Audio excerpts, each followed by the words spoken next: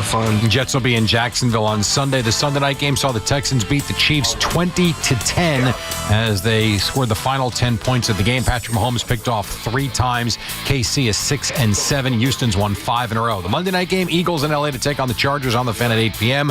Early afternoon game for the Knicks, who beat the Magic Sunday 106-100. MLB's winter meetings beginning today in Orlando, Florida. The Rangers fell to the Golden Knights in overtime 3-2. The game winner from Jack Eichel. Rangers had a 2-1 lead in the final minute of regulation, but lost it as Thomas Hertl tied the game, and the Islanders lose to the Panthers 4-1. This report brought to you by Ray Katina. Experience the power of 3. Visit bensfam.com and by Bet365. When it comes to sportsbooks, Bet365 has it all. Download the app today and see why it's never ordinary at Bet365. Gambling problem? Call 1-800-GAMBLER. 21 plus only. Must be located in New York. It is a balmy 28 in Central Park, and that's what's happening. I'm Jerry Recco on WFAN, now streaming on the Odyssey, iHeart, and TuneIn apps. It's Brandon Tierney and Sal Licata on WFAN The Fan, 101.9 FM, and always live on the free Odyssey app. Before we get started today, BT, there's something that I've been waiting a while to discuss, and who knows how much longer I'm going to have to discuss this with you, but I wanted to bring it up before we get into the show today, and that is I want to wish you a very, very happy anniversary. Anniversary? It's not the unkillable speech, is it? 1 year ago today. Yeah. The New York Mets agreed with Juan Soto. 15 years, $765 million. Happy anniversary to Soto. And how did those 83 wins taste, buddy? What did he lead you to? I'll tell you, last year, I'm watching the winter meetings last night. I'm saying, what a different mindset this year. And first of all, it's such a different energy, based on the whole baseball landscape. But really, think about how... especially this show with the Soto whispers, and then when they get them, you come in with the trumpets and the King Cohen garb, and hey, listen, nobody can ever accuse me of not doing the right thing. When the Mets didn't steal, when the Mets took Soto from the Yankees, I took it like a big boy. I didn't complain. I said, you guys won. You did the whole spiel with Cohen with me. I laid out. Yeah. And then the Yankees made the playoffs and the Mets didn't. So, life is usual. So the point is you can't win in the offseason. You can win the offseason. You can't win in the offseason, though. And that leads us to where I do want to start today with the winter meetings starting up last night. And there was an article from The Athletic. I'm curious to get your take here. I know you read it from Will Salmon. Yep. Where he's talking about the Mets lacking, or maybe not lacking the ability. Obviously, they have the ability to do whatever they want. But the Mets don't want to give long-term deals out to starting pitchers, which I thought was perfect off of what we discussed last week. Remember we were talking about, well, if the Mets are going to be in on Valdez or Suarez or whatever these guys, why wouldn't they just get Max Fried last year? So at least it makes some sense in line with their thinking that if David Stearns does not believe in paying free agent pitchers big money, you know what? I'm okay with it. On first read, I'm like, well, what the hell is this? You got to upgrade the rotation. How are you going to do that without signing at least one of these guys to a big contract? And my expectation was they were going to sign at least one of these guys to a big contract. Now, after thinking about it, I'd rather Stearns do what he does. They will get pitching. But the idea of going out there and giving Valdez 8 years, or the way that Cease got his ridiculous contract, I'm not doing that if I'm the Mets. So I like this early report from Will Salmon. You like it, huh? Okay. I understand it because I don't think there's anybody quite like Max Fried that's available right now in terms of that 6, 7, 8 year trade or 6, 7, 8 year contract. Now there's other stuff on the trade market which could be very interesting here. See, I look at the Mets from last year, and last year's team is going to be very different from this year's. Nimmo's already gone, so you start there, right? The rotation was awful. The bullpen was weak, and the lineup was too top-heavy. So that's really code for saying the Mets really weren't that good. You had Pete who crushed it. Soto put up good numbers. Lindor was a bit sporadic, but that's why I say top-heavy. Once you got, and obviously Nimmo had some power, but once you get past the top 3 or top 4 of the Mets had more problems than they had answers. So because I think we all believe and certainly live through it and know that that's true, I'm not going to shoot down any sort of mindset from Stearns. I'm not going to just say, well, that's ridiculous, because I don't think there's an A-plus pitcher out there on the trade front. But this would scare me in this regard. every Met fan, or at least most of them, were saying, hey, this guy better deviate from this, bargain bin shopping discount rack that he did the last 2 years. First year worked, second year it did not. So as long as he's not doing that, then I'm okay with it. But if he thinks he's going to try to recreate what he tried to do the first couple of years, the Mets Met fans will, I think Met fans will go nuts, and the Mets will not be a playoff team. Well, think about it this way. Do you think Valdez is worth a 7-8 year deal? I don't, Sal, okay. I honestly don't, but I think that I don't. Right. No. Okay. But there's certain situations, I think, like the Mets situation, where you got to pony up the extra year or two because you guys were so bad at the rotation. But that doesn't mean that it would be the right thing. I understand that thought process, and I was there for a little part of this, like really just not giving it much. We're following along with some of the reports and knowing what the Mets need, and then thinking, okay, well, how are they going to upgrade this rotation? They need multiple arms. They need high-end, top-of-the-rotation arms. The biggest one for me, and it's always been the same thing, is Skubal. He's the best guy. He's the best investment. I'm not opposed to paying him. Now, if they had an issue paying him, then we'd have a problem. But overpaying for Valdez or even Ranger Suarez, depending on what kind of contracts these guys demand, but based on what Dylan Cease got, I would think, oh, crap, they're going to have to overpay.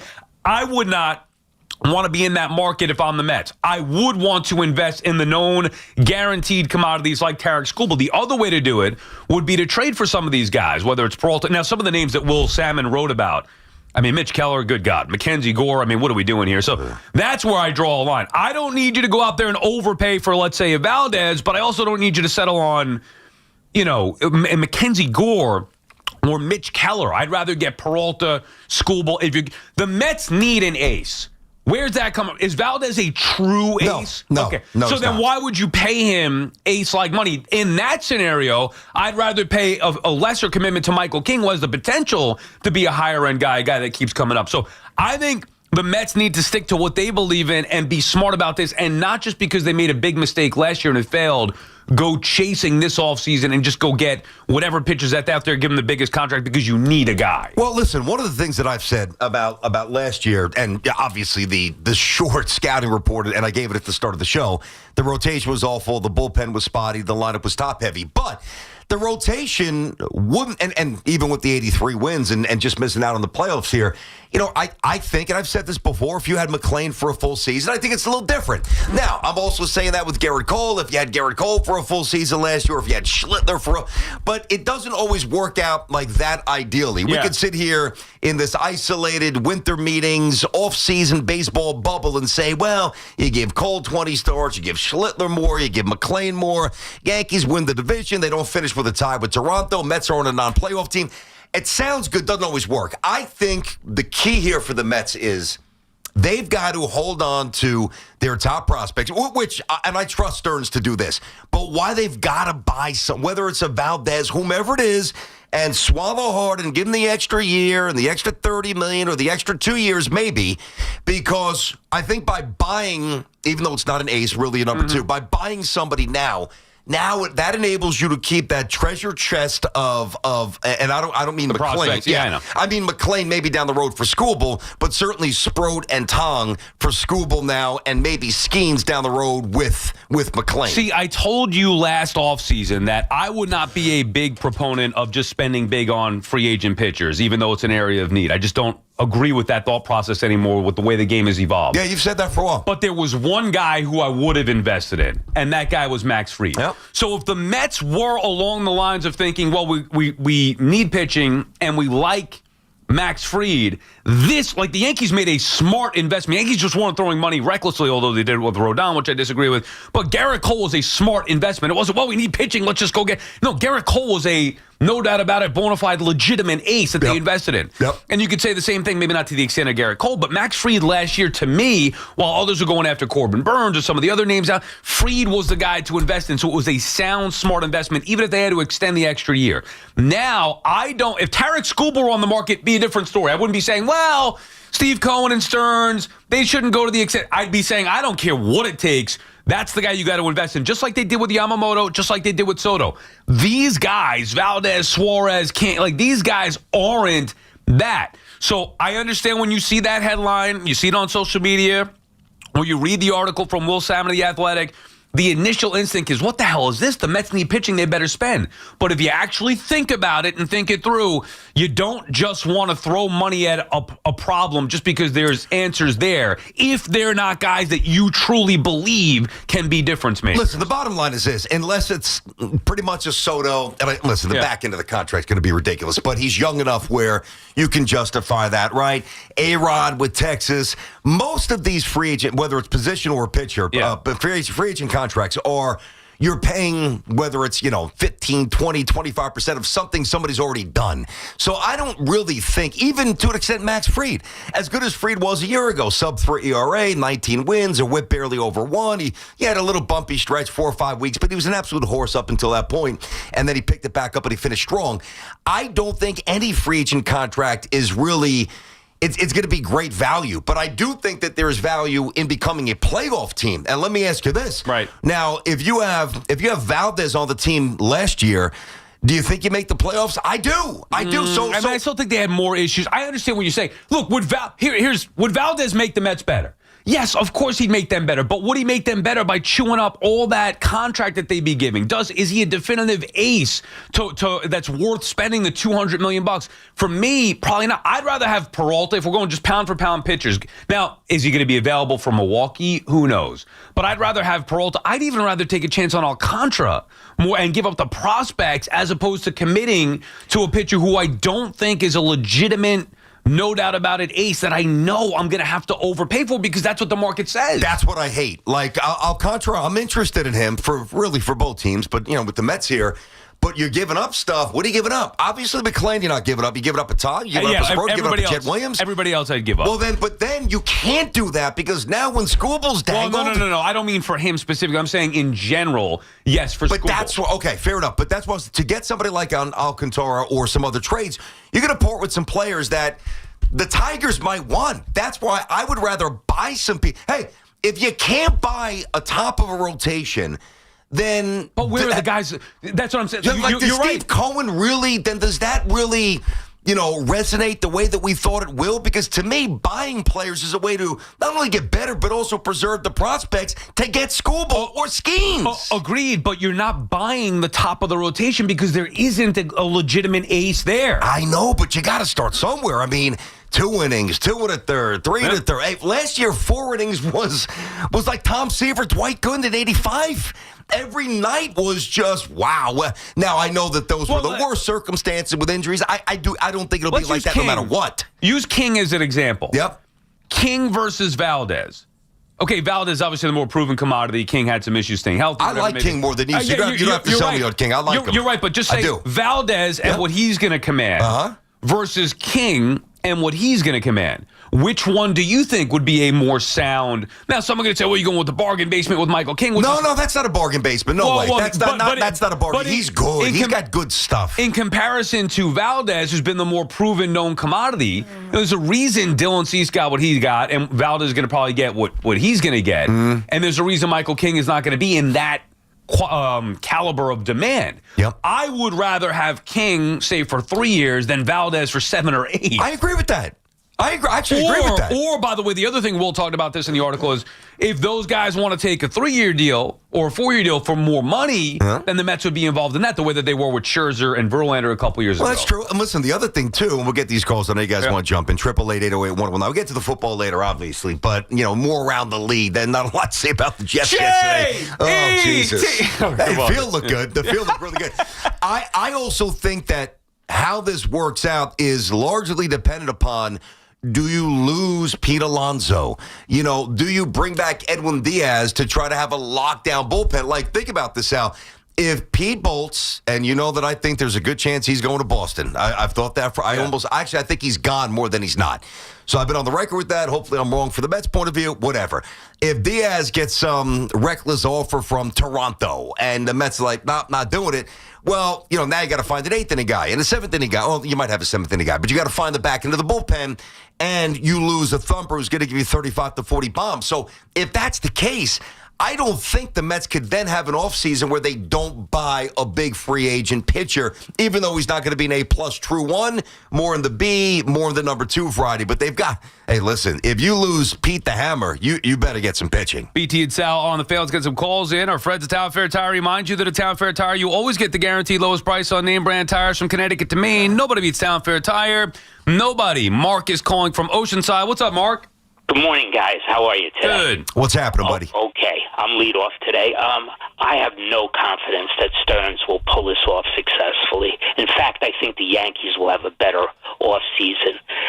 You talk about rotation. Last year, his rotation was Frankie Montas, Griffin Canning, and Paul Blackburn were his centerpiece signings. How can you trust this man to do the right thing with starting pitching? He doesn't seem to like starting pitching and believes you can just throw anybody out there. Well, Mark, hold on one sec. Now, listen, that's why this is the interesting year of evaluation, I think, for many of us. Year one, he did some bargain hunting. It worked out. Mets were a really good team. They had a great run, good story. Year two, the exact opposite. Didn't work out. I think he's going to adjust, but until he actually does, we've got to see it. But last year at this time, the Mets were not connected to big-time free agent pitchers. This year they are. I think it's shifting.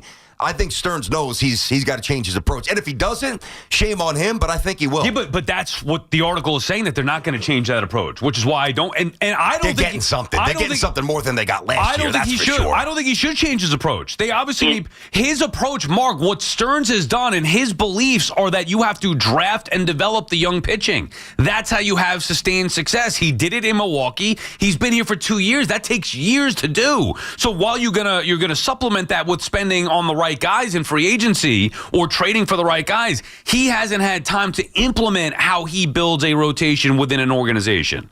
Sal, Yeah. I know this. I love this run prevention, but you got to score runs too. If he runs Alonso out of town and runs Diaz out of town, which is very possible he'll do that. But what if those guys won? Sal, being you have to look at it this way. What does Joe Burrow want? He's a great quarterback. He went to a Super Bowl. One guy does not win it for you. Well, a quarterback can. Mark, it's a bad analogy, and thank you for the call. Here's the thing. You have to let go of the emotions of Diaz and Alonso and, I love these guys. I'm not saying I don't want them back, because I do want them back. I don't believe there's a better option to produce power than Pete Alonso, which is why I want him back, especially if he will play first, especially if he will DH a little bit. Clearly, there's no better closer available than Edwin Diaz. However, the idea that you can't build a team without those guys is asinine. With those guys, the Mets haven't won squad. Yeah, I know. That is different kind of from what we started talking about, but I love Mark. I think Mark generally makes a lot of good points. I'm not with them, with all due respect, Mark. I'm not feeling you here. Listen, if somebody's going to give Diaz 5 years for 100, have fun. Take the 5 years, get the 100, and get lost. I mean, if somebody's going to get, and I don't think anybody's going to get Pete 6, but if the Red Sox go 5+1, good luck, Pete. You've been a terrific Met. Have fun denting the Green Monster up there in Fenway. Like, to think that the Mets can't function without a first baseman who's been obviously very good with power, but deficient in some other areas, and a closer who, when he's on, is elite, but I think has been a little overstated with the injuries. First year was awful. I mean, people make it seem like, Diaz's been here 5 years. He's put up 5 years like Mariano Rivera. Right. He's put up 2 stink jobs, and 1 year he missed. And the greater point is that even with and again, they are really good players. I'm not trying to denigrate them. I'm just trying to contextualize what they've done so far. And I am a believer that if you lost consistently, not 1 year, not an outlier, if you lost consistently with a single core, it's probably time to mix it up. And by the way, nobody's talked about mixing up this core more than BT and Sal. And the fact that and you started it even before me. So the fact that Stearns already traded Nimmo, it seems like the Mets are lukewarm again on Pete with a long-term extension, tells you that that's what they're thinking, and that's what they should be thinking. Sports Talk on the Fan, presented by Paramount Plus. Count on Sundays all season long with the NFL on CBS and Paramount Plus. We got plenty of football to get into. Obviously, we'll keep you abreast of anything that happens with the news, with the winter meetings. I would expect a lot of action this week. Now, maybe it's just a gut feel, whatever. Mets, Yankees, we're always hopeful for that. But I do just get the sense you're going to have a couple of big moves here over the next few days. Hopefully, stuff happens happens here with us while we're on the air, BT. So we'll have all the reaction to the baseball stuff. We'll get into the Hall of Fame and the disappointing results from yesterday. Football, like we said, a lot to do, just getting started on this Monday morning. BT and Sal on the Fan. It may be the offseason for the Bombers and Amazons, but there's no offseason for Yankees and Mets talk. Get the latest here. The Fan, 101.9 FM, and always streaming on the Odyssey, TuneIn, and iHeartRadio app. The FanDuel Sportsbook app is your home for all your favorite NFL bets, from yards to touchdowns to who's going to win. With FanDuel, any play can be the play of the game. Tonight, FanDuel's giving all customers a 30% profit boost token. That's right. Get in on the act with a 30% profit boost token this Monday. So make FanDuel your go-to app for any snap. Just visit FanDuel.com/BT to bet on the game. That's FanDuel.com/BT to jump in on the fun with a 30% profit boost token this Monday night. We love the app around here. It's simple to use, easy to navigate, and when you win, you get paid right away. Play your game with FanDuel, an official sports betting partner of the NFL. FanDuel Sportsbook is also the official sportsbook of WFAN. 21 plus and physically present in New York. Opt-in required. Bonus issued as non-withdrawable profit boost tokens. Restrictions apply, including any token expiration and max wager amount. See terms at sportsbook.fanduel.com. And for help with a gambling problem, call 877-8-HOPE-NY or text HOPE-NY. Experience the magic of the season during the Mercedes-Benz Holiday Love Celebration. Enjoy exclusive holiday offers at Mercedes-Benz of Edison, Mercedes-Benz of Union, and Ray Cattina of Freehold. 3 powerhouse locations, 1 legendary name, Ray Cattina. Discover the power of 3 at benzfam.com. This is the story of the one. As the purchasing manager at a manufacturing plant, she knows the only thing more important than having the right safety gear is having it there when you need it. That's why she partners with Grainger for auto reordering, so her team members can count on her to have cut-resistant gloves on hand, and each shift can run safely and efficiently. Call 1-800-GRAINGER, click Grainger.com, or just stop by. Grainger, for the ones who get it done. Another app for inventory, one for CRM. Oh, don't forget accounting. Wait, which login was that? Or you could use Odoo, one fully integrated system that does it all without the hassle. Ditch the app overload. Get everything your business needs on one platform. Try Odoo free today at odoo.com. That's ODOO.com. Facing lymphoma, leukemia, or myeloma, John Thurr Cancer Center at Hackensack and Jersey Shore University Medical Centers offers pioneering life-saving options. Hi, I'm Dr. Michelle Donato, head of the state's largest, most experienced CAR T-cell program, a treatment empowering your immune system to fight cancer. For personalized quality care in Hackensack or Neptune from the state's best cancer program, call 833-CANCER-MD. Talk New York sports on The Fan. Quality is very important here at the North Pole. You see, I check my list once, twice. All done. Well, Santa, quality's important to us at Nissan, too. We actually test every model thousands of times. There's the frame twist test, shaker test, corrosion test, drive load test, tug-of-war test, towing test, off-roading test, practical strength test, splash test, corrugated road test, chassis dynamics test, water intrusion test, extreme heat test, extreme cold test, rough road test, jump test, curb impact test. And physical parts tests. Save on J.D. Power's #1 mainstream brand and new vehicle quality at the Nissan year-end event. Get 0% APR on the 2026 Rogue Platinum, 2025 Murano, or Pathfinder for well-qualified buyers.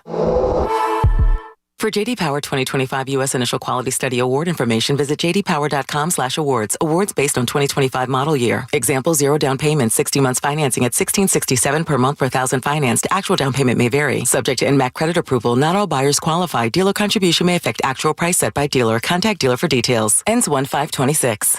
Tonight on SNY, S News and rumors fly at the winter meetings. Mets manager Carlos Mendoza talks exclusively with SNY about the moves he wants to reshape the 2026 Mets. Mets Hot Stove live from the winter meetings tonight at 6:30 only on SNY. beware the holiday buffering. Who are you? The ghost of Internet Past here to slow down right when your guests arrive. Not this year. We got Verizon's 100% fiber optic home internet. Scored a limited time offer for $20 a month and locked in the price for 3 years. Fios home internet, that's scary fast. Now we can all stream, video chat, and game at the same time. So bye. Call 1-833-VERIZON to switch to Fios home internet today. Fios 300 megabits per second plan at $20 a month with autopay. Any Verizon mobile phone plan and bonus discount. Price guarantee applies to base monthly rate only for my home customers. Terms apply. New Jersey packs a lot of wow into every winter getaway. We got wows to knock your ski socks off, wows to warm your soul, and wows to blow your mind. New Jersey, it's one wow after another. Find your wow at visitnj.org. New Jersey, little state, lot of wow. 1-877 Cars for Kids.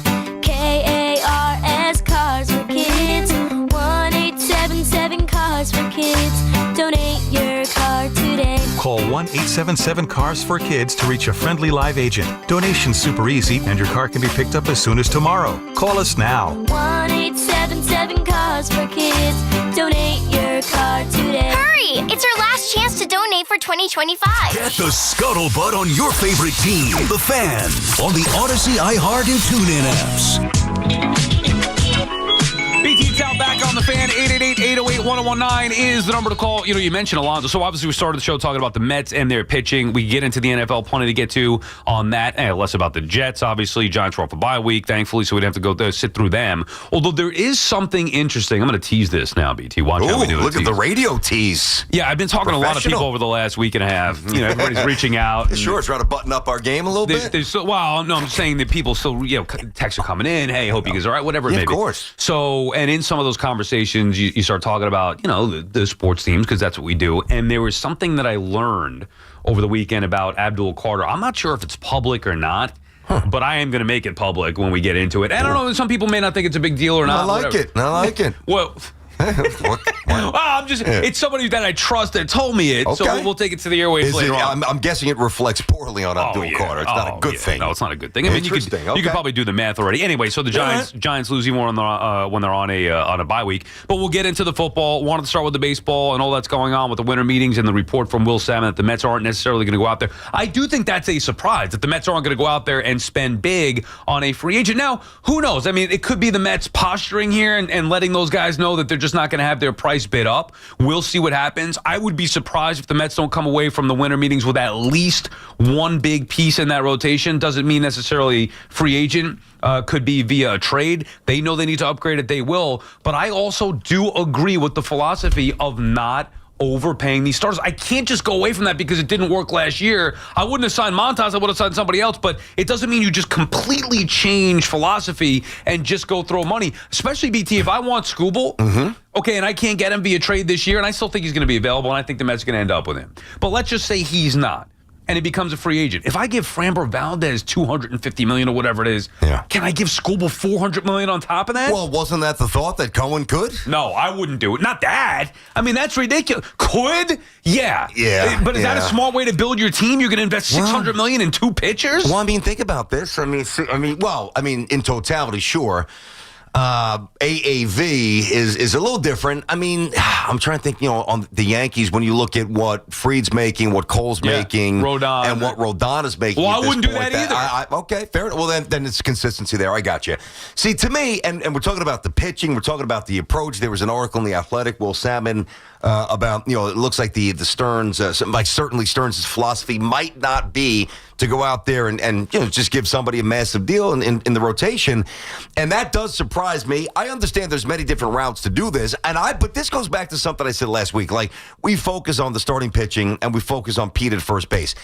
I just think it is time. And that's why, to me, Schwarber feels, I'm not saying he's going to come here, but it feels like a perfect move because you look at the designated, really since it was introduced, since the DH was really introduced. I'm not going to take everybody on that ride, but just a little more recent snapshot, whether it's Vogelback, whether it's Ruff, whether it's Martinez, whether it's Marte, whether it's Vientos. To me, it's high time the Mets go out there and get a thumper that you can write out, 150-something times a week, hit a year, hit lefties, hit righties. He does does hit lefties now, on base all the time, crank 50 bombs, a winner, an attitude. You hurt the Phillies, you hurt the Braves, you strengthen the Mets. Like, to me, Schwarber's perfect. Not that it elevates him to a championship team, but in a lot of ways, that's the first move that I would actually make. And I know a lot of people disagree, because then if you do bring Pete back, there's redundancy, 2 slower guys, 2 guys who might not age great. I get it.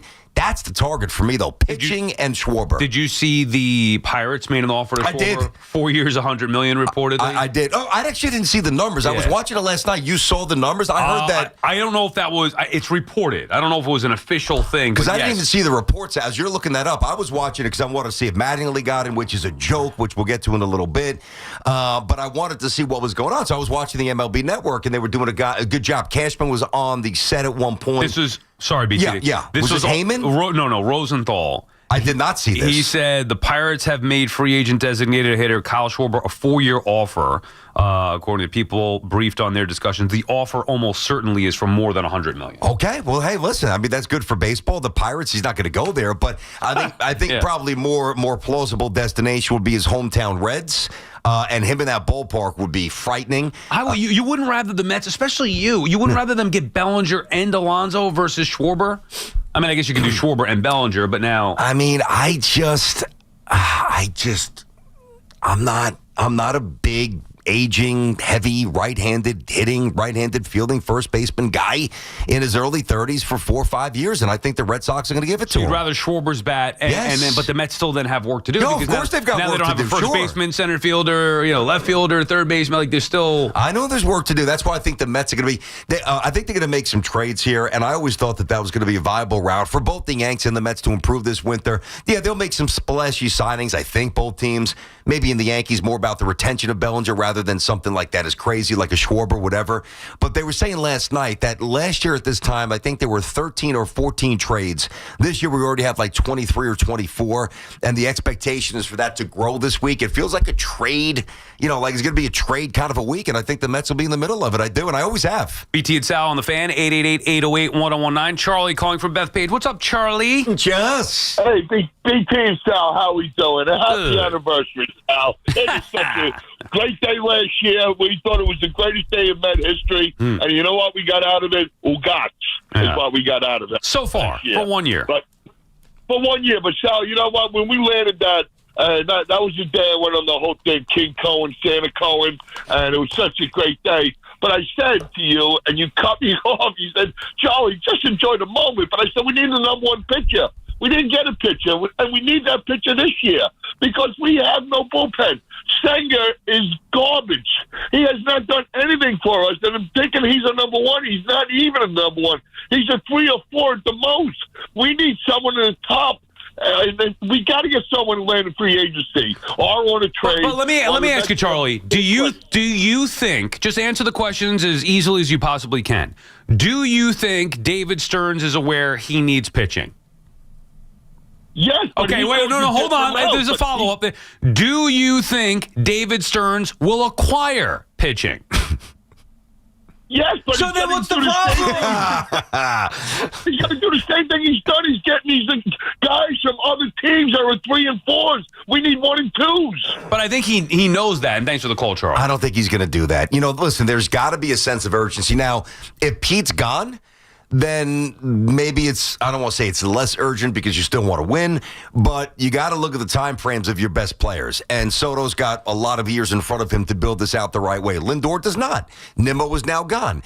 So if Pete's a goner, then maybe it's a little less aggressive approach at the top of the rotation because while you want to win now, you might not have the appetite for a Valdez kind of a contract, 6, 7, 8 years, whatever it might be, because you are trying to build out whatever plan Stearns thinks is going to be long-term for the Mets here. Whereas if Pete's back and he's 30, 31, Lindor's in his 30s, Nimmo's still here, like, all right, that could change, not only their trajectory, but their time frame for sure. I think that the Mets have their plan and different variations of different plans, which makes it difficult for us.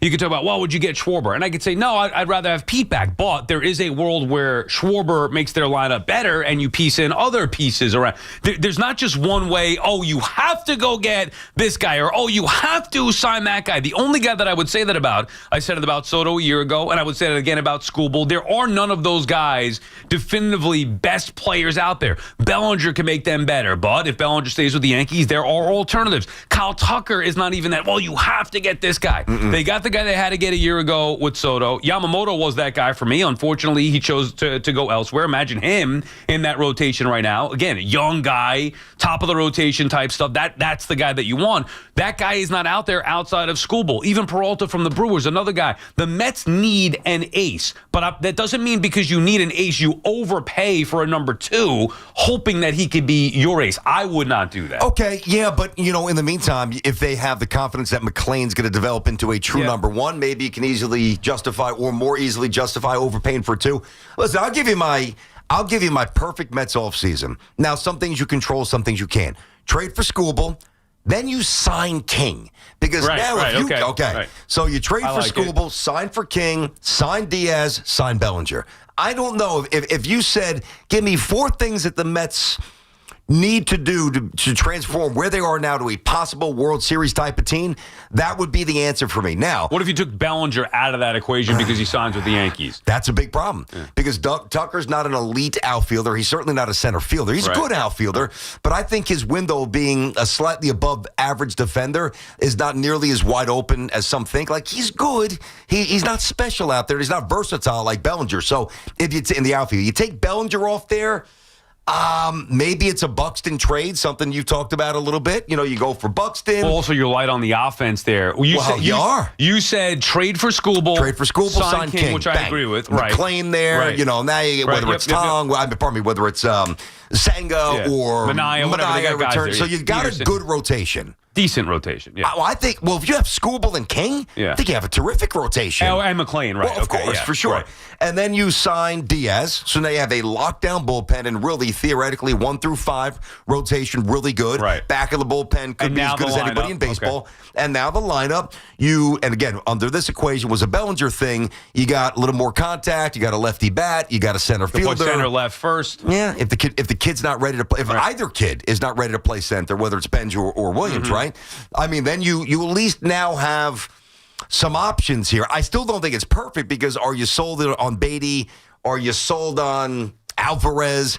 Who's your DH? But to me, that's moving in a really good direction. I like that, but I would need probably either Alonso or Schwarber in that lineup, which is now you're asking. I'd actually rather have Alonso or Schwarber than Diaz back in your scenario right there. You know what? It's not bad. That's an interesting adjustment that I actually like as well. And I think we'll get into this. We'll take a break. We'll get into this. But as far as it goes with Diaz and Alonso, I think the Mets they want them both back, but they want them back at their number, and that's it. And if they don't come back at their number, they're going to move on and go to Plan B or whatever it may be. Different variation of trying to build this team. BT and Sal on the Fan. 888-808-1019. Get back to these calls. Obviously, hey, operating engineers local 825 are the men and women who make our region move. So whether it's roads, bridges, or your favorite team stadium, they build and maintain the critical transportation, water, and energy infrastructure that we all rely on. That's why their advocacy organization, ELEC, the Engineers Labor Employer Co-op, fights for those priorities every day. That's ELEC, representing these signatory contractors and the hardworking men and women who build New York and New Jersey. It's Boomer and Gio, mornings on the Fan, 101.9 FM. That's really what I need to see is them getting their future quarterback, where they end up at the end of the year. Darren Mucci building this roster. They don't have enough players, and I also think that, right now, I evaluate the coaching staff as like a D. Listen to Boomer and Gio on demand on Apple Podcasts, Spotify, or wherever you get your podcasts. This is Boomer Esiason with an Odyssey Sports Minute. The Eagles tackled the Chargers tonight in a battle of 8-win teams. Philly averaged only 15.5 points per game in November, and they'll be challenged by the Bolts' third-ranked defense. Chargers quarterback Justin Herbert has gotten the okay to play just 1 week removed from surgery to repair his fractured left hand. I feel like this is going to be a low-scoring game, folks, and I do like the Eagles by a hair, 23-20. I'm Boomer Esiason. Do you have an invention idea but don't know what to do next? Call InventHelp now for free information on how to get started today. InventHelp provides invention services that help everyday inventors get started with their idea. We have representatives nationwide who will explain the InventHelp process step by step. Over 10,000 patents have been secured through InventHelp's patent referral services. Our services include professional materials needed to showcase your invention and 3D animation and prototype modeling that help you demonstrate your idea. Get down to the details of your idea with a technical drawing. The InventHelp Data Bank includes thousands of companies who have agreed to review new ideas. We've been helping inventors since 1984. Let's help you next. Take advantage of the opportunity to get started today. Call 1-800-217-4380. That's 1-800-217-4380. Again, 1-800-217-4380. Take the guesswork out of cooking, folks. The Chef IQ senses a must-have wireless cooking thermometer that eliminates under or overcooking chicken, fish, or steak. Order the newly released third-generation Chef IQ Sense at chefiq.com. That's chefiq.com. Some people just know you can save money on car insurance by checking Allstate first. Like you know to check the weather first, before wearing face paint to the game. Bro, your Go Cats is dripping into your nachos. Oh, and now paint is in my eyes. Interception! Did you see that? No! Yeah, checking first is smart. So check Allstate first and see what you could save. You're in good hands with Allstate. Potential savings vary, including based on how you buy, subject to terms, conditions, and availability. Allstate North American Insurance Company and affiliates, Northbrook, Illinois. Presenting a Gain Flings love story. Dear love of my life, we were on the 12B bus this morning when I caught a whiff. A scent so fresh, so life-changing, I had to find its source. Alas, I didn't know if you were the woman in the pink freshly washed cardigan or the retired mailman next to me, but I knew one of you was my soulmate. Ah, the scent of Gain Flings. Try Gain Flings with OxyBoost and Febreze. This winter, celebrate the joy of the season in a new all-electric SUV from Cadillac. Make every drive exciting with the innovative technology and optic. Arrive confidently with the sophisticated styling of Lyric and discover the comfort of this spacious three-row Bistic. Experience EV luxury like never before at the season's best sales event. Visit your Tri-State Cadillac dealer.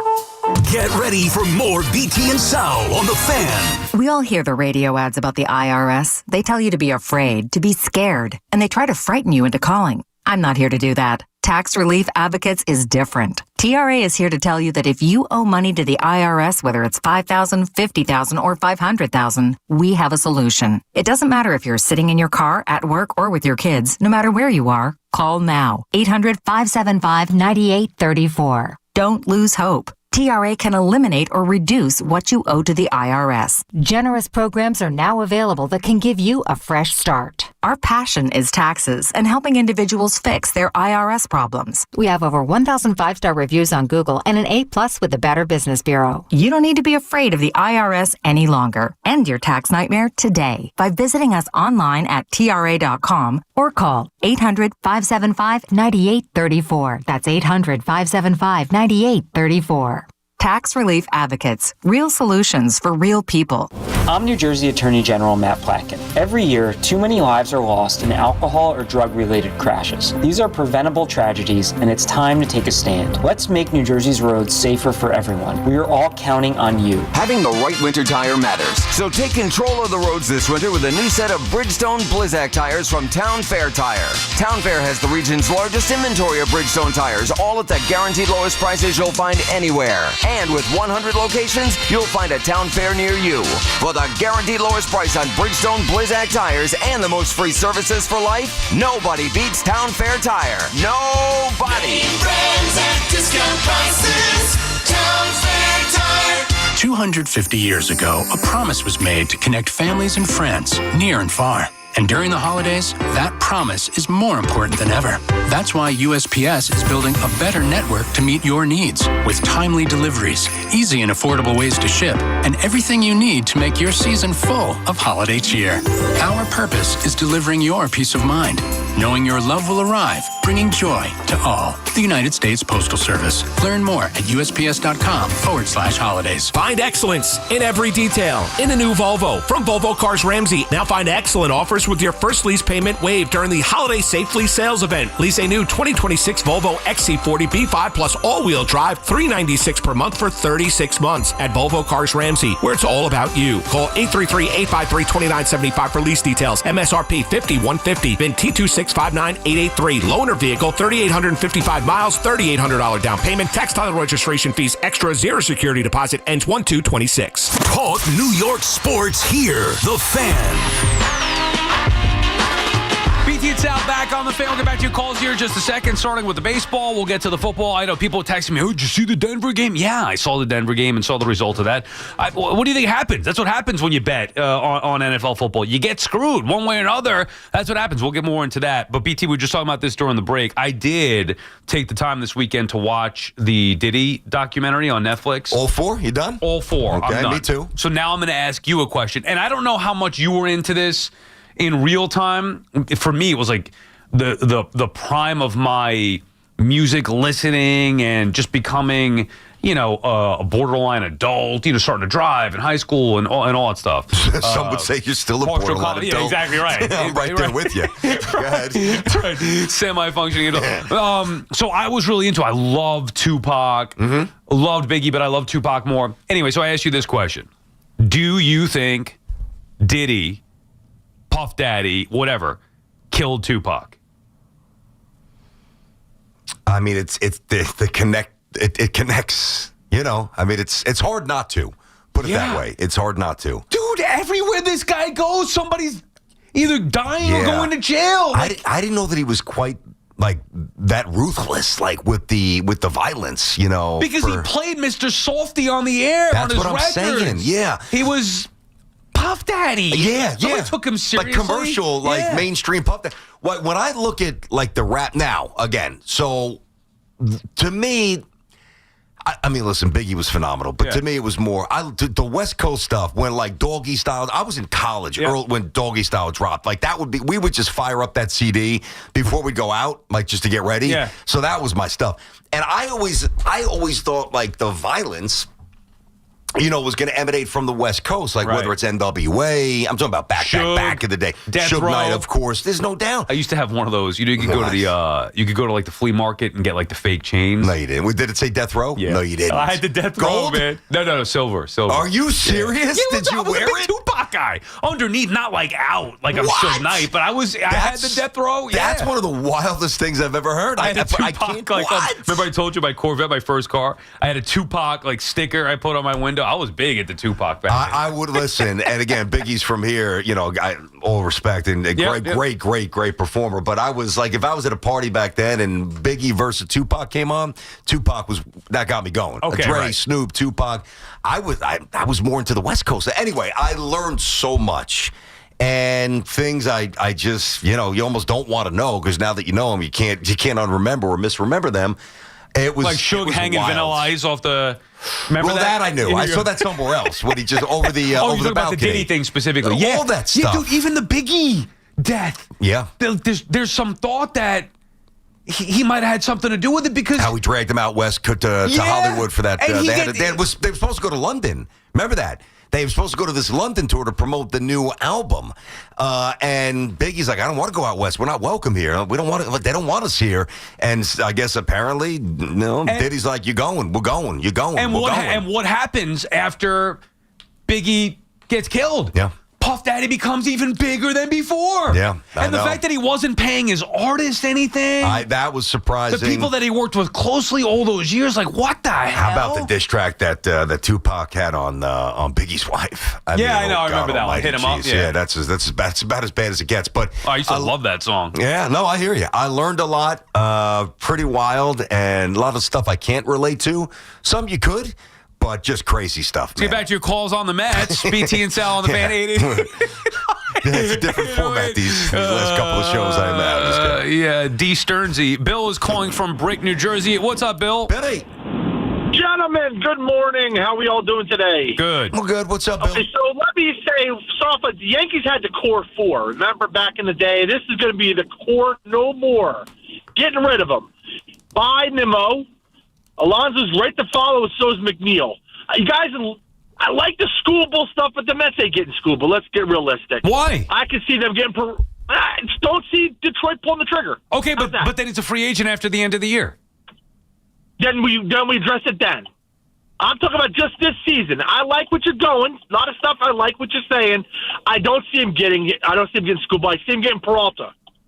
Another player who I would love to see him go get is a trade. Go get Durant for Red Sox. Red Sox.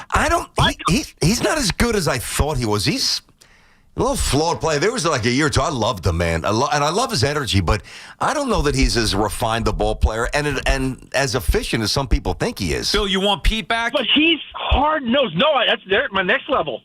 I'm getting rid of all the soft players. Durant's not a soft player. He plays hard. He plays aggressive. Another guy, get rid of Lonzo, and I'm bringing back Schwarber.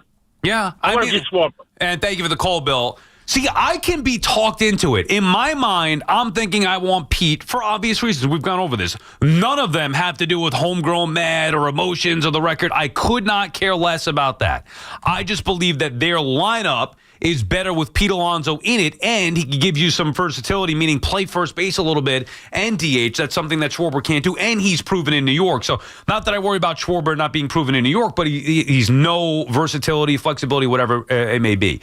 With all that being said, you can definitely paint me a picture where I'd be more than excited about going into the season with a team with Kyle Schwarber in their lineup versus Pete Alonso. Yeah, the question, though, is who's playing first base at that point. If it comes back to if it's Jeff McNeil, we can't have Jeff McNeil playing first base. Now, you can't watch Jeff McNeil play first base for the Mets. You know I went regularly. nuts. You know I went nuts about that when that first came out. Yeah, as you should. Okay, but what if I tell you that they get Schwarber to DH? Yep. It's a platoon with McNeil and Vientos at first base. Mm-hmm. Again, like to me, that's the worst thing in the world. The worst thing the Mets could do would have McNeil and Vientos be first. But if they go get the proper pitching, if they get Schwarber and make him your DH, and they get an outfielder, whether it's Bellinger or other, forget Tucker for a second. Yep.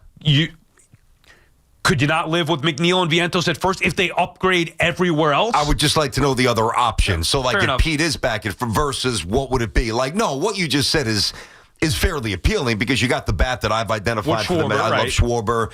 You're going to get a better rotation. How deep they go in the pool, we'll find out, but they're going to be much more aggressive than they were a year ago, so the rotation will be better. And then, did you mention Diaz in that equation, or you still let Diaz? I didn't think you did. Okay, an outfielder, which they need. Let's say Diaz is back. Yep. So you lose Pete, but you replace him with Schwarber. Yep. So and Schwarber's going to hit more home runs than Pete. He's just a better home run hitter. I mean, Pete's really, really prodigious, but I think he's more Schwarber. I guess it comes down to, is there a world where I could be okay with a platoon of Vientos and McNeil at first base? And the answer would be yes. But that world would include two top starting pitchers, Diaz coming back, a legitimate outfielder, and Kyle Schwarber.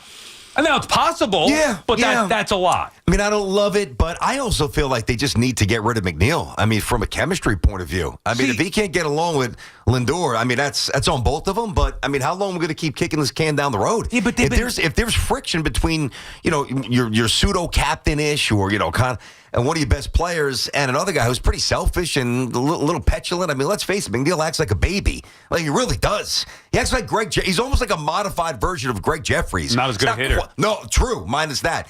He's not quite as emotionally volatile as Jeffries was, and I remember watching. I'm a little bit older, so I saw Jeffries, and you saw Greg too, right? Yeah, well, he was my first favorite player. But when Jeffries was coming up, he was fiery, but he was young. He was in his 20s, very, very early. Had a lot of emotional maturing to do. What's McNeil's excuse? He's in his 30s. He's not going to change. Right, but he's got one more year left. And you know me, dude. Come on, we've talked about this forever. Even before you and I were paired together, I was on SNY saying they should trade Jeff McNeil for years. He's been driving me nuts.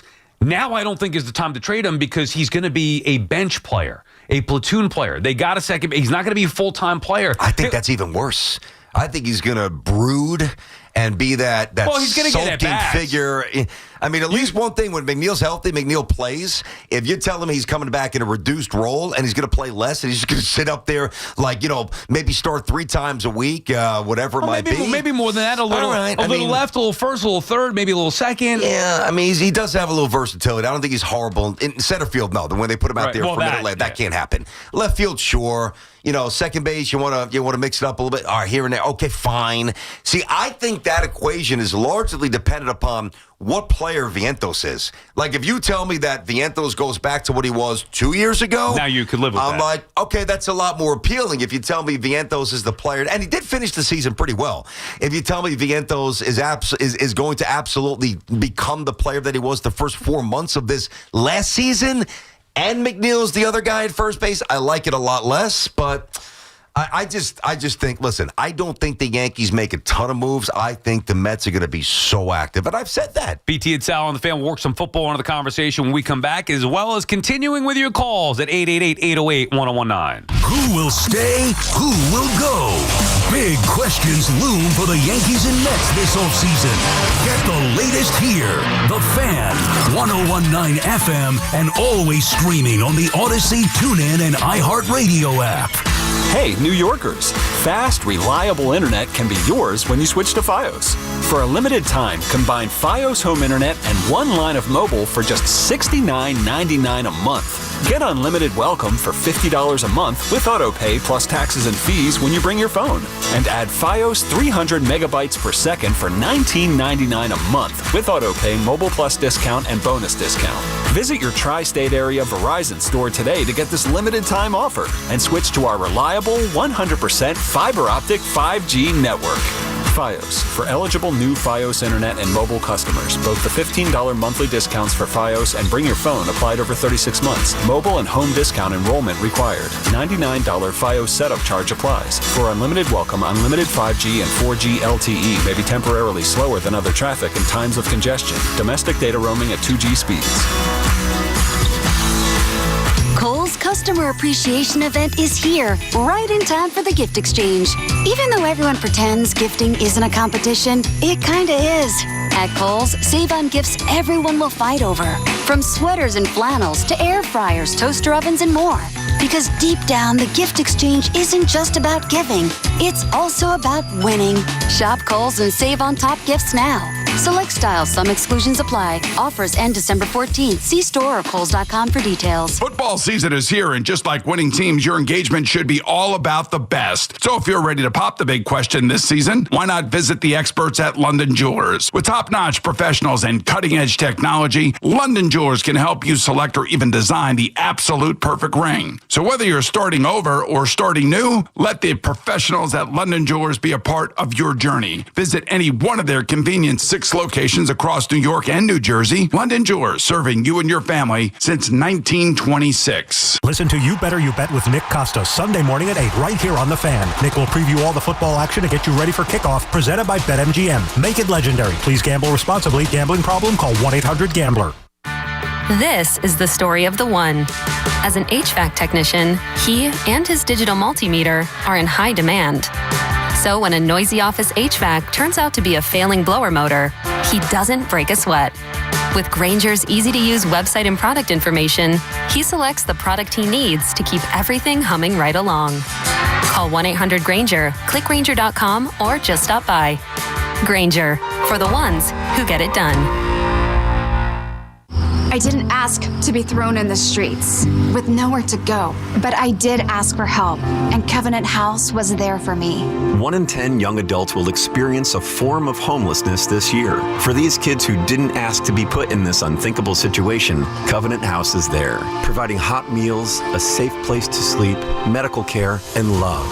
They just really genuinely just wanted to help me succeed, and I'm succeeding. To learn more, go to safeplacetosleep.org today. Some stages celebrate. This one tests everything. Every drive, every approach, every putt. Pressure builds. Resilience matters. And history waits for the bold.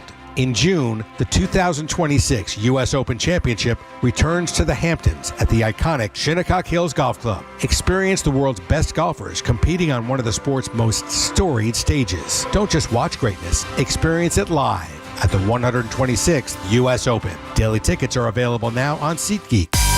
Dunkin's $6 meal deal is here for the holidays. Enjoy a bacon, egg, and cheese sandwich, 6-piece hash browns, and a medium hot or iced coffee, all for $6. It's got everything you need to keep your holiday season running. Get it now in Dunkin' stores or order ahead directly on the Dunkin' app. After all, the holidays run on Dunkin'. No substitutions. Participation times may vary. Offer price varies in California and Hawaii. Limited time offer cannot be combined with other offers. Exclusions and terms apply.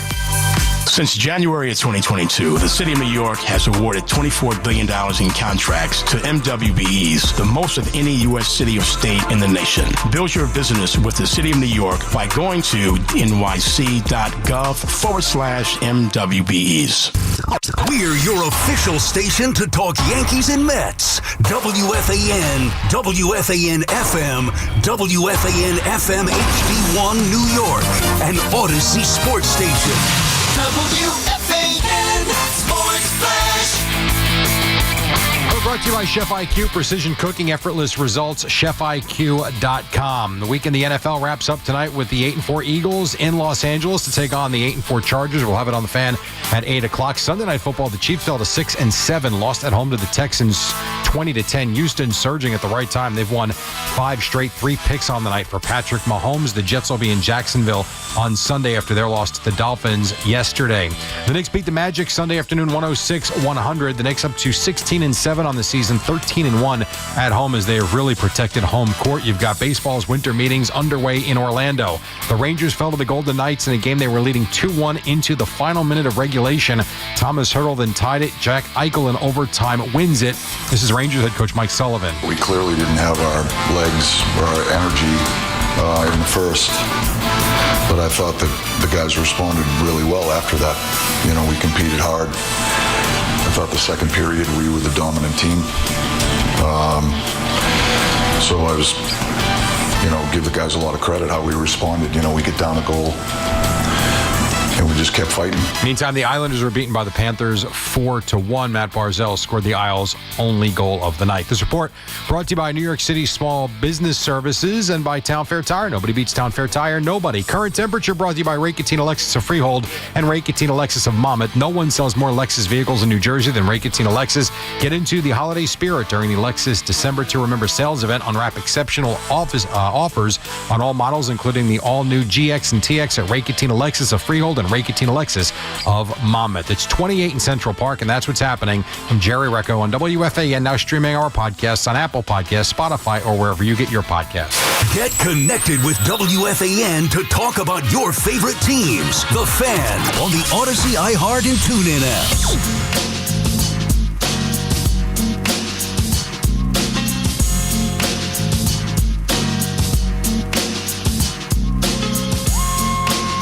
BT and Sal back on the Fan. 888-808-1019 is the number to call on this Monday morning. The BT and Sal Show on the Fan, presented by your Tri-State Cadillac dealers. Cadillac, the official luxury vehicle of the New York Giants. The Giants were off yesterday. I wish the Jets were off yesterday. What the hell was that, BT? That's a tough one. That was one of the few games where the Jets really they didn't have a whole lot. The Bills game was like that. The Dallas game was like that. Those are pretty much the only two where it was really, really ugly. I mean, Brady Cook is out there. I don't know what you really expect here. And the Jets don't have a lot of talent on defense. I think we know that. There were a couple of plays. I'm not going to waste much time on this. The Tua backwards pass, the pick six the Jets almost had, the near interception at midfield. There were a couple of plays where maybe you could have made it a little bit tighter. Funny thing, though, I actually see it a little different than most Jet fans do. I really do. The general consensus is, and Aaron said this himself, I was thoroughly outcoached. I wasn't ready, my bad. I like him taking ownership there. I don't fully agree because he's trotting out a bunch of B-level players at this point. But I think if the Jets weren't at least engaged and kind of locked in with them from a morale point of view, you fall behind 21-zip in the first quarter, 8-9 minutes into the game, you're losing that game 40-3. Now, ultimately, at least previous Jet teams would have. Now, they still got waxed, obviously, by the final score, and some of the statistics were absolutely gross. Like, I think the Jets had 2 first downs at the half. Miami had 14. No, it was gross. Unwatchable football. Unwatchable for sure. What I'm saying is, I'm looking for something a little little deeper because there's really nothing from the result of the game to tap into to say, I believe in this, or that, like tangible football stuff. I saw a little effort, just to kind of try to hang around.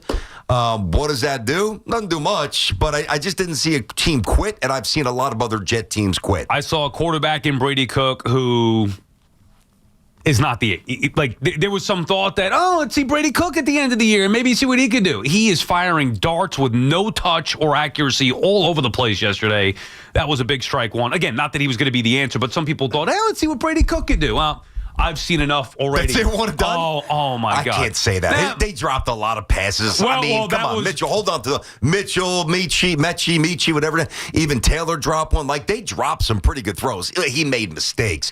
He also didn't know he was going to start this week. I really hope that Tyrod's out. I want to see him get a week of reps and at least make my final. Like, I can't say that after one game. Strong arm, just no touch. He does have a good arm. Yeah, no touch whatsoever. He's firing bullets all over the field. That was the other part of it. These receivers, they stink. I don't want to hear about A.D. Mitchell and, he could be great in the number. He stinks. Whether it's the route running, the hands. Oh, my God. He dropped some passes he should have had. Yesterday was a step back for him. Are you an NFL receiver or what? Coming off the game he had prior. That was a disappointing step back. I don't disagree. I was very disappointed the way he looked here. Listen, I at least want to see... if Tyrod gets back and he's fine, okay, great. And I almost prefer Tyrod because we'll get a better answer. I do want to see a game or two, and I know he's eligible to come off IR. I at least want to see Garrett Wilson, Mitchell, Michi, Taylor, Hall, pretty good old line. I at least want to see. Well, with Garrett, Garrett Wilson, what it could look like when everybody else is slotted back into where they really should be. Now, that's just the takeaway for the Jets game. It is what it is. What really matters is what happened to Daniel Jones and that Achilles, which sucks for him. I think he's a high character. We all do. Listen, it didn't work out well for him, but it's a good dude, and he's always banged up, and he's done. Was it the same leg that he? I thought it was the other one. I thought so too. I was just confirming that. Left knee, right Achilles, I'm pretty sure is the way it was, and he knew right away, and he's done for the year. Brutal. But here's what's happening. And listen, nobody felt sorry for the Jets when Aaron Rodgers, when his Achilles shriveled up like a lampshade going back a few years ago, opening night against the Bills. And I just say that because I want to put some good energy out there for good people. And Daniel Jones is a good guy and a good competitor. Like, the guy plays hard. And you can see the way he's smashing his helmet. This could be distraught. This could be the career end. What do you mean? That's not going to be a career end. He's Kirk always Cousins hurt. came back. Well, that's different. Meaning this was Daniel Jones went from being the MVP of the league the first 8 weeks of however long it was. He was up there, and then slow decline. Even before that injury, he threw a horrible pick. Yes, he did. So, and the Colts have been regressing in the last few weeks, looking like Daniel Jones again, and now this on top of it. I think whatever momentum and shine he had of being a franchise quarterback, which it was clearly headed in that direction. They were going to give him a long-term deal. Yeah, or the Vikings are reportedly maybe being interested in going back to Daniel Jones. And then this now is going to torpedo all of that. Okay, I thought you meant, he's not going to get back and be able to play football at all, just in terms from a functionality point of view, which I would disagree with. But now that I know what you mean, I probably do agree with that. But here's what matters from the Jets. Now, I've been on this for a while because I haven't had a lot to be on here with the Jets. They at one point the Colts were 8-2. They're now 8-5. They've got Seattle, they've got the Niners, they've got the Jaguars, they've got the Houston Texans. Seattle's awesome, Niners are terrific, Jaguars are humming,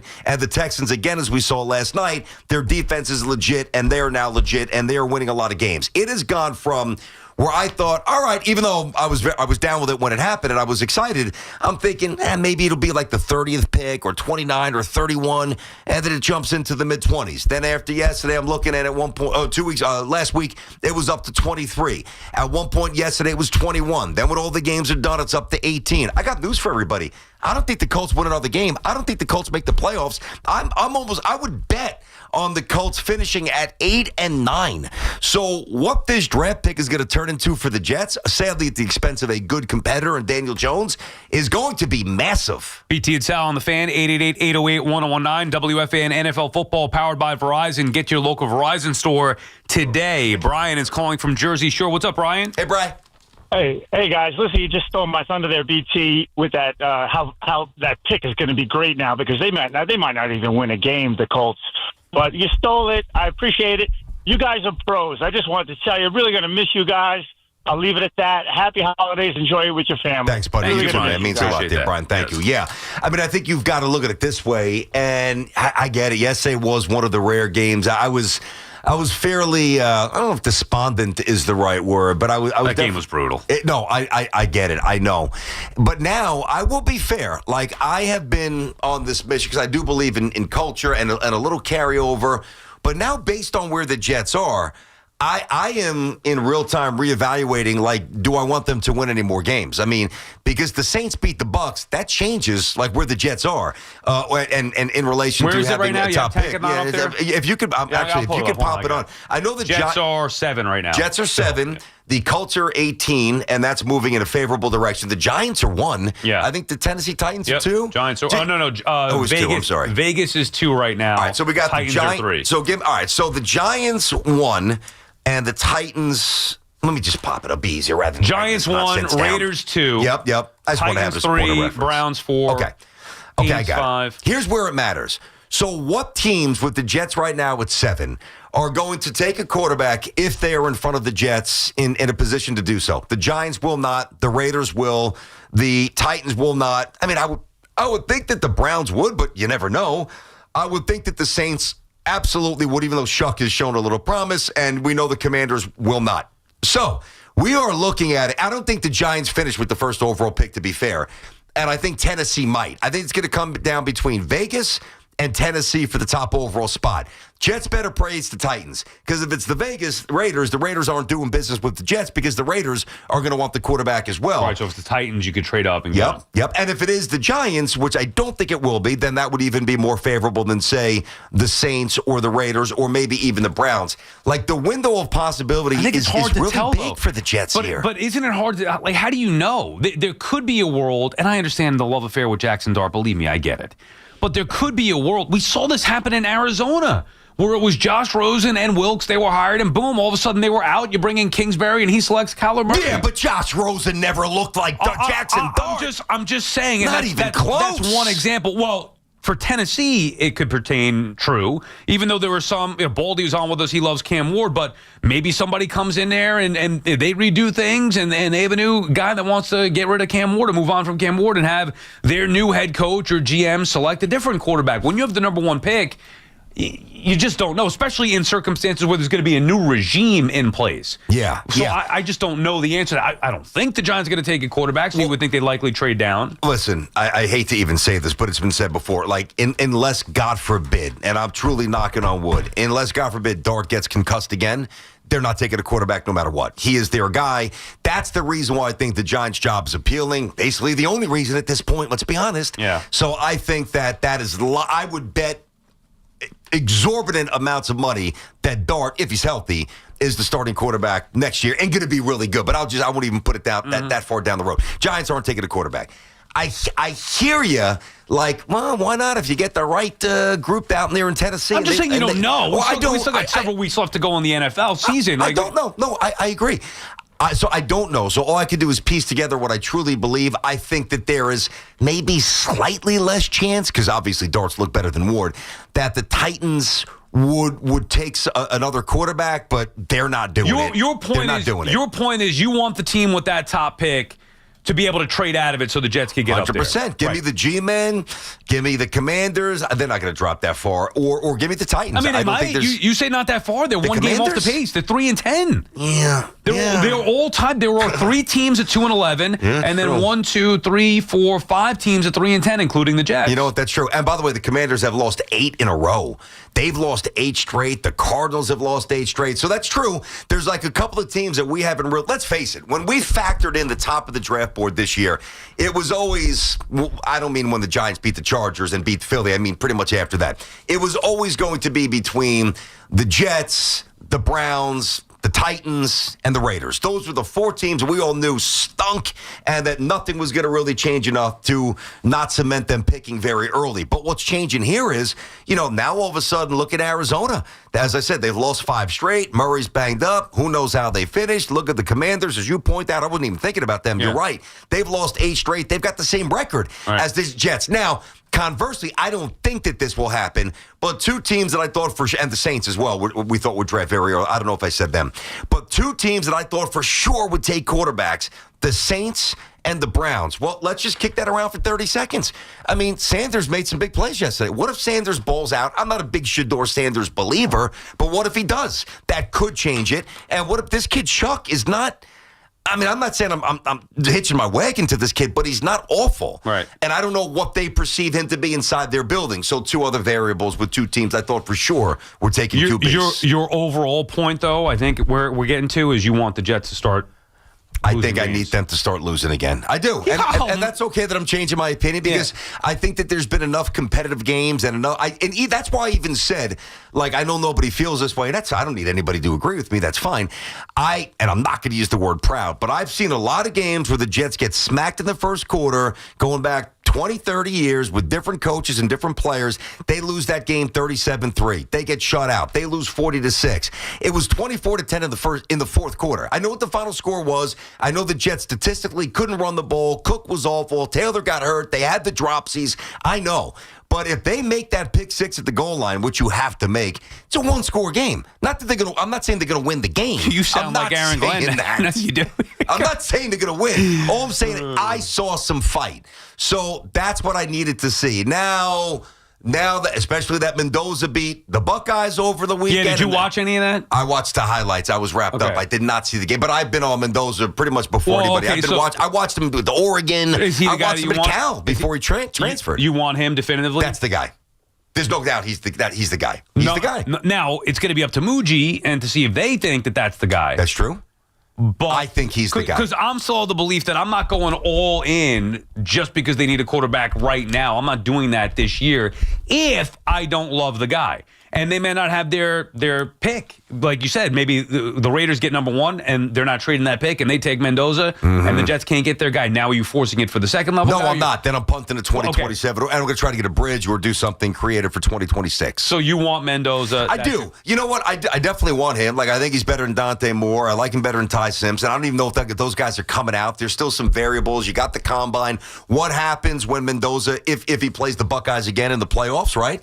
And now, his stats were fairly pedestrian, but the Buckeyes don't give up points to anybody. You look at Ohio State's record, like, I don't even have it in front of me, like the games that they played, like 0 points, 6 points, 3 points, 0. Now, the Big Ten is not an explosive offensive conference like the SEC. It's incredible what Indiana has been able to do. God, I mean, and he's got the right size. He's got the right attitude. He's got enough wiggle. Like, he's not a 5'2", 40 guy. He can run a little bit.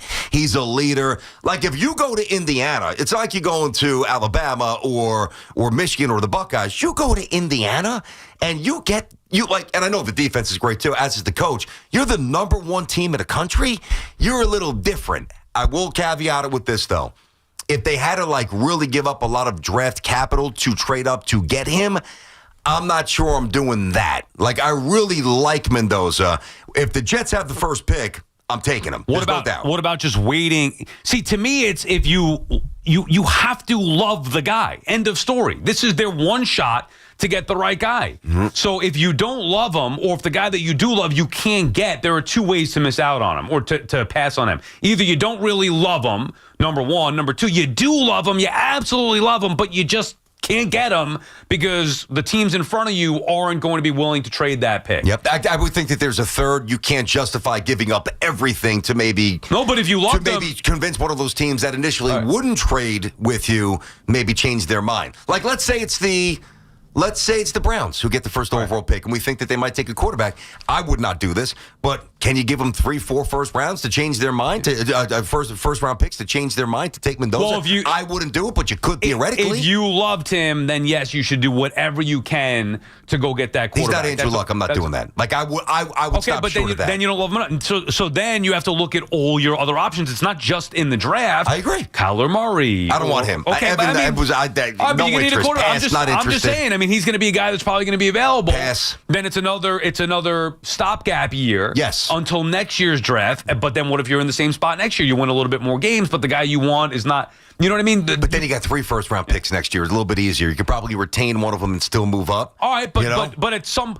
I just would try to do the best I can to make sure I get the guy that I want. If I loved Mendoza, I would do all that I could to get him if he were at all available. And if they were like, I'm not so sure, then you make them make that move, and now you're all in on somebody you wanted, as opposed to next year, and it's like, well, okay, we could trade up and get this guy. We might be able to get this guy. By now, Muji and Glenn have to have some kind of idea of the available quarterbacks, not only this offseason, but projecting ahead to next year, too. Not just talking about in the draft, as far as the available NFL quarterbacks, which guys you could trade for.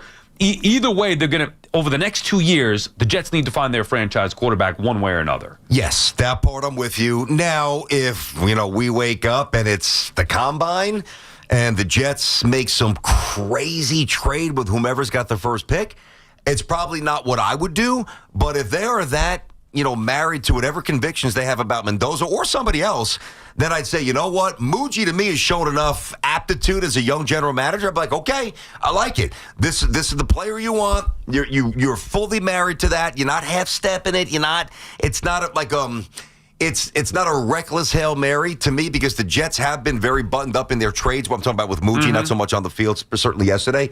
And I would give them the latitude to figure that out. Like, I wouldn't crush them. Even if they dipped into the 2027 picks. Now, you're not giving up 5. If they did that, then I'd crush them. But if they did that, I'd say they know who they want. And I kind of believe in Muji, so I would say go get him. I hope it's the right move, and I hope it works out. 888-808-1019. It's BT and Sound on the Fan. Back to the hot stove stuff. Don Mattingly. What are these? I don't know what these. And the thing about the guys in the room yesterday, you had Alan Trammell, you had Ozzie Smith, you had Robin Yount. I mean, what are these guys, sleeping? They played in the 80s with Donnie. The amount of disrespect that Mattingly gets, it's ridiculous. So we'll get to that as well. All right, guys, the FanDuel Sportsbook app is your home for all your favorite NFL bets. Speaking of bets, by the way, your boy BT, back to back to back. Perfect parlays to take the lead here on the show. Yards, touchdowns, who's going to win with FanDuel? Any play can be the play of the game. Tonight, FanDuel's giving all of you a 30% profit boost token. That's right.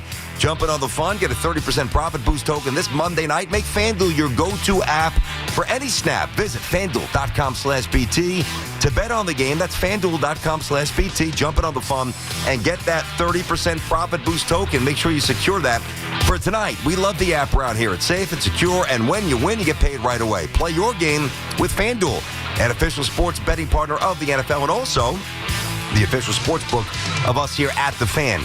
Must be 21 plus and physically present in New York. Opt-in required. Bonus issued as non-withdrawable profit boost tokens. Restrictions to apply, including any token expiration and max wager amount. See terms at sportsbook.fanduel.com.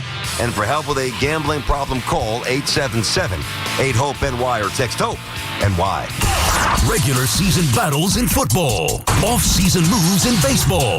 The Yankees, Mets, Giants, and Jets all live here. The Fan, 101.9 FM, and always streaming on the Odyssey, TuneIn, and iHeartRadio app. Quality is very important here at the North Pole. You see, I check my list once, twice. All done. Well, Santa, quality's important to us at Nissan, too. We actually test every model thousands of times. There's the frame twist test, shaker test, corrosion test, drive load test, tug-of-war test, towing test, off-roading test, practical strength test, splash test, corrugated road test, chassis dynamics test, water intrusion test, extreme heat test, extreme cold test, rough road test, jump test, curb impact test. And physical parts tests. Save on J.D. Power's #1 mainstream brand in new vehicle quality at the Nissan year-end event. Get 0% APR on the 2026 Rogue Platinum, 2025 Murano, or Pathfinder for well-qualified buyers.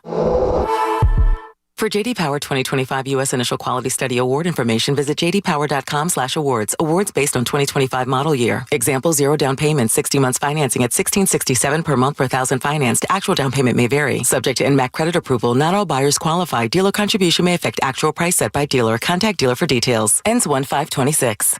New Jersey's got a lot of winter wow. Wows to knock your ski socks off. Wows to warm your soul. And wows to blow your mind. Find your wow at visitnj.org. New Jersey, little state, lot of wow. Febreze. It's a classic odor tale. You fried fish for dinner, cleaned up, but the smell is still in the house. And the neighbors are coming over for game night. They're on their way.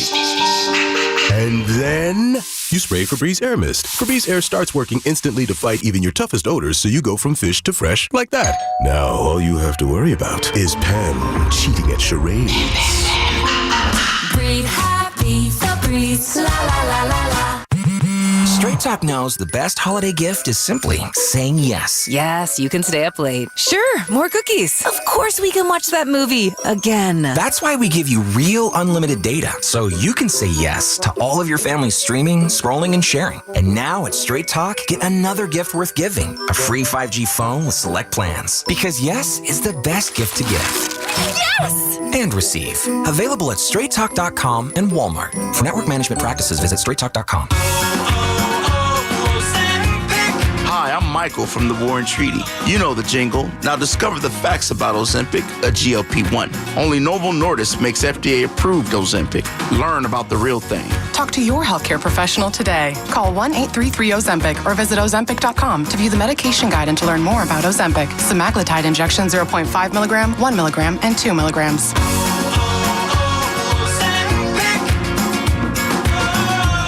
We've got more sports talk coming up on The Fan. This is John D'Agostino from D'Agostino & Associates. It's not easy being an accident victim these days. I mean, how do you choose the right lawyer? The radio, TV, buses, and billboards are filled with law firms making the same old promises, bragging about the same big results. They talk about their proven track record and hope they'll get you to sign on the dotted line. But then what? If a lawyer tells you from day one what your case is worth, please turn around and run. If a lawyer tells you how quickly they'll get your case settled, I beg you, turn around and run. The right lawyer is not a fortune teller. The right lawyer is honest, straightforward, and knows every case is different. He or she will have the experience to get you every dollar you deserve at the right time. So if you want to know your rights and you want to be told the truth, call D'Agostino & Associates today at 888-24-LAW-24. That's 888-24-LAW-24 and ask for me, John D'Agostino, because I've been there and I'll be there for you. D'Agostino, law, bite back. Cloudy skies with a high around 33. Weather brought to you by Staples. Have an easy holiday at Staples. Save on top tech and gaming gifts, shipping supplies and services to get your packages there safely, even custom cards and wrapping paper. Staples. That was easy. When businesses thrive, communities score. That's why Bank of America is the official bank of FIFA World Cup here in New York, New Jersey. And our more than 280 local business specialists are ready to help your business win. What would you like the power to do? Learn more at bankofamerica.com/local business. Bank of America, official bank of FIFA World Cup 2026. Bank of America Corporation, all rights reserved. It's the Kia season of New Traditions sales event. So don't just hang your own lights. Venture out and look for the northern lights. Drink cocoa on the beach. Or be a drive-by karaoke caroler. Because every new Kia comes with a 10-year, 100,000-mile limited powertrain warranty. So you can take holidays to places they've never been. See your local Kia dealer or visit kia.com to learn more. Kia, movement that inspires. See Kia dealer for warranty details. Event ends 1/2/26. This year's Farmer's Almanac warns of a harsh, super snowy winter. So take control of the wet, snowy, and icy conditions with a new set of Bridgestone winter tires from Town Fair Tire at the guaranteed lowest price. Plus, Town Fair gives you the most free services for life with your purchase of Bridgestone winter tires. For the guaranteed lowest price on Bridgestone winter tires, nobody beats Town Fair Tire. Nobody. Name brands at discount prices. Town Fair Tire. Get the scuttlebutt on your favorite team, The Fan, on the Odyssey, iHeart, and TuneIn apps.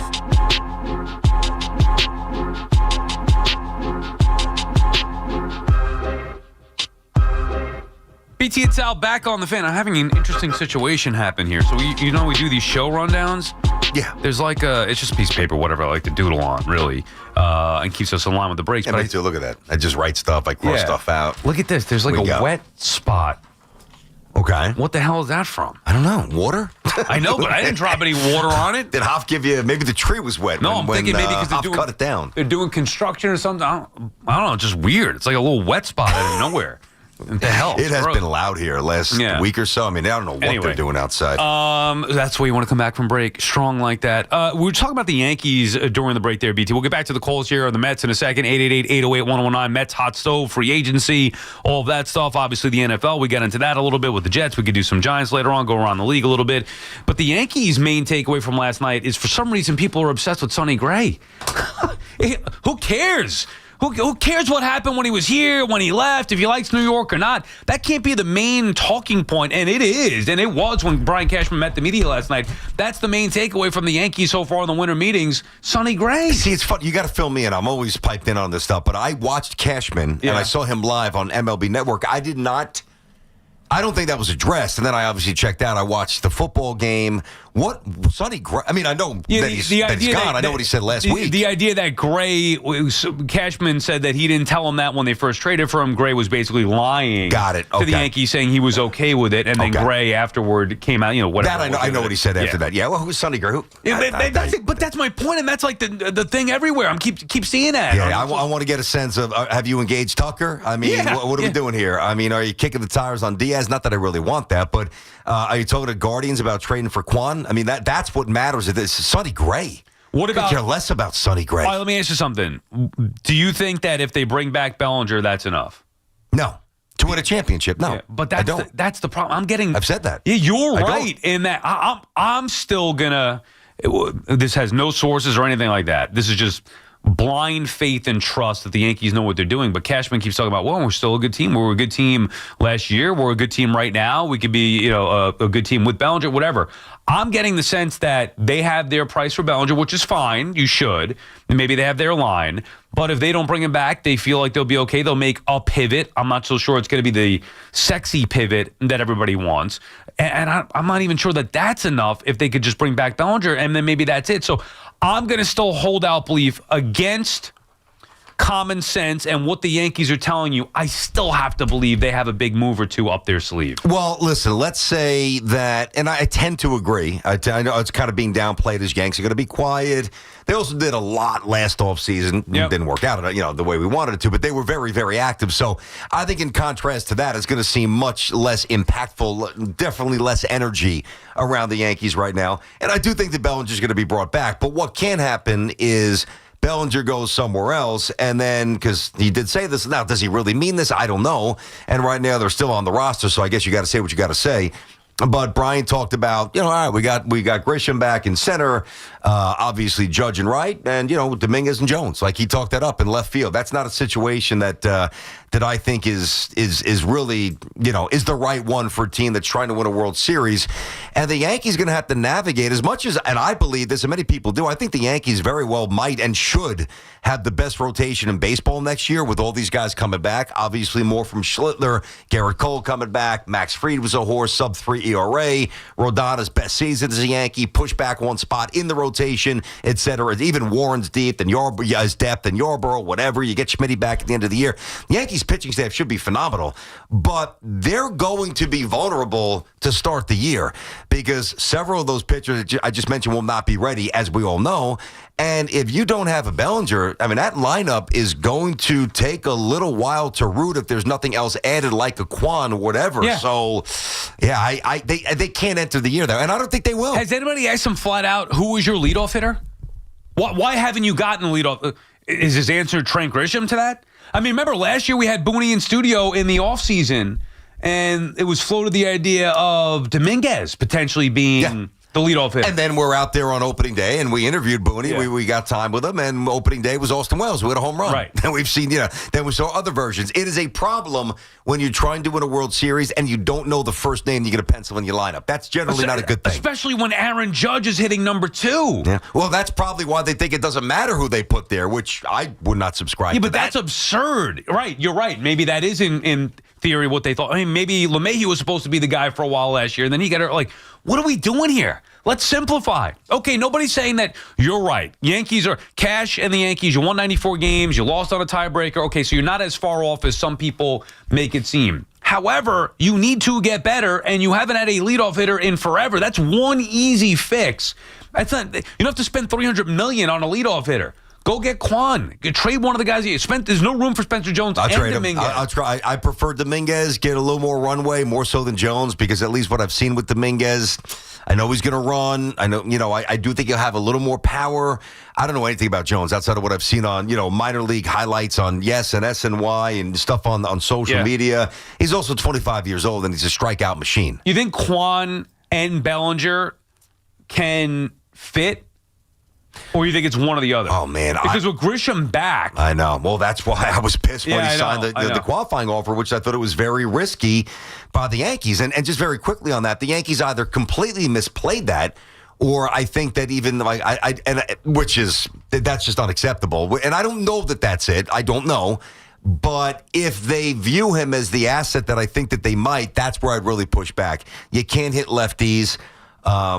You can't bat leadoff against quality pitching in the playoffs. So all things I'm on the record for. Listen, if it's Bellinger and Kwan, the only way that works, and I would love this. And by the way, I don't think this will happen. If opening day you got Bellinger at first, Ben Rice is your lefty DH, and you got Stanton, and you got Kwan in left, then that to me is the best Yankee team I've seen in a long time. Right. I love that. But that's what I mean. I think that there's too many, and one would have to go, whether you trade Stanton. I don't see a world in just trying to put a piece the team together. If you trade for Kwan, which I love, and he's your leadoff hitter, he's in left field locked down. Yep. Now, center field is going to be Grisham and Bellinger, where you could have, Grisham plays in center, Bellinger plays first, but then there's no Ben Rice, then it's Giancarlo. Or you have Bellinger in center, Rice at first, and then Giancarlo, no Grisham in the lineup. So, yeah, you have flexibility that way. You could also have Bellinger play right and Judge DH for a day. And maybe that's the thing. I would like to remove one of those pieces, mainly Stanton, but maybe there is a world where if you get Kwan, you can still keep Bellinger and use him in multiple spots and just not have an everyday lineup with Rice, Stanton, or Grisham. Listen, you know that I would love for Stanton to move on. And we've got great love for G, obviously, but it's time to go. It's time to win a World Series here. And the problems that he presents day to day with the roster, lack of physical reliability, those are all things I've spoken about. He brings you nothing else. And he didn't do anything in the postseason this year. Everybody hanging the hat, October Beast. Well, when he's not an October Beast, then he's really useless. And I know he's great in the locker room and all that. It's just time to move on, right? But I also think you have to factor this in. If you do move on from Stanton, you got no righty sticks. The Yankees went from being way too reliant on right-handed hitters to a dearth of lefties to an abundance of lefties. And outside of Stanton, not a single righty that you trust. Everybody's a lefty. Judge, Rice, obviously. well, of course. Yeah. Rice, Jazz, Wells. You look around. If Belly's back, he's a lefty. McMahon's a lefty. Now, all right, Volpe, when he comes back, he's a righty, whatever. Well, you said trust is the key word there. Yeah. And the other thing, too, is back to the equation, even if you do have Stanton, and I do think that he'll be on the team on opening day, to the chagrin of some, I do think you're going to see Rice catch a little bit. You got to whether you love it or not, you got to factor that in. They trust him a little bit, maybe more than I do behind the plate so then myself. Bellinger playing more first. Then you get a little more first base there. And listen, if Austin Wells is on a hot streak, you run him out there. If Ben Rice is now Ben Rice is the more polished hitter, and he will be for the rest of his career. Ben Rice to me is a legit middle of the order guy. I think Wells is always going to be, maybe even when he fully matures, 240 with some pop, and he's always good, but never quite good enough to count on in your top 5 in the lineup. The real thing is who's playing first base because Goldie's gone, and what happens in left field.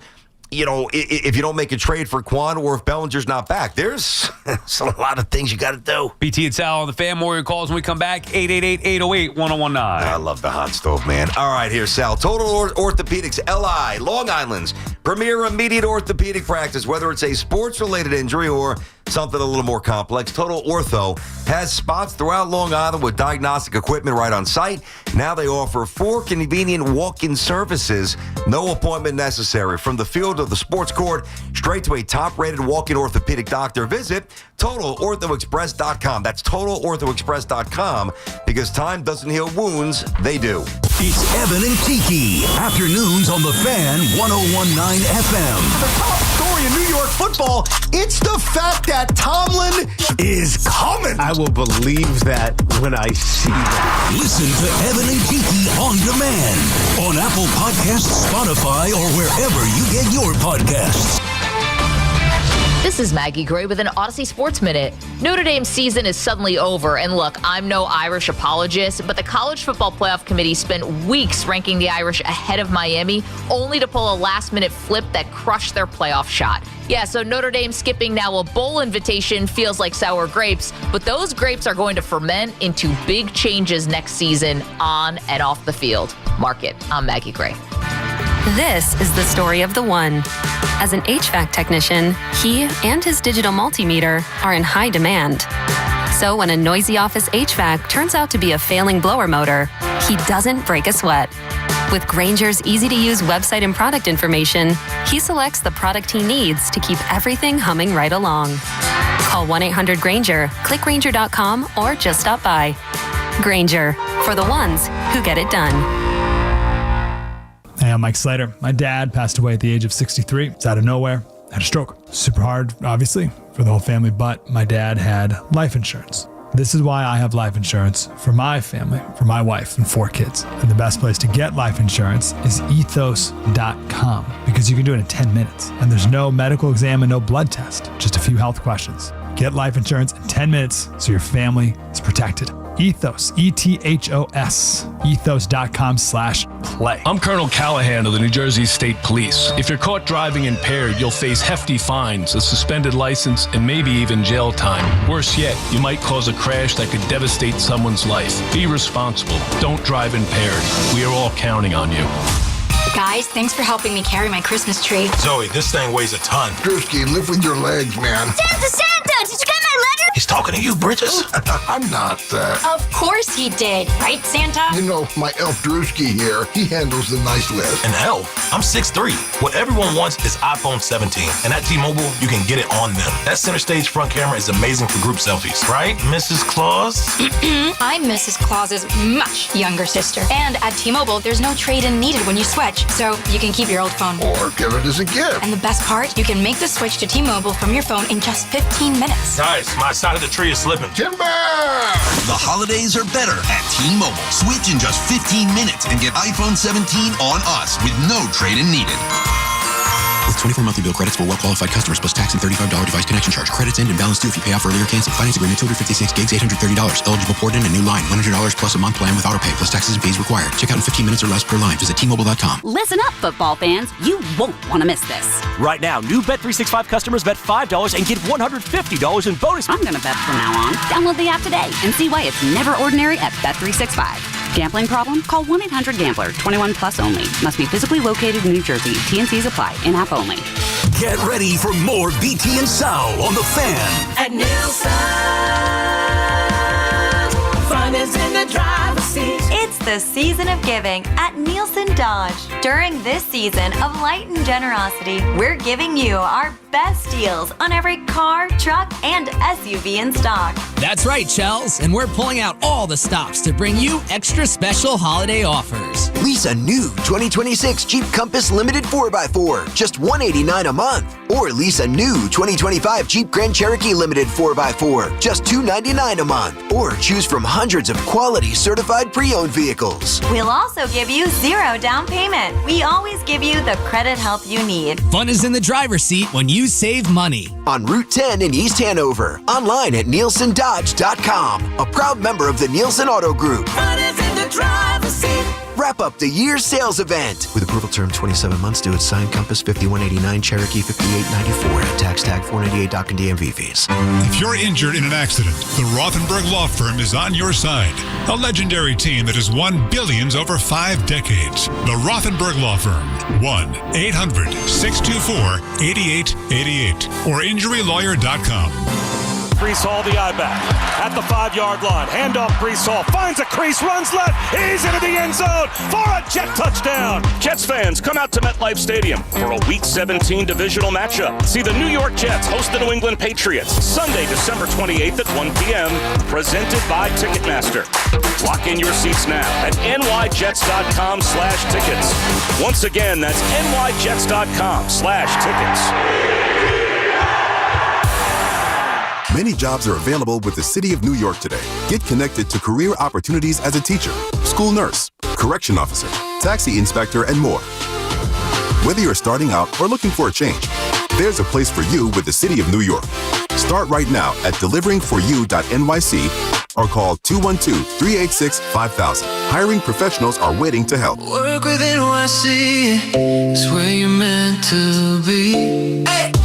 deliveringforyou.nyc. Find excellence in every detail in a new Volvo from Volvo Cars Ramsey. Now find excellent offers with your first lease payment waived during the Holiday Safe Lease Sales event. Lease a new 2026 Volvo XC60 B5 Core all-wheel drive, $454 per month for 36 months at Volvo Cars Ramsey, where it's all about you. Call 833-853-2975 for lease details. MSRP $52,545. Then 1286218. Loaner vehicle, 4,814 miles, $3,800 down payment, tax title registration fees extra, 0 security deposit, ends 1/2/26. Talk New York sports here. The Fan.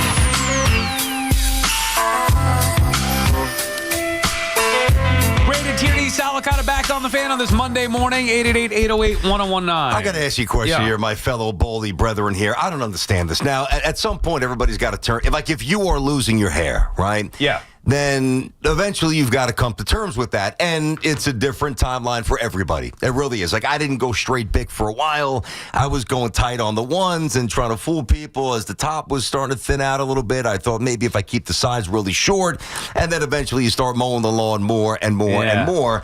I don't understand. Like, we got a TV in studio here, and not that we're really paying attention to it, but it's on. And there's a show, and I'm not going to mention the name, but I've seen this before, popular show, sports show.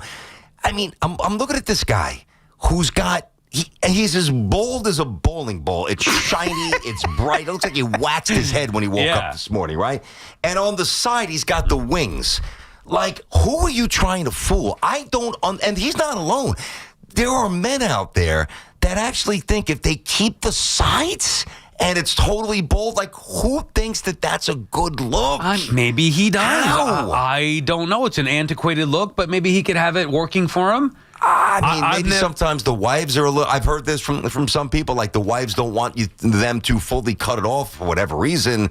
They're hanging on to the hair. But I think that might be one of the worst looks any man can have. I really do. I never liked having hair on the side of my head ever. Even when I had some on the top. I was always tight on the side, always. Yeah, now, and I got to get to your point. Actually, I'm in the process of trying out different shavers. Oh, like you're talking about for your beard or for your head? No, for my head. All right, go ahead. I used one for a long time. I know which one you used. They sent that to me as well. Didn't love it. What do you mean they sent? A company. Oh, okay. Is that what you're talking about?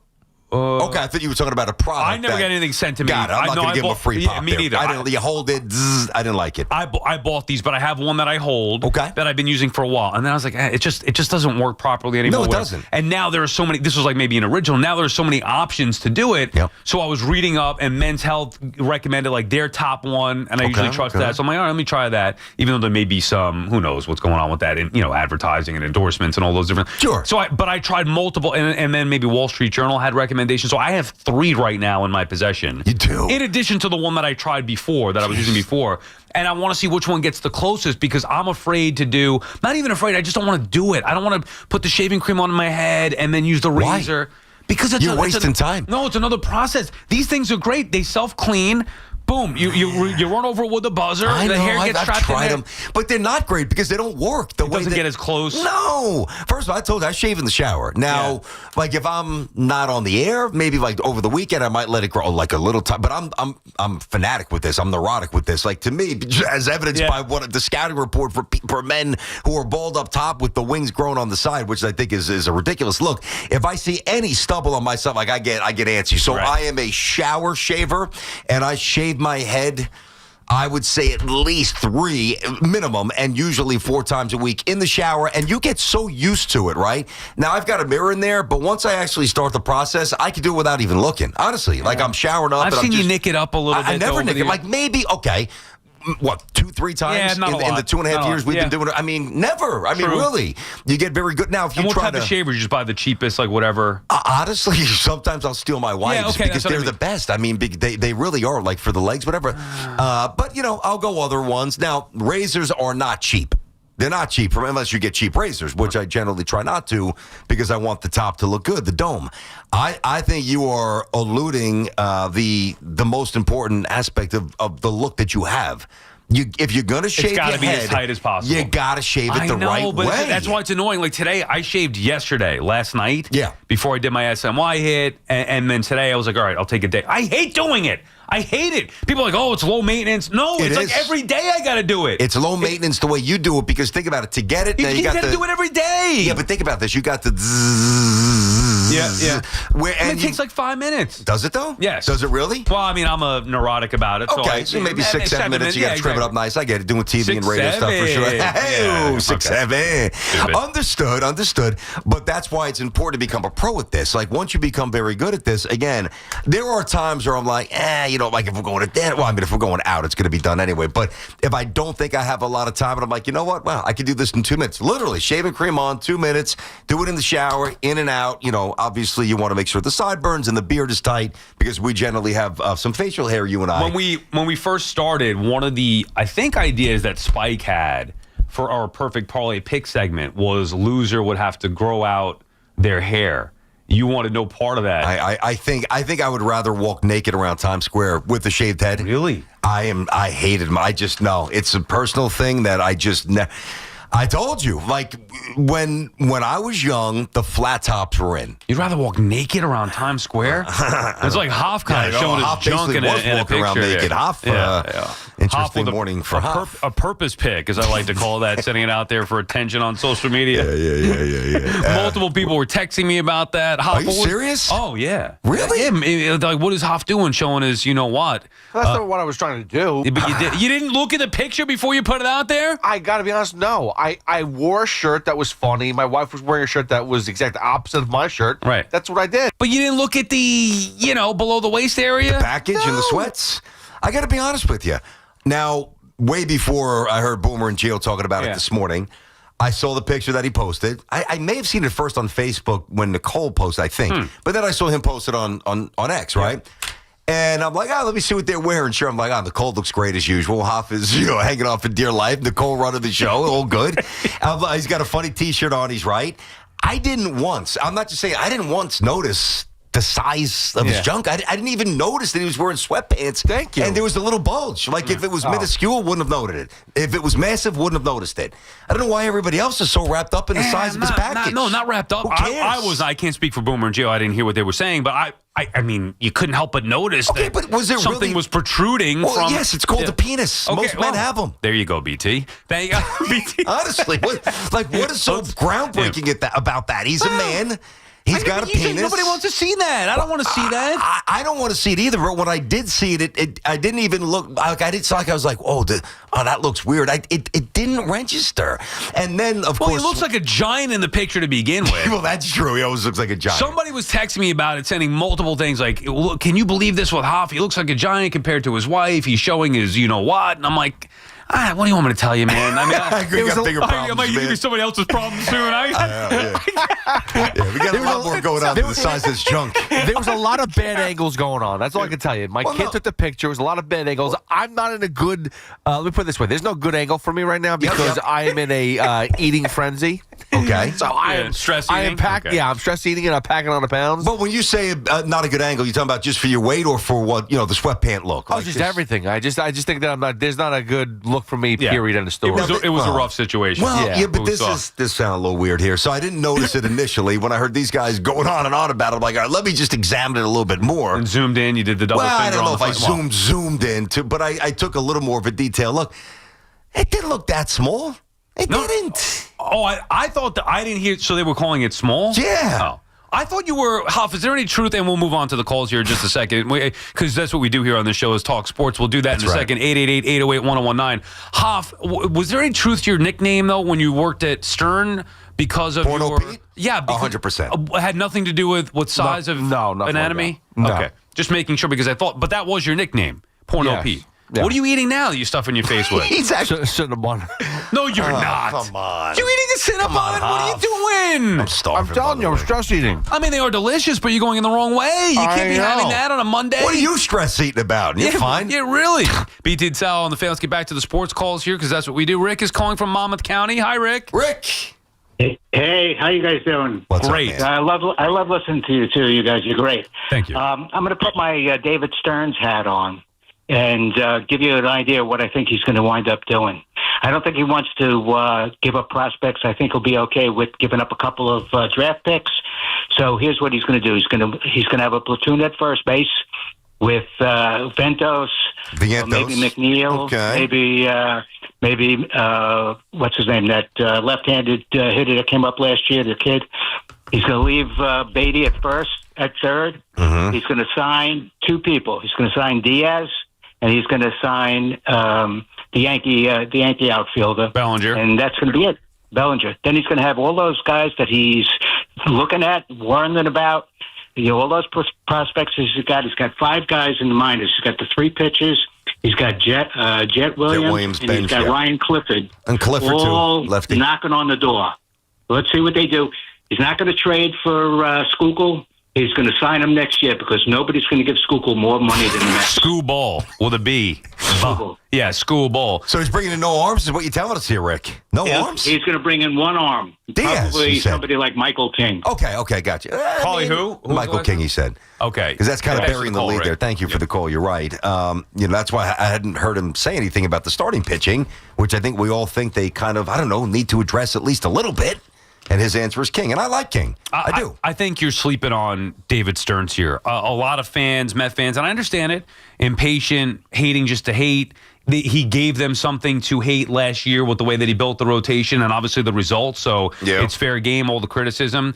I think Stearns has a lot more up his sleeve than just holding out hope on some of these guys in the minor leagues. I'm not saying that he wouldn't rely on Ryan Clifford or Jet Williams or Carson Benj. Certainly 2 of the 3 is possible. I don't think you're going to look around at it. I mean, I'd be stunned if you look around at this team and have no Alonso, no legitimate outfield option, and just Beatty, Vientos. There's no way. Yeah, come on here. There's no way that with Tyrod Taylor playing center field. Come on, they know they need to go big. Stearns has some stuff up his sleeve, whether it's spending, whether it's trades. I happen to think it'll be a nice mix of both. Let him build the team with his imprints all over it, and it sounds like that's what Cohen's going to let him do, and then we'll see what the results bring this year. I think that on paper, because we've talked about both teams, obviously started with the Mets there based on the Athletic article. I think that both teams on paper, maybe a little different degree of level of confidence, both teams will be viewed as absolute playoff teams. Anthony's calling from Old Bridge, New Jersey. What's up, Anthony, what's going on, buddy? You good? Sorry, guys. I'm sorry. Okay. Yeah, I'm good. Sorry. Okay, real quick. Yankees and Mets here. But Yankees, I think both teams are going to rely a little bit more on youth than I think all of us want to. So I think that's something we have to be kind of coming to terms, because I don't know how much money they're going to spend on some of these guys. Bellinger's either going to go again to the Yankees or the Mets. Hopefully Yankees as a Yankee fan. But I think that's going to make both teams have to pivot what they do. As far as starting pitching, I mean, this is, not really for the Yankees, more for the Mets. You talk about spending the money with Schuylkill, but, a guy that you keep hearing is Valdez from Houston. They let him go. That should be concerning for as good of a quality pitcher he is, but he's also the same guy, if you remember last year, he purposely crossed up his own catcher. Yep.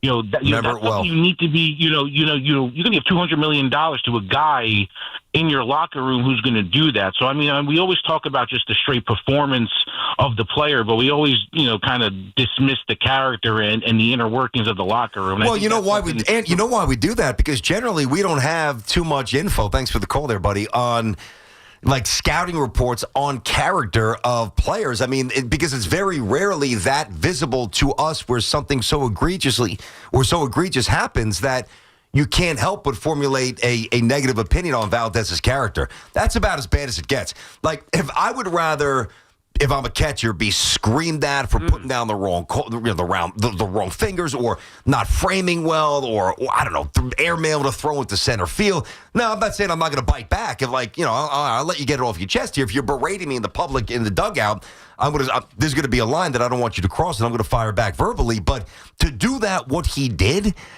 And there was no doubt that he did that. I mean, he intentionally crossed up his catcher. I don't know that you could really do anything worse as a pitcher on a baseball field. I really don't. Right, which is why I want Ranger Suarez over him. That was at least a part of it. Would you invest $200+ million in somebody that did that? And people could say, "Oh, Sal, come on, it's one little thing. Don't make a big deal about it."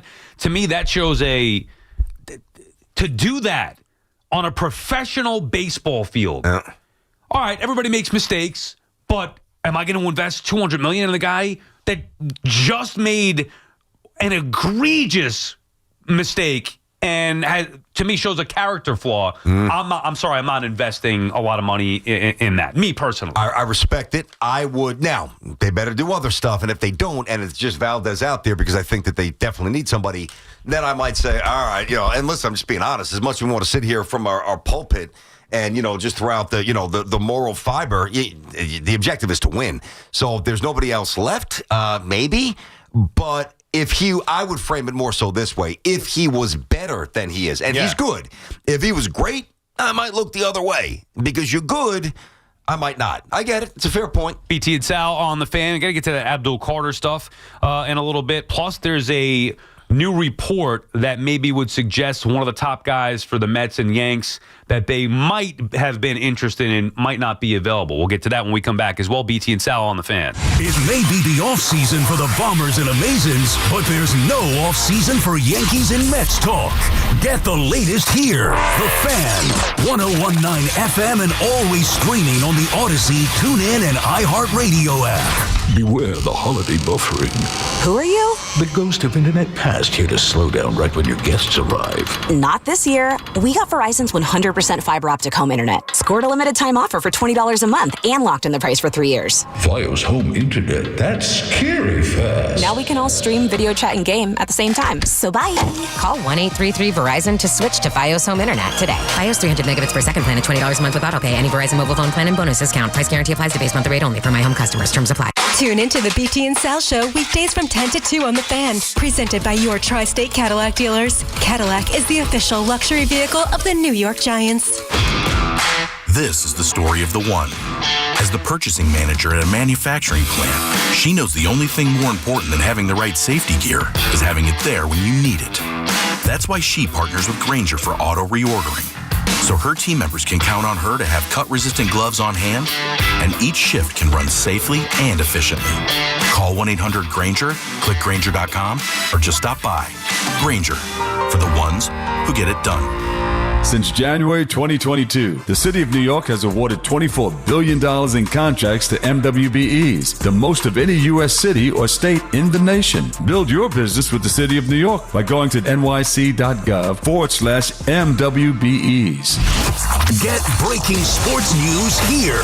WFAN, WFAN FM, WFAN FM HD1 New York, an Odyssey sports station. WFAN Sports Flash. Good afternoon at 12 o'clock. I'm Andrew Bogish. Your Sports Flash is sponsored by Chef IQ. Precision cooking, effortless results, chefiq.com. And by Flag and Anthem, real clothes for real life. The holidays are just around the corner, which means now is the time to get your gifts together. Luckily, our friends at Flag and Anthem make gift giving easy.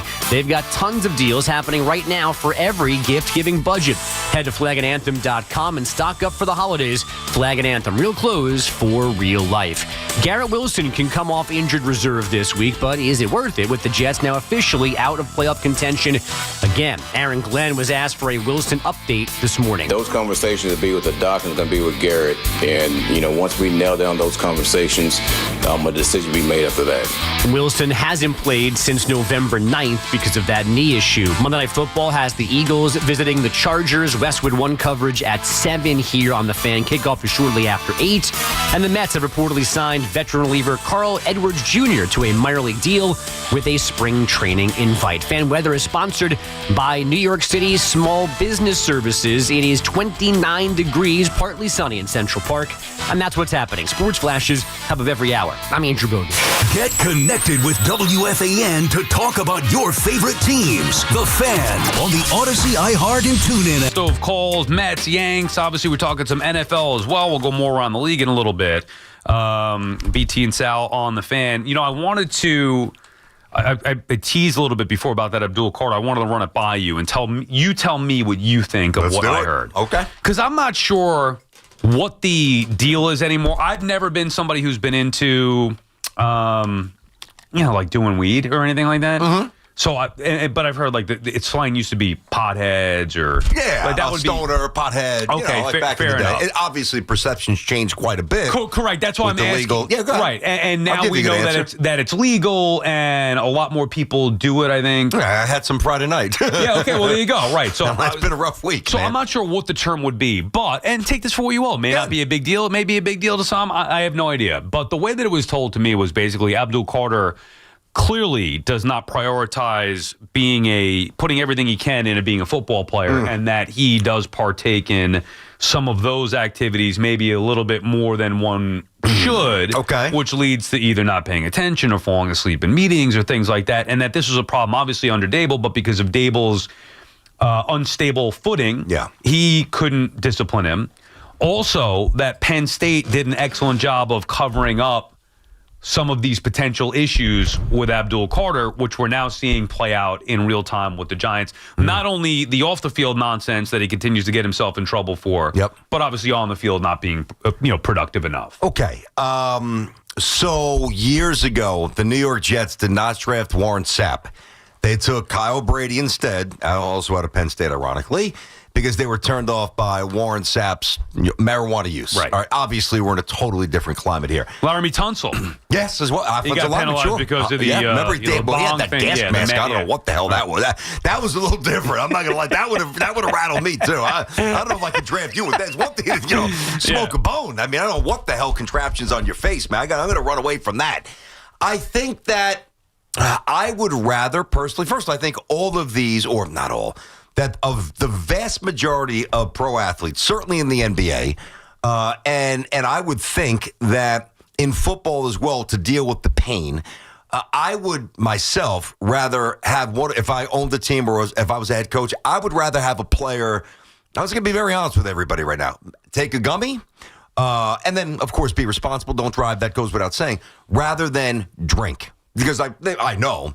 The young kids are going to do both. Sure, 100%. Yeah. But what I'm saying is, like, when you drink, the next day you're shot. I mean, if you drink too much, you're useless the next day. Whereas if you take, depending upon the dosage and the milligrams, and if you do any other stuff along with it, which I certainly would not advise, if you take a gummy or you take a couple of hits of a vape and you're a pro athlete and you go to bed, you're gonna wake up like it's time to eat your Wheaties. You're fine.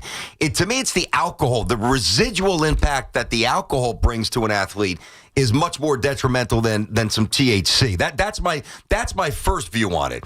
My second view on Carter, I would then volley back and say, if this report is true, and it might be, I'm not here to refute it. Yeah, I'm not reading report, just innuendo, however, my bad, not report. Well, You're right. I mean, somebody told me that was an issue, or is an issue. Yep.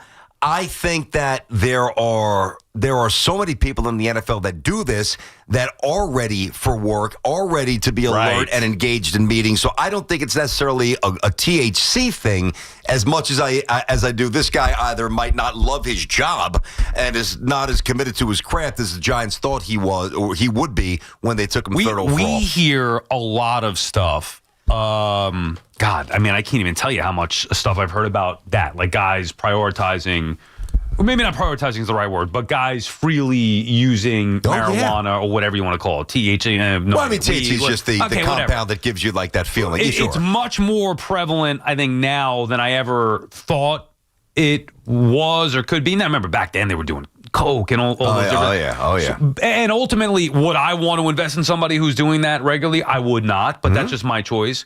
But ultimately, I think you're right. It doesn't matter what Abdul Carter's doing, as long as he's doing his job. It doesn't matter what he's doing off the field, as long as he's doing his job on the field. And part of that job is to show up for meetings on time and to be attentive in these meetings and not fall asleep and be there for walkthroughs. And then obviously go out there and produce. So he's had the trifecta of where he's messing around, I guess, you're just not taking it seriously or prioritizing it, falling asleep in these meetings or whatever it is that he's doing, missing the walkthroughs, and then not having the production on the field. That can't happen. And then for the Giants organization to invest in a player that has some of these clear character flaws, that's where I would have an issue. So some may know about it, and then you say, well, we love the player and we don't think it's going to be an issue. A lot of guys do this stuff. It's not going to be an issue. Okay, fair enough. And that's why I bring the question up as opposed to saying he shouldn't be doing this. I don't really care what he does. Yeah. As far as like smoking weed, whatever. I don't know. Couldn't care less about that. I care about getting to the quarterback. I care about paying attention in meetings. So when you have all these things going on with a player, that just shows that is a bad sign for year one of a rookie player with all the expectations for the 3rd overall pick. It's a convenient excuse or reasoning maybe for having a subpar season. I don't know that that's attributable to it. I mean, I don't know what he's doing when he's is he really engaged in the weight room? Is he, I mean, obviously he's not paying attention in the meetings, that's for sure. What's he doing at home? I don't know. But I'll tell you this. I think, depending upon how old you are, like I think my dad was pretty open-minded, even though he's pretty much anti-drug. I think he gets it more than most older people. My dad's in his early 80s. I think most older people, like, if they knew what athletes were doing, they would be appalled. Right? Whereas, I am myself. Yeah. And I'm 46. You've said it. You've never tried it. I get it. I think, well, I know, and I'm not going to give you specifics. A good buddy of mine who I went to high school with, somebody in his family made the major leagues. I will not tell you the team that he played for. And he was a pitcher. He was a pitcher. He made the show for a little bit, and maybe 2 or 3 appearances. I remember watching him. It was pretty awesome. And I became pretty friendly with this guy as well. A little bit younger than my buddy. And we were on a couple of Jets trips together. Big Jets fan, go to Jets games, whatever. And he was telling me, he's like, dude, he's like, you should see what it's like. We get back to the 4 seasons, whatever it is. He goes, nobody goes out and has drinks and tries to pick up women like they used to back in the day. And all the players, they get their gaming systems, their gummies. They get a little high. They play games. They go to bed. Right. So who's to say that might be better off than going out and getting into fights and all those? I think in a lot of ways it is, provided you know when to draw the line, and then again, I think. Hey, let me put it this way. If you said, all right, man, you've got to run 10 miles in the morning, and I'm not running 10 miles at any point of the day, but at this point, if I had to, and they say you could take a gummy or you could have five scotches, give me the gummy. I know I'll feel good when I wake up. Here's the bottom line. You got to produce. You got to show up and be a good employee. When and you got meetings, you got to go to the meetings. Oh, yeah. You got walkthroughs, you got to go to the you got to exactly. It's not that hard. And to invest in a 3rd overall pick, that the guy that's not doing that, and then he's not you can overlook it if they're producing on the field, and he's not. So then you start to hear things that I'm hearing, and then it's like, man, all of this together this just seems like a disastrous pick from the Giants with Abdul Carter, who's the guy that I wanted. Both you and I wanted him. Me too. But again, we don't know, and apparently the Giants didn't know either, some of the other stuff that's going on. We see the film. We see him on the field. He looks like an absolute beast. The only thing that we really knew, there were some whispers at Penn State. I'd be lying if I said I was really in tune with those about some character stuff. It was more about, remember he had a knee issue? Yeah, that's all. I'm like, all right, if you're going to draft somebody who might have a degenerative condition, 3rd overall, you might have to pass on this kid. But then I was, based on the physicals and the work that he did, I mean, hell, if it's good enough for the teams getting ready to invest $30 million in him on his first contract, it's good enough for me because I was completely sold on his talent. Bottom line is this: when Lawrence Taylor tells you better start shaping up, buddy, and get a little bit more serious, it's time to get serious. That's what LT said last week. And Abdul Carter could be like, well, LT, come on, you did everything under the sun, partying and this and that, and LT, but he's also the best defensive player in the history of football. Exactly, that's the thing. It can't be all. You got to give us something. You want to do the weed and whatever you want to do, fine. You want to miss some of the meetings? Okay, I don't like it, but then you better produce. Mm-hmm. You better be sacking every quarterback every week, and obviously that's not been the case with Abdul Carter. Same sacks this week in a bye week than he's had the prior season. WFAN NFL football powered by Verizon. Get to your local Verizon store today. Let's get back to the phones here, BT. Yep. Talking hot stove, talking a little Giants as well. Our friends at Town Fair Tire remind you that at Town Fair Tire, you always get the guaranteed lowest price on name brand tires from Connecticut to Maine. Nobody beats Town Fair Tire. Nobody. Howie is in Manhattan. What's up, Howie? Hi, guys. Good afternoon. I have a giant question, but first, if you wouldn't mind, I'd like to make a quick statement. But I do have a giant question. I hope your bosses are listening because I'm homebound and I've been listening to FAN since it came on. If I want to listen to hot girls, I would listen to Stern. That's my statement. They should put this guy on Comedy Central. Oh, no, we got to stop you. We appreciate the support for us. Thanks, I understand. Howie. Okay. We got it. Thank you, man. Okay, here's my giant question. As a diehard Giants fan, if you guys are doing the picks it's going to be first, second, or third. I'm looking at linebackers or DBs. What do you guys think? I'm thinking maybe I go another receiver. And I'm going to look to maybe the kid from Ohio State. Maybe. No, I go defense. Yeah. Their defense is rancid. I would go. There you go. And thank you for the call, Howie. I would go defense.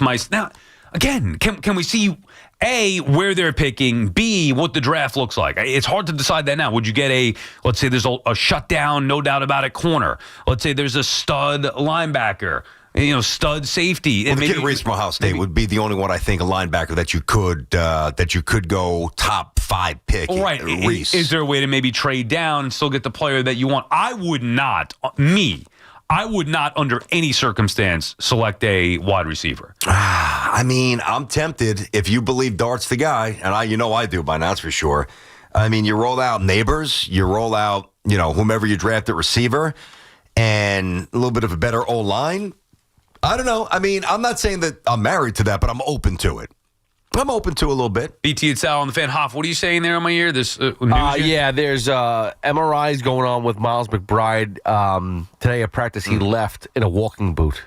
Oh, that's not good. That's not good. Knicks finally beat the Magic over the weekend. Yeah, he has been playing really well. Cat was out yesterday, too, and they won. They won pretty well. A good game against the Magic. To a point where initially it's like, and look, if you have to give him up, you have to give him up to get Giannis. But it was just like, whatever, just go get Giannis. But, losing Deuce would hurt. He's become one of their best shooters on the outside, obviously a valuable piece in what the Knicks have been able to build here as a team. I did watch a little bit of the game. Obviously, it was at the same time. It was at 12. I don't like 12 noon Sunday tips for the Knicks during the football season. What are we doing? Well, they had it was a doubleheader at the Garden last night. Yeah. Or yesterday. Yeah. The Rangers at night. How'd the Rangers do? I don't even know how they did. They ended up losing the game. They lost I went to that game. That was the game Cadillac. Well, that's the game that you went? You did go. Yeah. When I tell you the seats, could not. I've never sat in a better seat in my life at the Garden. Where'd you sit? Red line, 6 rows behind the press box, behind the penalty box. Oh wow! Took Moose and a couple of my other buddies from home. Nice. Went to the Ranger game, and I left with 2 minutes to go in the game because I had to be home for the SNY hit. Got to do your hit. Yeah. So I'm trying to make sure the math is right here. It take me about 45 minutes to get home. Easy peasy. Did you drive in or train? I did. I drove. Found parking on the street. Drove home. Yep. So I didn't want to leave with the crowd. So I'm like, all right, 2 minutes to go in the game. I left. The Rangers had a 2-1 lead. Fun game, whatever. I go in the car and I'm on my way home driving. I ask Siri to give me the score of the Rangers. The Vegas Knights won 3-2 in overtime. I'm like, what? Wow, they scored with 2 minutes to go. They were up 2-1 with 2 minutes to go. They lose it over. And they ended up giving up a goal really late. Was it a soft goal or a real good one? No, but there was a bad call with the officiating that led to a 4-on-4 play. Vegas pulls the goalie, so 5-on-4 play. They tied the game with under a minute to go. And then they score the overtime winner under like 10 seconds to go on a Patrick Laine breakaway. Yeah, exactly. That's a tough Anyway, loss, it was a great night at the Garden. But the point I is just don't like noon tips for the Knicks on Sunday. Probably because they accommodated the Rangers at night. Yeah. And I remember even complaining about, and there's been a few of these this year, and there's going to be some more, like the Knicks have a lot of, 6 p.m. tips on Sundays. Whatever. I guess I've kind of gotten used to it. The reason I complain is because I don't think you get that fervent crowd. I almost feel like it's a disadvantage to, like, and the Knicks are playing great at home. They're, 13 or 14-1. I know they only have the one loss there, and the Knicks' overall record is good, but MSG's been dominant. What I'm saying is, give me a Saturday night game, give me a weeknight game. I feel like the Sunday noon, the Sunday 3 p.m., the Sunday 6 is a little less volatile. And if you're trying to really maximize home court advantage, I don't know that you really do it. But the Knicks did play well against the Magic yesterday for sure. A tough game. Ryan is calling from Fairfield. What's up, Ryan?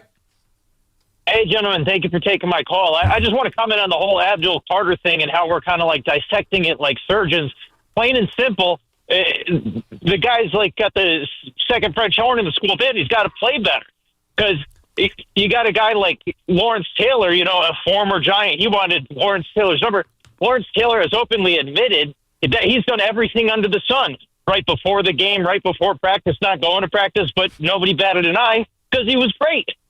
And now it's just Abdul Carter's just not playing great. Right, but when you hear, we understand that, right? And we said the same thing, and thank you for the call. But when you hear those things on top of repeated poor behavior, Kafka's been on the job for how many weeks? He's already had to discipline him twice. This has been going on all year. There's more than just his poor play. That's the point. And maybe some of the other nonsense leads to the poor play. Talent-wise, the guy should be can't miss. Abdul Carter's skill set jumps off the screen at you watching highlights at Penn State or watching a game at Penn State. So what the hell is his problem? I don't know about you. If I were given an opportunity like that, you get a call up to the NFL, you better be on your best behavior. I'm not saying you can't go have fun and go out with your friends and all that stuff, but if it's impacting your performance in a negative way, and clearly it is because he's not performing, then you better clean it up. And to me, it just shows a different mindset, BT, one that's not the right one for Abdul Carter. What more do you need to see that he got disciplined the first time? He had to do it a week later and get disciplined. Listen, I think Dable looks worse and worse and worse. And I'm not even saying that there is a team out there. But if there was a team out there that was looking at Dable like, he squeezed a little something out of Daniel Jones, well, he did stand on the table and bang the table with his fist to draft Jackson Dart. We're an offensively lean team. Let me hire Dable. I'm not saying anybody's even thinking that right now. But if they were, based on the loose nature of how he ran that locker room with a rookie, that's it. I can't hire you. But if he did it because he felt his ground wasn't firm, we saw Coughlin do the same thing with Odell Beckham Jr., where he couldn't really discipline Odell or, get him in line the way that he would normally do it. Because he didn't have the juice that he once had. And he needed the talent. And maybe that's what Dable was thinking. Like, oh, man, am I going to lose this guy because I need his talent? I don't know. I'm not there, but I hear people who, from people who are there and have the inner workings. Like, again, it's not the biggest deal in the world, but Abdul Carter has been a disaster this first He's season. got every strike going against him. The production is not what it was supposed to be, commensurate with a third overall pick, and the inability to be emotionally reliable is alarming for the future. That's for sure. BT and Sal on the Fan. More your calls when we come back. 888-808-1019. All right. Operating engineers local 825 are the men and women who make our region move, whether it's roads, bridges, or our favorite team stadium. They build and they maintain the critical transportation, water, and energy infrastructure that we all rely on. That's why their advocacy organization, ELEC, the Engineers Labor Employer Cooperative, fights for those priorities every day. That's ELEC, representing these signatory contractors and the hardworking men and women who build New York and New Jersey. Who will stay? Who will go? Big questions loom for the Yankees and Mets this offseason. Get the latest here. The Fan, 101.9 FM, and always streaming on the Odyssey, TuneIn, and iHeartRadio app. Think Verizon, the best 5G network, is expensive? Nada que ver. Bring in a bill from AT&T or T-Mobile to a Verizon store today, and we'll give you a better deal. ¿Y ahora? ¿Qué vas a hacer with all those unwanted bills? Pues, how about a full-scale origami version of the Statue of Liberty? Fuera de broma. Bring in your AT&T or T-Mobile bill to your local Verizon store in New York City today, and we'll give you a better deal for you and tu familia. Rankings based on RootMetrics root score report dated 1H2025. Your results may vary. Requires postpaid consumer mobile bill from T-Mobile or AT&T dated within the past 45 days. Bill must be in the same name as the person redeeming the deal. Additional terms apply. I'm Bob Burke, founder and chairman of Burke America Parts Group, a family of brands that includes RepairClinic.com, an appliance and HVAC parts solution company that's grown into an international brand. Before AmericanEagle.com, we partially launched a new technology platform developed by another firm. American Eagle helped take our technology to a whole new level with digital marketing, software development, and business insights into our key markets, appliances, HVAC, and outdoor power equipment, and did so both on time and on budget. AmericanEagle.com has the resources, experience, and talent needed to produce solutions. Our new technology platform, developed by AmericanEagle.com, has produced tremendous results with higher traffic, conversion, engagement, and online revenue. If you have any home repairs you need to take care of, check us out at RepairClinic.com. If you need a world-class website or technology project, then I would highly recommend AmericanEagle.com. Call AmericanEagle.com at 773-NETWORK. That's AmericanEagle.com, 773-NETWORK. This is the story of the one. As an HVAC technician, he and his digital multimeter are in high demand. So when a noisy office HVAC turns out to be a failing blower motor, he doesn't break a sweat. With Grainger's easy-to-use website and product information, he selects the product he needs to keep everything humming right along. Call 1-800-GRAINGER, click Grainger.com, or just stop by. Grainger, for the ones who get it done. Welcome back to Winter Hack Radio, the place for clever hacks to survive the season. Icy driveway? Well, try spreading sand or birdseed to help with traction. Snowy puppy paws? Well, grab a whisk, brush it off, done. Catch COVID-19? Well, just get Actually, there's no hack for COVID-19. But if you test positive, prescription medications for COVID exist. Ask your doctor if they're right for you. Visit PfizerForAll.com to learn more. Sponsored by Pfizer. We're always talking New York sports on The Fan. The fight against lymphoma, leukemia, and myeloma calls for the experience and skill of world-renowned experts. As New Jersey's only nationally ranked cancer program by U.S. News and World Report, John Thurg Cancer Center at Hackensack and Jersey Shore University Medical Centers offer innovative treatments close to home. Hi, I'm Dr. Michelle Donato, and I lead the stem cell transplantation and cellular therapy teams in Hackensack and Neptune. We're proud to be pioneers in our field and the most experienced team in the region, having performed over 8,000 stem cell transplants. We were the first accredited center in New Jersey to offer CAR T-cell therapy, a revolutionary treatment that harnesses the power of your own immune system to recognize and destroy cancer cells. This is more than advanced care. It's personalized, life-saving treatment from distinguished experts at New Jersey's best cancer program. Call 833-CANCER-MD to schedule an appointment. That's 833-CANCER-MD. This is Tiki Barber. You definitely don't want your heating system to fail this winter. So call my friends at Edison Heating and Cooling, New Jersey's heating experts. Have them check your heating system before it breaks. I know Edison Heating and Cooling. They can fix anything. Go now to EdisonHVAC.com. My name is Whitney Allen. I am a widow. My husband Ryan died. We never thought in a million years we'd have to use life insurance. The unexpected happened. With Ethos, it is so fast and easy. It's 100% online. You can get a quote in seconds, apply in minutes, and get same-day coverage. No medical exams, and you can get up to $3 million worth of coverage through Ethos. Get your free quote at ethos.com/radio. That's ETHOS.com/radio. Time spent on application may vary. Online health questions required. Wesley Financial Group is not a law firm. I'm Chuck McDowell, founder of Wesley Financial Group. Did you buy a timeshare because they told you it was a great investment? That's a lie. Most timeshares can be bought online for $1. To find out what your timeshare is worth and to cancel it, call us today and we'll send you our timeshare exit kit free with all your options for cancellation. Call Wesley for your free exit info guide. 800-941-2255. That's 800-941-2255. Dunkin's $6 meal deal is here for the holidays. Enjoy a bacon, egg, and cheese sandwich, 6-piece hash browns, and a medium iced or hot coffee, all for $6. It's got everything you need to keep your holiday season running. Get it now in Dunkin' stores or order ahead directly on the Dunkin' app. After all, the holidays run on Dunkin'. No substitutions, participation and times may vary. Offer price varies in California and Hawaii. Limited time offer cannot be combined with other offers. Exclusions and terms apply. Get the scuttlebutt on your favorite team, The Fan, on the Odyssey, iHeart, and TuneIn apps.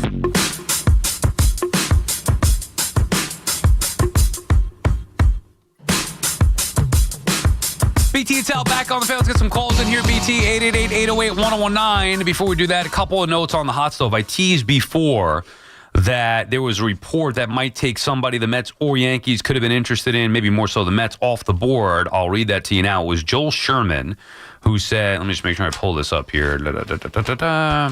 Joel Sherman reported on MLB Network that he strongly believes the Padres will not trade Fernando Tatis Jr. this offseason. There was a lot of speculation about that because of the change in ownership, of the looming sale, that maybe they'd want to remove themselves from the contract of Tatis Jr. Joel Sherman strongly believes that the Padres will not trade Tatis Jr. The other thing Joel Sherman said was that Kyle Schwarber likely the first domino to fall as far as the offensive players this offseason. And to me, from a Mets perspective, that's probably not a good thing because you then have to make your decision now. Do you want Schwarber or Pete? It can't be, well, we lose Pete, and then we go get Kyle Schwarber. That's worst case. The Mets can't allow that to happen there. And, I just think it's a less complex negotiation with Schwarber, who, you're not worrying about decaying defensive skills or the, eventually as he ages out, talking about Pete, or, a bad deficiency throwing the baseball. Like, those things aren't calculated or baked into the negotiation. It's just, all right, how old are you? What's your run generation like? What's your on-base percentage? Do you want to go home to the Reds in a small ballpark? I know the Pirates had a 4-year offer on the table. Maybe they're ready to spend a little bit. He's not going to go there, but makes it interesting. But you're right. It's a dangerous game. I remember saying this late last week. It's a dangerous game where if the Mets are going to try to get Pete on the cheap, all right, which obviously they're not going to give him some exorbitant contract. So, of course, they're going to try to save some years here, which I get. And while you're doing that, Schwarber bounces, which seems like it's a very good possibility based on the report. And then the Red Sox come in with an offer that you just deem cavalier, like I'm not matching that. And he signs with Boston and Schwarber's wherever. Well, you got problems at that point. BT and Sal on the Fan, 888-808-1019. Anthony calling from New Rochelle. What's up, Ant? Hey, BT and Sal. I hope you guys are well. And, before I start, I just want to say, I'm 24. I got 2 younger brothers. We watch you guys all the time, listen to you guys all the time. So just want to say we love you guys and best of luck in the future for you both. Thank you. And, I'm a diehard Mets fan. I'm a diehard baseball fan. Played baseball my whole life. I think there's 4 or 5 moves that the Mets can make that I think make them World Series contenders. All right, I'm looking forward to this. Let's hear the list. Go ahead. What do you got, Ant?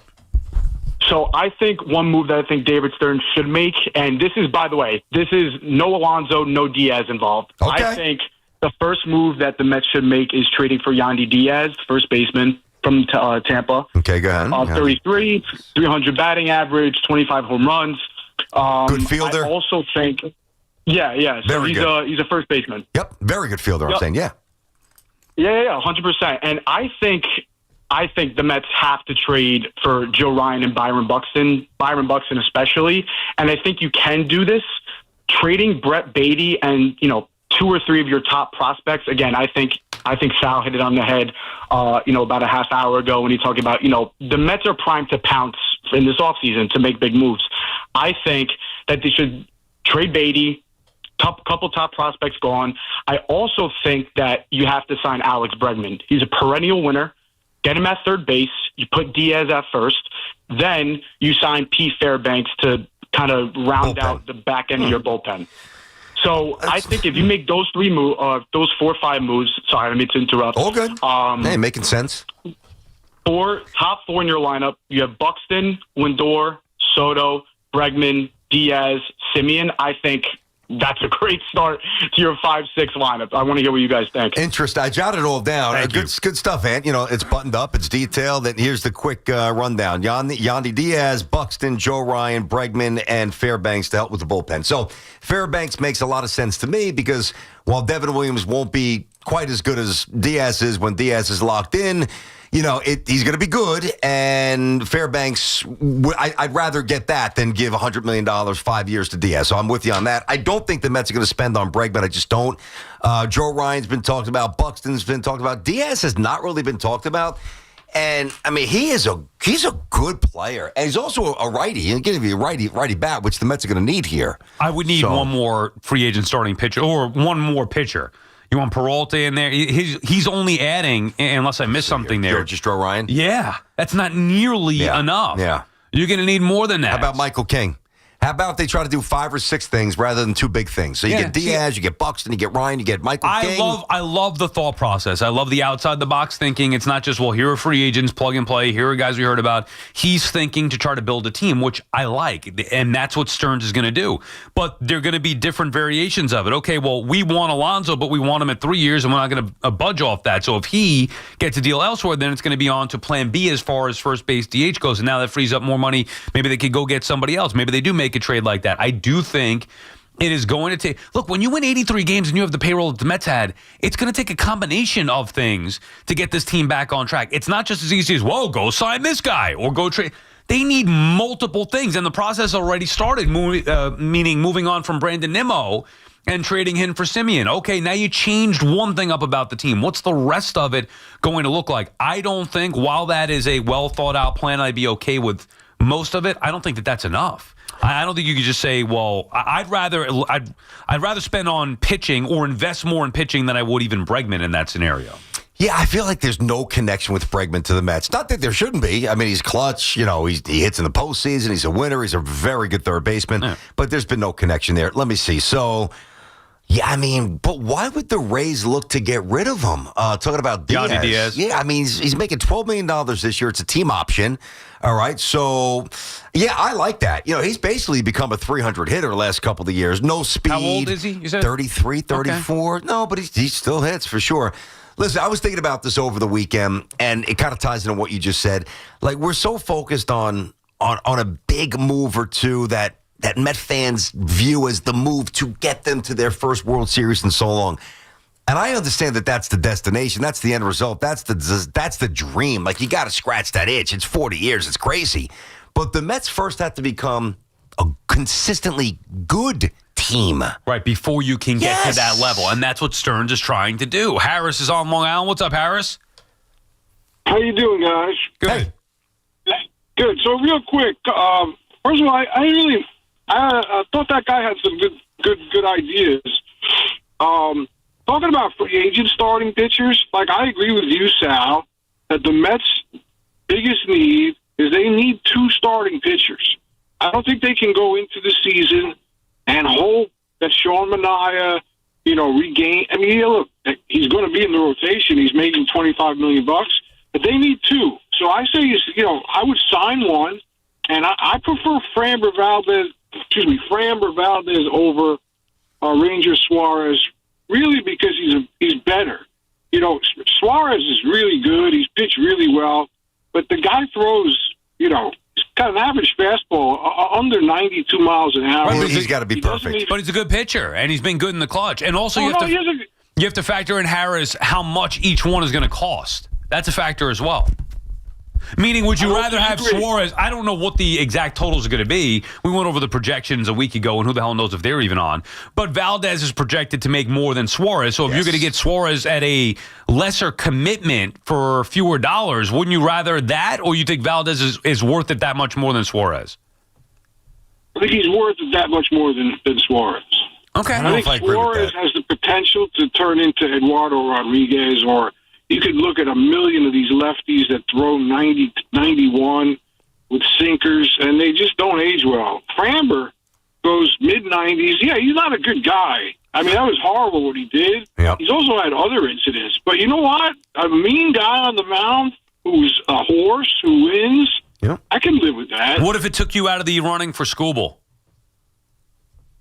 Yeah, I kind of feel like the Skubal thing is like a pipe dream, Well, he's going to be a free agent. He's most likely going to be a free agent next year at the end of the offseason. I mean, unless he gets traded somewhere that's going to commit to him $400 million, I don't know who that is outside of the Mets. He's probably going to be on the open market next year. So if you're willing to take yourself out of Skubal by signing Valdez? No, I don't think it should never take the Mets out. The Mets should never be out on Tarek Skubal, right, no matter who they sign this year. Agreed, Harris, and thank you for the call. But it's easy to say that. But if you commit $200 million plus for Framber Valdez, BT, I don't see the Mets committing on top of that another $400 million. Like, to me, the formula would be investing in one big top of the rotation starting pitcher, not multiple guys. That would not be the recipe for success. So to me, it probably is an either or. I'm not saying that they can't make any other moves. I'm saying as far as the rotation goes, I don't think you can justify paying Valdez big money this offseason and then expect to still go get Skubal next offseason. I'm not sold on that. I understand the concern. I mean, I'm just trying to see what some of these guys are making here. Obviously, Soto's making massive money. Lindor, he's over 30. Simeon is what, 20, something like 25, 26 for a couple of years. I think he's something like that. Manaea's still got 19. Devin Williams on the books now, 17 or 18. McNeil's still here. Now, there's eventually a pretty good drop-off, and that's why I remember saying this a couple of years ago, whether it was Volpe, not yet Spencer Jones, but Volpe and definitely Dominguez and Wells, right? And maybe like one young pitcher. I thought it was really important for those guys to develop, and they didn't really develop the way I needed them to. Because then if they did, now you've got 3 or 4 guys who are making peanuts around the diamond. This guy's making $800. This guy's making $1.2. This guy's not going to arbitration for 2 more years. So it gives you more financial solvency as you have a Fried, as you have a Stanton, as you have a Judge, as you have a couple of big-time contracts. Like if Brett Beatty, and I'm not saying he's this. I like him, but I can't say it yet. Like if he really becomes the third baseman of the, hits 260 and hits 25 home runs and could pick it, and he's here for 10 years and he's making peanuts. That would be a massive thing for the Mets because you got rid of the Nimmo stuff. And if Alvarez and Beatty, those are the only two names I'm going to throw out there. If those two players can just reinforce and eventually finally solidify that they are the guys that we thought they could be and should be, certainly more so with Alvarez than Beatty, then I think that they could do that with the Skubal thing and with $200 million for Valdez. Could is different than will. Or even should. I know that they could clearly. Right. Should. But then also factor in Stearns. He's a guy who doesn't believe in investing in starting pitching to begin with big money. Right, he's going to have to get over some stuff here, Stearns. He's going to have to change the loop. He's going to have to evolve. So then maybe he says, well, yeah, I do it, but I do it for Skubal. I'm not going to do it for Skubal and Val. You know what I'm saying? You can't expect the guy who doesn't believe in doing that to all of a sudden do that for multiple guys. That doesn't make sense. You know what? I don't understand. I really mean this. I am baffled by this. I don't understand this. If I was a general manager in a small market, like he was prior to coming here, right? And I was beholden to a certain economic model that I just really couldn't deviate from based on revenue stream and all the things that we know that are inherently. Now, Milwaukee's not being, it's not like the Marlins, but it's not like being in New York or LA either. All right, well, that's one thing. But, like, why should the money matter to Stearns? Why? No, it's not. It's his philosophy of building a team. You don't change that just because you have more resources. You could say, okay, well, maybe I didn't have this opportunity in Milwaukee. Well, that's exactly what I'm saying. But you got to evolve a little bit. It's a different team, different template financially. Understood, but if your principal beliefs are that you wouldn't invest big money in starting pitching, it's not because you don't have it. It's because you don't believe that those are good investments. I also agree with him. It makes no sense in today's game. We've had this argument plenty of times before. It makes zero sense to invest big money in starting pitching, especially mid-level starting pitching, because you're overpaying for it. These guys don't even give you 7 innings anymore, for goodness sake. And when they do, there's no relying that they're going to stay healthy or be successful in the postseason. It is to me, flawed philosophy and flawed investment in today's evolved sport. I would still invest in the right one. Max Fried, Garrett Cole, Tarek Skubal. The Brewers couldn't do that. The Mets can. Yamamoto. The Mets can do that. They can pick and choose which guys they invest big money in and would be better off to have that contract be a success versus, well, we need a pitcher. Here's Framber Valdez. He's the best one that's on the market. He's available. And we're gonna have to overpay to get him, but we're desperate and we need him. That just does not make sense. See, but I'm not wrapped up in the money. And you want to tell me that that's Stearns, but he's never really quite said that. So we believe based on his actions, which are really stronger than words anyway, so I'm sure he does believe it to some extent. But what I'm saying is, like, it's one thing to have to remain married to a certain script in Milwaukee. Add a new chapter. I'm not saying that you radically reinvent who you are that got you the job with the Mets in the first place. It's okay to evolve a little bit. Now, I'll also say this. You're right. We both share this fundamental view. Like, you pay 6-7 years for whomever when they're 27, 20, and 28, 29, 30, more in the case of these pitchers. You're paying 30% past performance. It's not ideal, but that's the price of doing business. So everybody else, you have to do it if you want to do it. I know it's not perfect. I also know that those guys end losing streaks. I also know that they sustain winning streaks. So what did Dylan see? That 7 years, 210? Yeah. Idiotic. I mean, I could do a whole show on why that's idiotic. But however, if Dylan Cease was on the Mets last year, instead of these kids who were fed to the wolves and they weren't ready, not Clark Schmidt, not Clark Schmidt, Come on. You're talking about the young guys? Yeah, Clay Holmes. I'm thinking Clay Holmes. Instead of Clay Holmes, and Clay Holmes did okay. But instead of those guys going out there trying to piece something together, give me Dylan Cease, who's going to give me 200 innings, 200 strikeouts, and give me a chance at least for Lindor last year, Soto or Pete to hit a 3-run bomb to give me a chance to win. I know it's not perfect, but you need a couple of guys that can end the losing streak. There is an in-between from where Met fans want Stearns to go from where he was a year ago. He's got to find the in-between. BT and Sal on the Fan. More your calls when we come back. Yeah, no doubt. Looking forward to those calls. Hey, this winter, celebrate the joy of the season in a new all-electric SUV from our friends at Cadillac. Make every drive exciting with the innovative technology and the optic, and you can arrive confidently with the sophisticated stylings of the Lyriq, Sal. And discover the comfort of the spacious 3-row Vistic, BT. Experience EV luxury like never before at the season's best sales event. Visit your Tri-State Cadillac dealer. The BT and Sal Show is presented by your Tri-State Cadillac dealers. Cadillac, the official luxury vehicle of the New York Giants. It's Boomer and Gio, mornings on the Fan, 101.9 FM. And talking to anybody who's ever played at a high level, including you, one of the biggest indicators of getting your ass whipped is those rushing yards. That's exactly right. Listen to Boomer and Gio on demand on Apple Podcasts, Spotify, or wherever you get your podcasts. This is Maggie Gray with an Odyssey Sports Minute. Alabama's loss to Georgia should have dropped them, just like every other conference champion loser. Yet they're safely in the college football playoff bracket. The Tide have now lost 2 of their last 3 SEC games and barely put away Auburn until the final minutes. The Tide's recent play hasn't inspired much confidence, but now with a chance in the playoff, Alabama could still make everyone look silly if they can turn things around. I'm Maggie Gray. This is the story of the one. As the purchasing manager at a manufacturing plant, she knows the only thing more important than having the right safety gear is having it there when you need it. That's why she partners with Grainger for auto reordering, so her team members can count on her to have cut-resistant gloves on hand, and each shift can run safely and efficiently. Call 1-800-GRAINGER, click Grainger.com, or just stop by. Grainger, for the ones who get it done.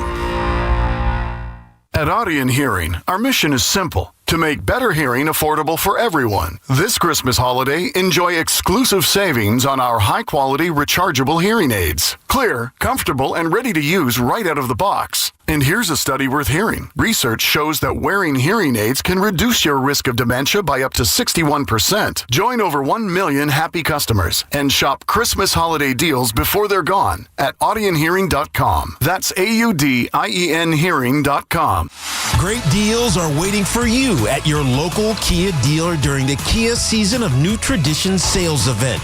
So, gift yourself some savings and drive home a capable Kia SUV or powerful Kia sedan today. The FanDuel Sportsbook app is your home for all your favorite NFL bets, from yards to touchdown to who will win. With FanDuel, any play can be the play of the game. Tonight, FanDuel's giving all customers a 30% profit boost token. That's right, you can get in on the action with a 30% profit boost token this Monday night. So make FanDuel your go-to app for any snap.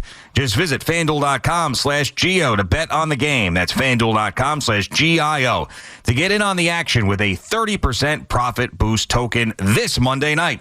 We just love the app around here. It's safe and secure. When you win, you get paid instantly. Play your game with FanDuel, an official sports betting partner of the NFL. FanDuel Sportsbook is also the official sportsbook of WFAN.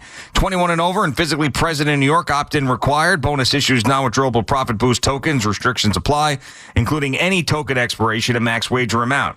See terms at sportsbook.fanduel.com. For help with a gambling problem, call 877-8-HOPE-NY or text HOPE-NY 467-369. Want the best deal on Bridgestone winter tires? Get to Town Fair Tire and get Bridgestone tires at the guaranteed lowest price. Plus, you get more free services than anywhere else. When you combine Town Fair's guaranteed lowest price with the most free services, you get the guaranteed best deals anywhere on your Bridgestone winter tires. Because nobody beats a Town Fair Tire deal. And you know we mean nobody.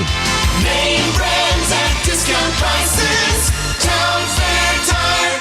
Get ready for more BT and Sal on the Fan. We're here with attorney Mark Miner of the personal injury law firm of Zalman, Schnerman, and Miner. Mark, we've all seen those cracked and uneven sidewalks. Who is responsible for such conditions? Well, property owners are required to maintain their property in a safe condition, and that includes removing hazards from their walkways, parking lots, and driveways. In New York City and many other places, property owners are also required to keep the sidewalk in front of their property in good repair. Well, what should someone do if they're injured in a trip and fall accident? If you call us at 1-800-LAW-LINE for a free consultation, we will inform you of your rights. The sooner you call, the better. Early investigation is often the key to obtaining compensation. Is the property owner always responsible for the condition of the sidewalk? Not always. That is why it is so important to speak with an experienced attorney. The city, utility company, transit authority, or someone else may be at fault. If you've been injured in an accident, call the personal injury law firm of Zalman, Schnurman, and Minor at 1-800-LAW-LINE.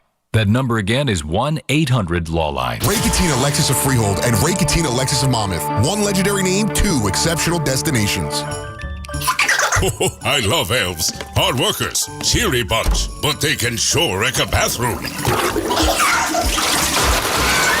Luckily, someone's always ready on short notice to save Christmas. The fine folks at Roto-Rooter. Coast is clear, Santa. Thank you. You may want to stick around. Santa needs to get in there. And away goes trouble down the drain. Roto-Rooter. Now get out of my bathroom. New Jersey packs a lot of wow into every winter getaway. We got wows to knock your ski socks off, wows to warm your soul, and wows to blow your mind. New Jersey, it's one wow after another. Find your wow at visitnj.org. New Jersey, little state, lot of wow. Boomer here. If you care about cooking your meat to perfection as much as I do, the IQ Sense Smart Meat Thermometer from Chef IQ wirelessly monitors your food's internal temperature in real time and pairs with the Chef IQ app to tell you when it's time to flip, rest, and serve. So there's no guesswork. There's no overcooking. Just perfect USDA safe temps every single time. It even connects to the new Chef IQ mini oven for hands-off precision cooking. So why not grab yours today at chefiq.com, code word Boomer to save 30% at checkout. Talk New York sports here. The Fan.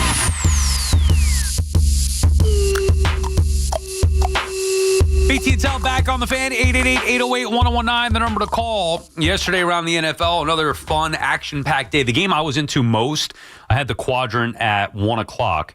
With the Jets are unfortunately were part of it. Steelers, Ravens, the Bengals and Bills, and then the Colts, Jaguars, that game got out of hand early as Jones goes down. They're probably going to lose that game anyway, but Jones went down. So I had less interest in that one. But I love that Bills-Bengals game. Did you catch any of that? It was in the snow, back and forth. Burrow and the Bengals couldn't be stopped early on. And then, unfortunately, late for them, Burrow threw a couple of key picks, and the Bills came away with the win. Maybe the most important result of those games was the Steelers beating up on the Ravens, who just are toast. Talk about Mike Tomlin being out. I mean, how do you bring back Harbaugh after this? Hey, I don't know. I mean, that's I like John Harbaugh. I don't love him the way others do. I definitely like him. Yeah, he's been thrown out there over the years. Maybe the Jets could trade for him. Maybe the Giants could trade for him. I mean, he's not Jim. Put it that way. He's not his brother. But you wouldn't hire him if you're the Giants and he's available? I'm not saying I wouldn't do that, but is he? I don't think his contract is up, is it? So you'd have to trade for him unless he was fired. That's what I'm saying. Unless he was fired. Either way, I'll tell you, even one of the, a game that you would have basically no interest in watching, even the Titans-Browns was entertaining. I mean, that was a wild No, game. I didn't watch that. Did you watch that because you had the No, over-under? I was following it. I just saw the highlights. But Sanders put up almost 370 and 3 touchdowns. And the Vikings-Commanders was a complete snooze fest. Dolphins-Jets stunk. See, I have an issue with, I can't miss out on things. So earlier in the year, it's like, oh, crap, there are 7 1 o'clock games. And we just watch football differently, you and I. Yeah, totally. So I'm like, there's 7 1 o'clock games. I can only get 4 in the quadrant. Which ones am I going to leave out? And then, throughout the course of the game, halftime or third quarter games getting out of hand, then you could switch. Now it's easier for me because immediately I rule out the Browns-Titans game means nothing. Vikings-Commanders officially out. Bucs-Saints out. So now I'm working with the games that mean something there. So that's why it was easier for me to enjoy yesterday, although I had to have the Jets and Dolphins, and quickly, once that game was officially done, I moved on from that one. And even tonight, you got the Eagles and the Chargers, which should be fun. All right, so let's just get a quick look here at the wild card standings. All right, just kind of get a sense, because it was kind of wacky. All right, so the Broncos at the top seed now. Obviously, the Pats are number 2.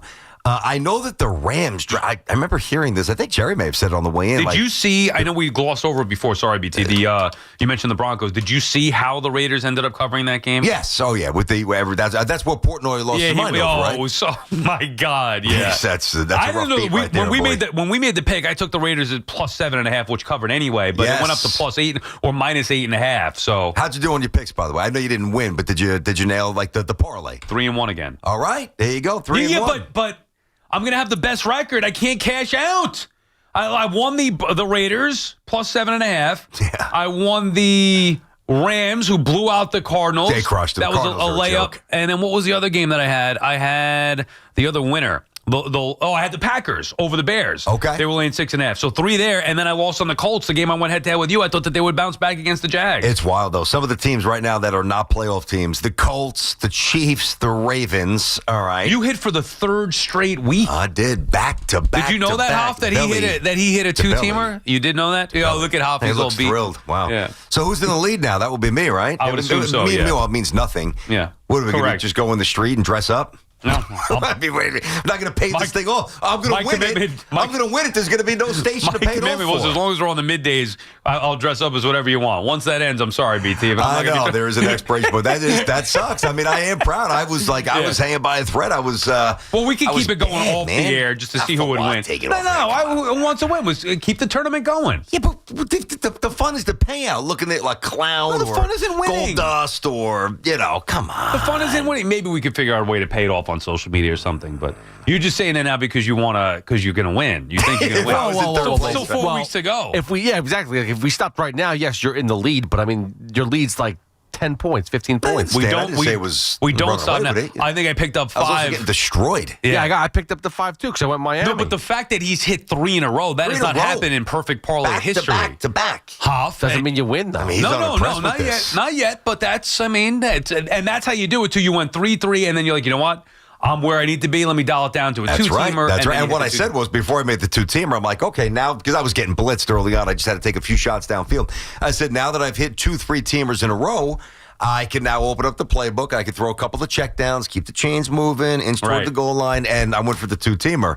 And I mean, both were pretty easy. Like, they weren't really close here. But, I mean, listen, it's gambling. It's hot and cold. It is what it is. That's where I got screwed, though, because normally I wouldn't go for the 4-teamer. You always add that extra leg. Yep.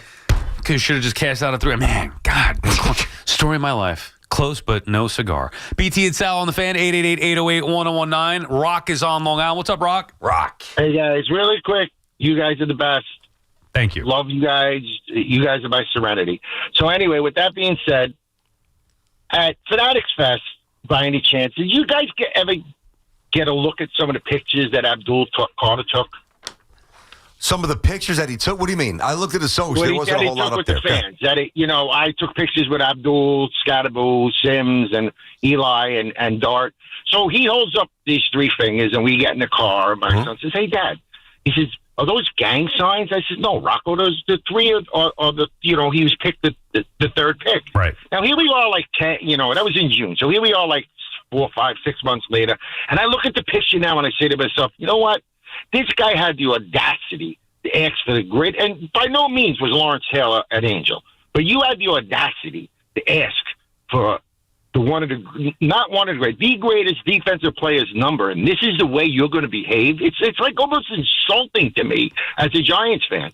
And it should be almost insulting to the Giants organization. Like, you need to clean up your act. Hey, by the way, Rock, hold on. I wouldn't even use the word, I respect that you do. I wouldn't use the word insulting. I would use the word worrisome.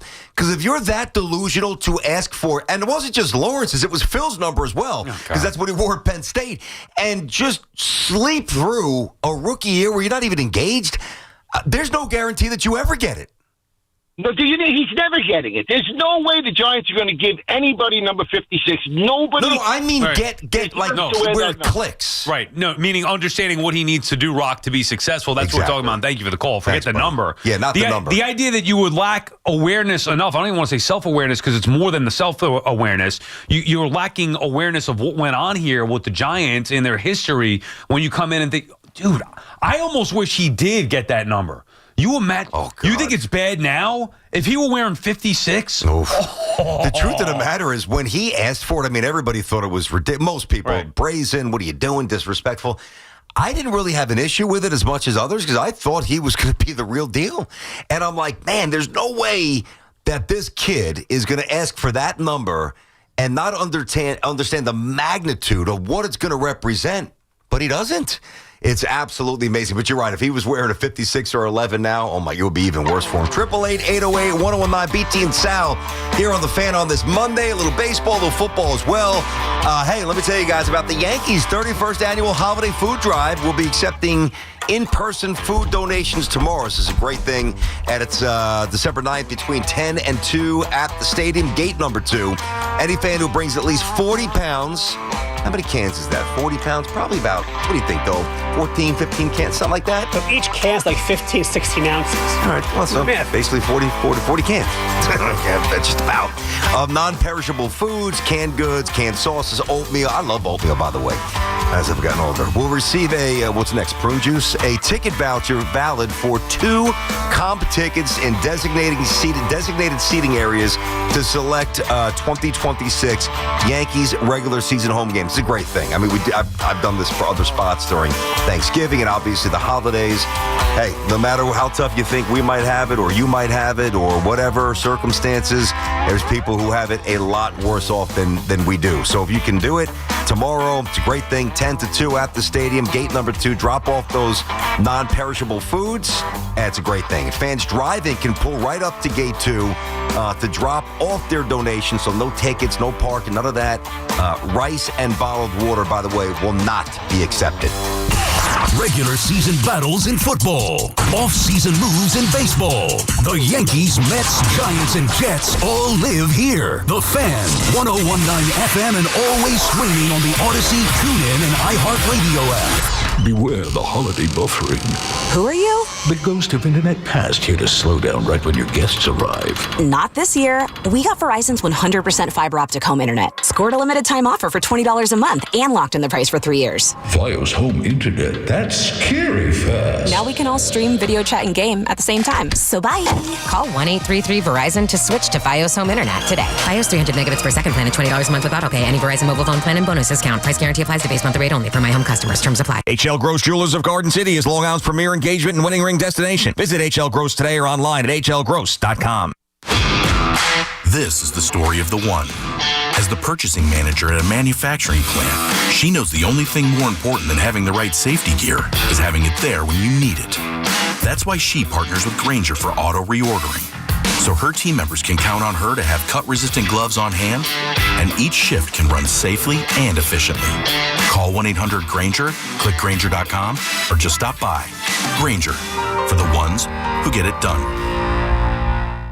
My name is Whitney Allen. I'm a widow. My husband, Ryan, died. We never thought in a million years we'd have to use life insurance. The unexpected happened. With Ethos, it is so fast and easy. It's 100% online. You can get a quote in seconds, apply in minutes, and get same-day coverage. No medical exams, and you can get up to $3 million worth of coverage through Ethos. Get your free quote at ethos.com/game. That's ETHOS.com/game. Time spent on application may vary. Online health questions required. Since January of 2022, the City of New York has awarded $24 billion in contracts to MWBEs, the most of any U.S. city or state in the nation. Build your business with the City of New York by going to nyc.gov/MWBEs. Sunday no longer a fun day?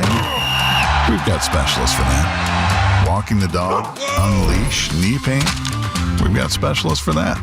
With 45 Castle Connolly top doctors, Orland & Cohen specialists are considered among the best in the nation by their peers, which can mean a better outcome for you. From Staten Island to Southampton, our network is open 7 days a week, so you can feel better, faster. Visit OrlandCohen.com. Our friends at Town Fair Tire remind you that at Town Fair Tire, you always get the guaranteed lowest price on name brand tires from Connecticut to Maine. Nobody beats Town Fair Tire. Nobody. Get the latest on the Giants and Jets on WFAN, WFAN FM, WFAN FM HD1, New York, and Odyssey Sports Station. WFAN Sports Flash. Good afternoon at 1 o'clock. I'm Andrew Bogish, your Sports Flash sponsored by Chef IQ. Precision cooking, effortless results, chefiq.com. And by Total Orthopedics, the experts at getting you back to being you. Total Orthopedics is Long Island's premier orthopedic practice. From simple sprains and broken bones to complex sports injuries, they're the experts at getting you back to being you. Total Orthopedics and Sports Medicine. Visit TotalOrthoExpress.com today. Aaron Glenn has been coy about the Jet QB situation for weeks. This time, he's got no choice. Justin Fields has that sore knee. Tyrod Taylor hurt his groin in yesterday's loss, and Brady Cook looked like a rookie in relief. It's too early to know who can play Sunday in Jacksonville. That's what these first couple of days are for. You know, talking to the players and talking to the docs and say exactly where we're at. And the guy that's going to give us the best chance to win, that guy will have the most reps. Somebody faces a Jaguars team that has won 4 straight to lead the AFC South by 1 game. It's Chargers and Eagles on Monday Night Football. Kickoff is 8:15. Westwood 1 coverage beginning at 7 here on the Fan. And Notre Dame AD Pete Bavacqua taking major shots at the ACC.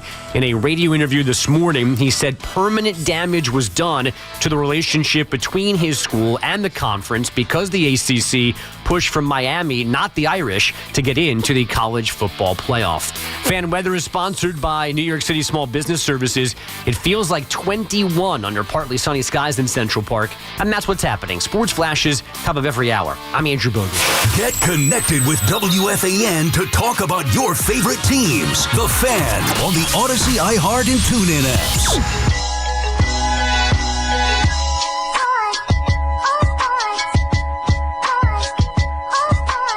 BT and Sal back on the Fan. 888-808-1019 is the number to call. We'll get back to the calls in just a little bit. All right, so we talked the NFL. How was Santa? Oh, no. Let's save the Santa Land stuff. Your Mattingly stuff. Why don't we do that here? I know you went on a little bit before, but the Hall of Fame, where was I? So, yeah, that was last night. I was at the Ranger game finding out. I was actually shocked. Me too. To see that he only got 6 votes. He got fewer than last time. Didn't even come close. I don't understand it. Now, if you told me there were a bunch of people on the committee that never played the game, okay, I still wouldn't agree with it. But when I found out some of the components to the panel, I mean, Robin Yount's on the panel. Ozzie Smith is on the panel. Alan Trammell is on the panel.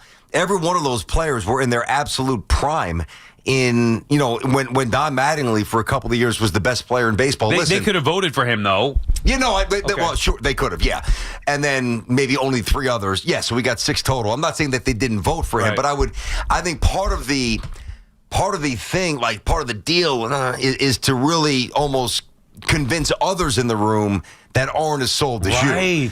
And if they tried, well, they didn't do a good job. If they didn't try, well, then shame on them. I mean, this whole damn thing is so convoluted. Now, he's not eligible till 2028. It's over. I don't even understand these stupid subsets now with these committees. How many committees are there? I mean, it's just, listen, if you told me, if I were to really, truly remove emotion, which I am capable of doing it, even though it's Mattingly, my all-time favorite athlete, as you know, by him. Chris Mullin, number 2. I saw your post on social media. Which one? The one on Instagram or the other one? You and Mattingly. No, you saw the picture of me and Donnie side by side? You can tell how much I tried to emulate him. I know. Like it's actually, maybe I'll post it. I probably won't post it on X. I'll just get harpooned with ridiculous comments. But it's on my Instagram page where there's a picture of Mattingly coming off the base and a picture of me doing the same thing in college.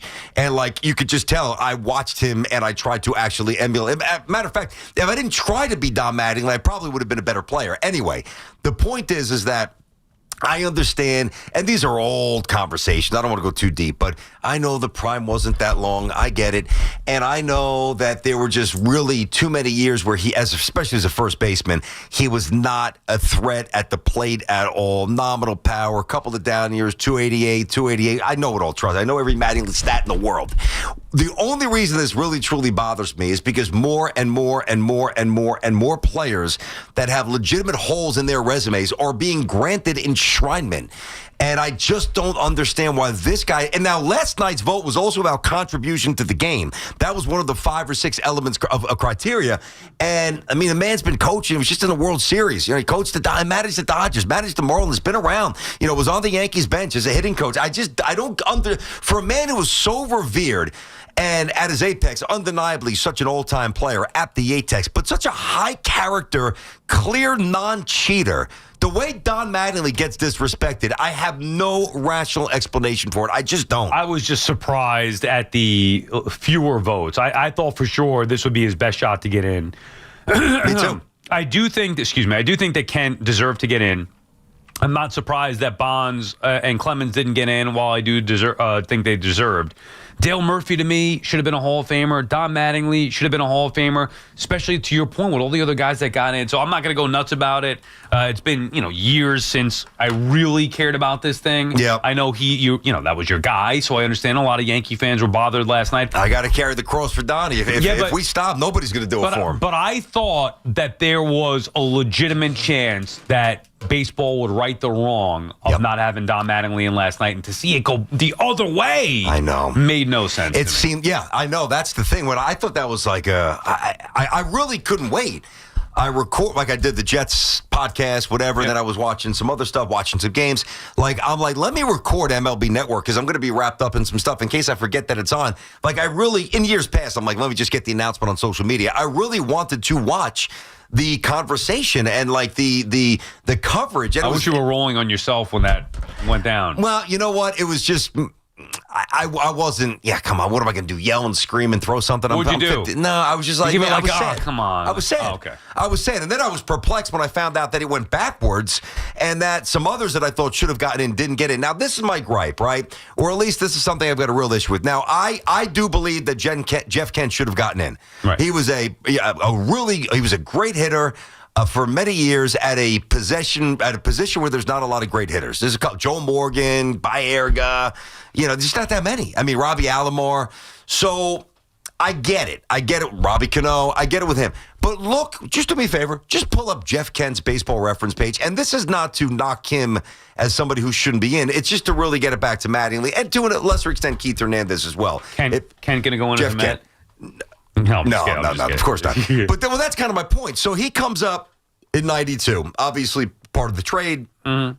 He doesn't start to really do anything of significance until 97 when he gets eighth place in the MVP vote. Well, I mean, I don't know. I mean, he hit with the Mets in 93, 21 and 270. Right. 94, the strike shortened year, 292. Would have had over 20 home runs there. I mean, at least. Yeah, but OPS 767, 696, 76. Right. Okay, so that's 97 when he went to San Fran. And then he starts to go nuts out there. Now, is it because Bonds is behind him or in front? Whatever. I mean, I guess they wrote there. Whatever he hit, I don't even remember the order. Was it because there was a lab out there? And I'm not saying he ever cheated. I'm not saying that. But I find it pretty interesting that, you don't really do a ton until you become 30, 31, and then all of a sudden you become one of the best players in baseball. How is that possible? Whereas with somebody like Mattingly, it's the exact opposite, where he came out, batting title, MVP in 85, should have won the MVP in 86. Clemens, a pitcher, got it. Donnie finished second. Then you have 87 with the consecutive home run streak, Dale Long, blah, blah, blah, all the gold gloves. Like, that's the trajectory of a natural career. What Jeff Kent did to me, and when I say unnatural, I'm not saying that he cheated. I'm not saying that. But it's not a natural arc of production. And the other thing, too, I am big on this. I know you are as well. Go to baseballreference.com. What do you really see? What's the first thing you see? Yeah, no black. Not a single bold or a single italicized for Jeff Kent. And he's in the Hall of Fame. Well, he led the league, I think, in sacrifices 2 years in a row. Sacrifice bunts or sacrifice what? I know. Sacrifice hits? Sack flies. Oh, wow. Amazing. Let's build a whole new wing for the king of the sacrifice fly. It's the only bold I see there. I don't know. When you put it that way, I mean, for a second baseman to put up monster numbers like that, I do believe he's a Hall of Famer. But to your point, no bold means he wasn't one of the best players in the sport pound for pound. It's just position-wise. And then there does have to be a little bit at least of speculation as to why he didn't really take off until he was 29 years old in San Francisco, where the Bonds. Yeah. All right. I really feel badly for Don. It bothers me because he's such a such a steward of the game, and you listen to the people who were on the field with him in real time, and they all say, this guy, and I watched it, this guy was the best player.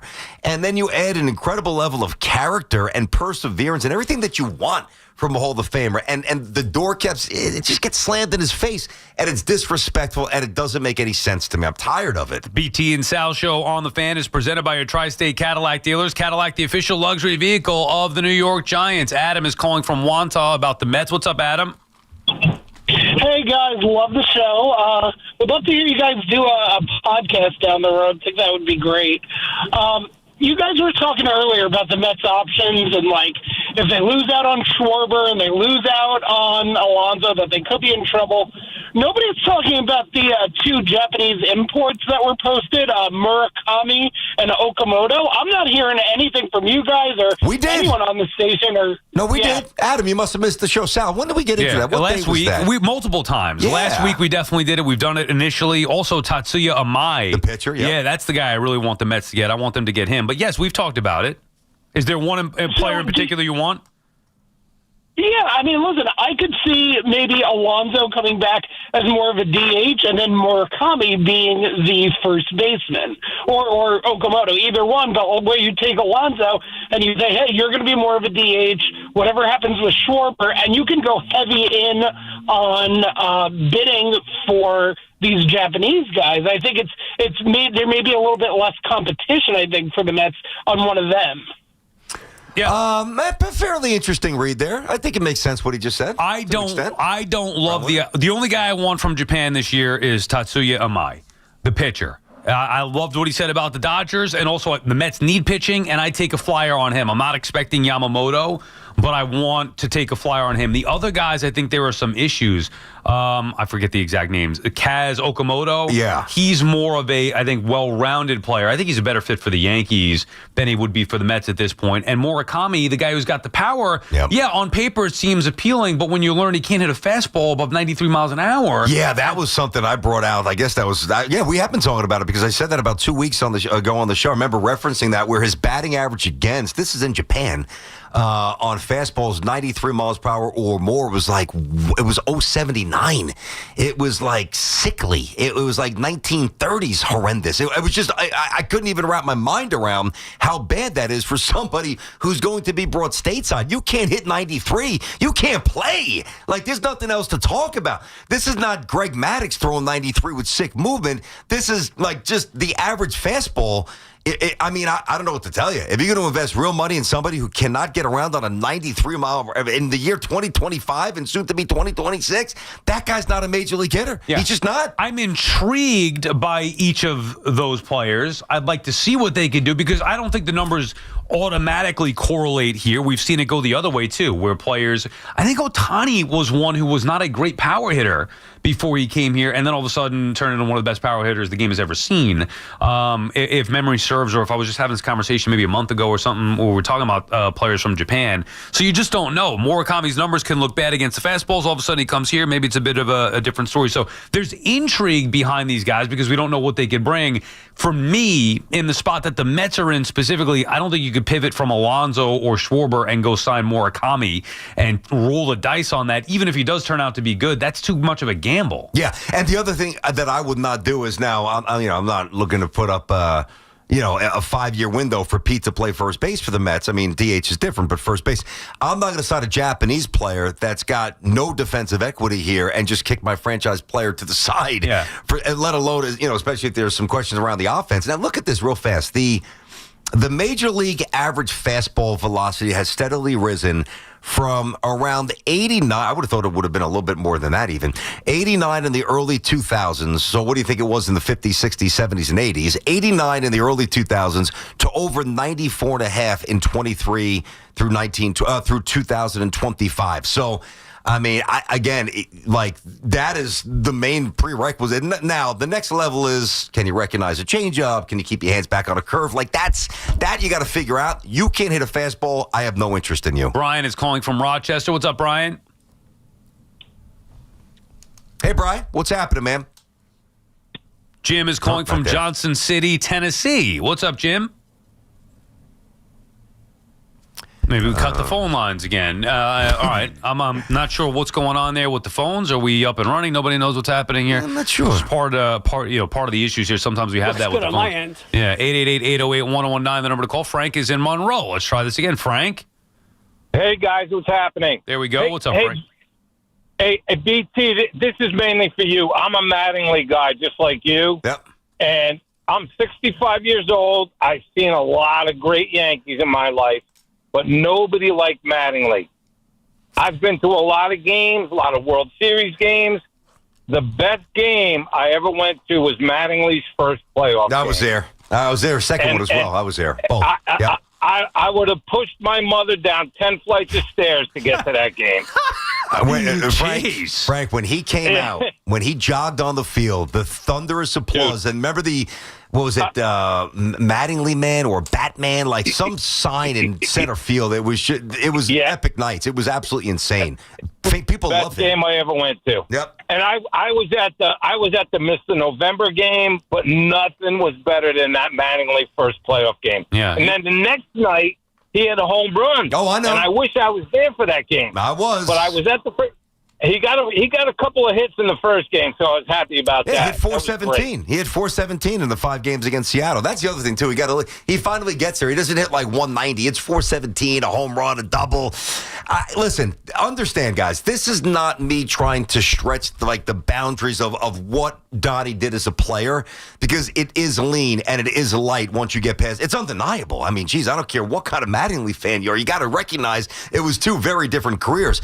My problem is, while he's getting overlooked and pushed aside, they're opening the door for guys who couldn't shine his shoes. That's what drives me nuts. I think Mattingly is the one guy that even Met fans can appreciate and relate to. Because he's the one Yankee that is a lot like a Met. He's got no championships. Correct. I love Mattingly. He's my favorite Yankee, too. I loved him in the 80s. No, you know what I used to love about Mattingly, all kidding aside? What, the stash, the hair? No, mimicking his stance. Oh, God, I can do it. Oh, yeah, me too. I With love that it from front shoulder. Oh, man, just crouch down a little bit and then boom, pop up. Oh, yeah, I used to do it every day. Yeah, I know. So I joke around, obviously, about it. And it is sad that he didn't get a chance to win. And, of course, he goes nuts in the 95 postseason. He leaves and the dynasty begins. But I always loved Mattingly as a kid, collecting his cards, all that stuff. And to think about this, as you guys were talking about Mattingly, and I'm like, man, think about how long ago Mattingly was in his prime. That's ridiculous. Okay, well, give me like the years, 40 right? years. That's the last time the Mets won a World Series. Yeah, well, hey, listen, that's a you thing, not a me thing. I'm just saying, no, it's a reality thing. No, I know. It's really them thing. Like, it's reality. The fact that we could, Mattingly, and people listening, like, who the hell's Mattingly? There's a lot of people that don't even know. Mattingly, in his prime, still was more recent than the Mets' last World Series win. Okay, well, let me put it in different context that you will definitely appreciate and everybody will understand. So there's a 40-year window. All right, imagine 40 years. That is frightening. Imagine flipping on WFAN in 1987 and somebody referencing aggressively and strongly a player from 1947. Right. That's the equivalent, dude. Think about it in that context. That is 40 scary. years. That's frightening. 47. I mean, 47, the World War II was just ending. I mean, Mike and Chris would do it regularly, but even then, for a young listener, you're probably like, what? That's what I'm saying. Yeah. BT and Sal on the fan. But I'll tell you what, hold on. But it didn't bother me like when Mike and Chris, and it's also my favorite sport, it's the one that I know the best, but when Mike would go into Mantle and Dog would go into Willie Mays and you hear about the Gibsons and the Drysdales and the I actually enjoyed that. Even when I was young, I had no point of reference in terms of maybe some old like This Week in Baseball footage, whatever it might be. But that never bothered me. But I also think that this is a broad generalization, that the older generations are probably more willing to listen to stories from the past than today's younger fans. Maybe if you are, then I'm certainly not trying to offend you. I think that's a broad statement. I could be wrong, but that's what it felt like. Well, I don't want to listen to you go on and on and on about Mattingly when I just scroll through TikTok for a few seconds. BT and Sal on the fan, 888-808-1019, the number to call. It may be the offseason for the Bombers and Amazons, but there's no offseason for Yankees and Mets talk. Get the latest here. The Fan, 101.9 FM, and always streaming on the Odyssey, TuneIn, and iHeartRadio app. I'm Dan Day from the BetMGM Network, here to help you beat the books. I'm taking Devontae Smith over 54.5 receiving yards tonight for the Eagles against the Chargers on Monday Night Football. Smith has been Hurts' favorite target this year, and he's gone over this number in 4 of his last 6 games. The Chargers have a top passing defense, but that's heavily influenced by them not playing offenses nearly as talented as Philadelphia. Take Devontae Smith over 54.5. Bet smarter, beat the books. Download the BetMGM app today. Please gamble responsibly. Hey, I'm Mike Slater. My dad passed away at the age of 63. It's out of nowhere. Hey, I'm Mike Slater. Stroke. Super hard, obviously, for the whole family, but my dad had life insurance. This is why I have life insurance for my family, for my wife and 4 kids. And the best place to get life insurance is ethos.com, because you can do it in 10 minutes. And there's no medical exam and no blood test, just a few health questions. Get life insurance in 10 minutes so your family is protected. Ethos, ETHOS, ethos.com/play. At Nielsen, fun is in the driver's seat. It's the season of giving at Nielsen Dodge. During this season of light and generosity, we're giving you our best deals on every car, truck, and SUV in stock. That's right, Chels, and we're pulling out all the stops to bring you extra special holiday offers. Lease a new 2026 Jeep Compass Limited 4x4, just $189 a month. Or lease a new 2025 Jeep Grand Cherokee Limited 4x4, just $299 a month. Or choose from hundreds of quality certified pre-owned vehicles. We'll also give you 0 down payment. We always give you the credit help you need. Fun is in the driver's seat when you save money. On Route 10 in East Hanover. Online at NielsenDodge.com. A proud member of the Nielsen Auto Group. Fun is in the driver's seat. Wrap up the year's sales event. With approval term 27 months due at signed Compass 5189, Cherokee 5894, and tax tag 498 doc and DMV fees. 250 years ago, a promise was made to connect families and friends near and far. And during the holidays, that promise is more important than ever. That's why USPS is building a better network to meet your needs with timely deliveries, easy and affordable ways to ship, and everything you need to make your season full of holiday cheer. Our purpose is delivering your peace of mind, knowing your love will arrive, bringing joy to all. The United States Postal Service. Learn more at USPS.com/holidays. You've got a big day, so you use Unstoppable Scent Boosters to give your laundry non-stop freshness. So no matter how long the day goes, you can't stop this power, this walk, this pose, this strut, this look, this talk. Your clothes will be so fresh you can confidently strut into that end of the day meeting like a boss, boss, boss, boss, boss, boss, bosses. Let's talk business in my office. Add new Unstoppables beads to your wash for 24-hour non-stop freshness, so you can smell unstoppable. Get ready for more BT and Sal on the Fan. D'Agostino, Law, Bite Back. I'm injury attorney John Ryan D'Agostino, nicknamed The Closer, continuing D'Agostino and Associates' legacy of helping the injured for over 35 years. My father, John D'Agostino, built this injury firm to help accident victims. This is John D'Agostino, and this is a family firm. For us, it's about doing what's right and making sure somebody pays for your pain. Call us first at 1-800-BITE-BACK. That's 1-800-BITE-BACK. They call me The Closer because big or small, in court or out, I'm fighting to get the job done, to win, to get you every dollar you deserve. D'Agostino and Associates has offices throughout New York and New Jersey and will come to you. I've been there and I'll be there for you. Call us first at 1-800-BITE-BACK. 1-800-BITE-BACK. That's 1-800-248-3222. When businesses thrive, communities score. That's why Bank of America is the official bank of FIFA World Cup here in New York, New Jersey. And our more than 280 local business specialists are ready to help your business win. What would you like the power to do?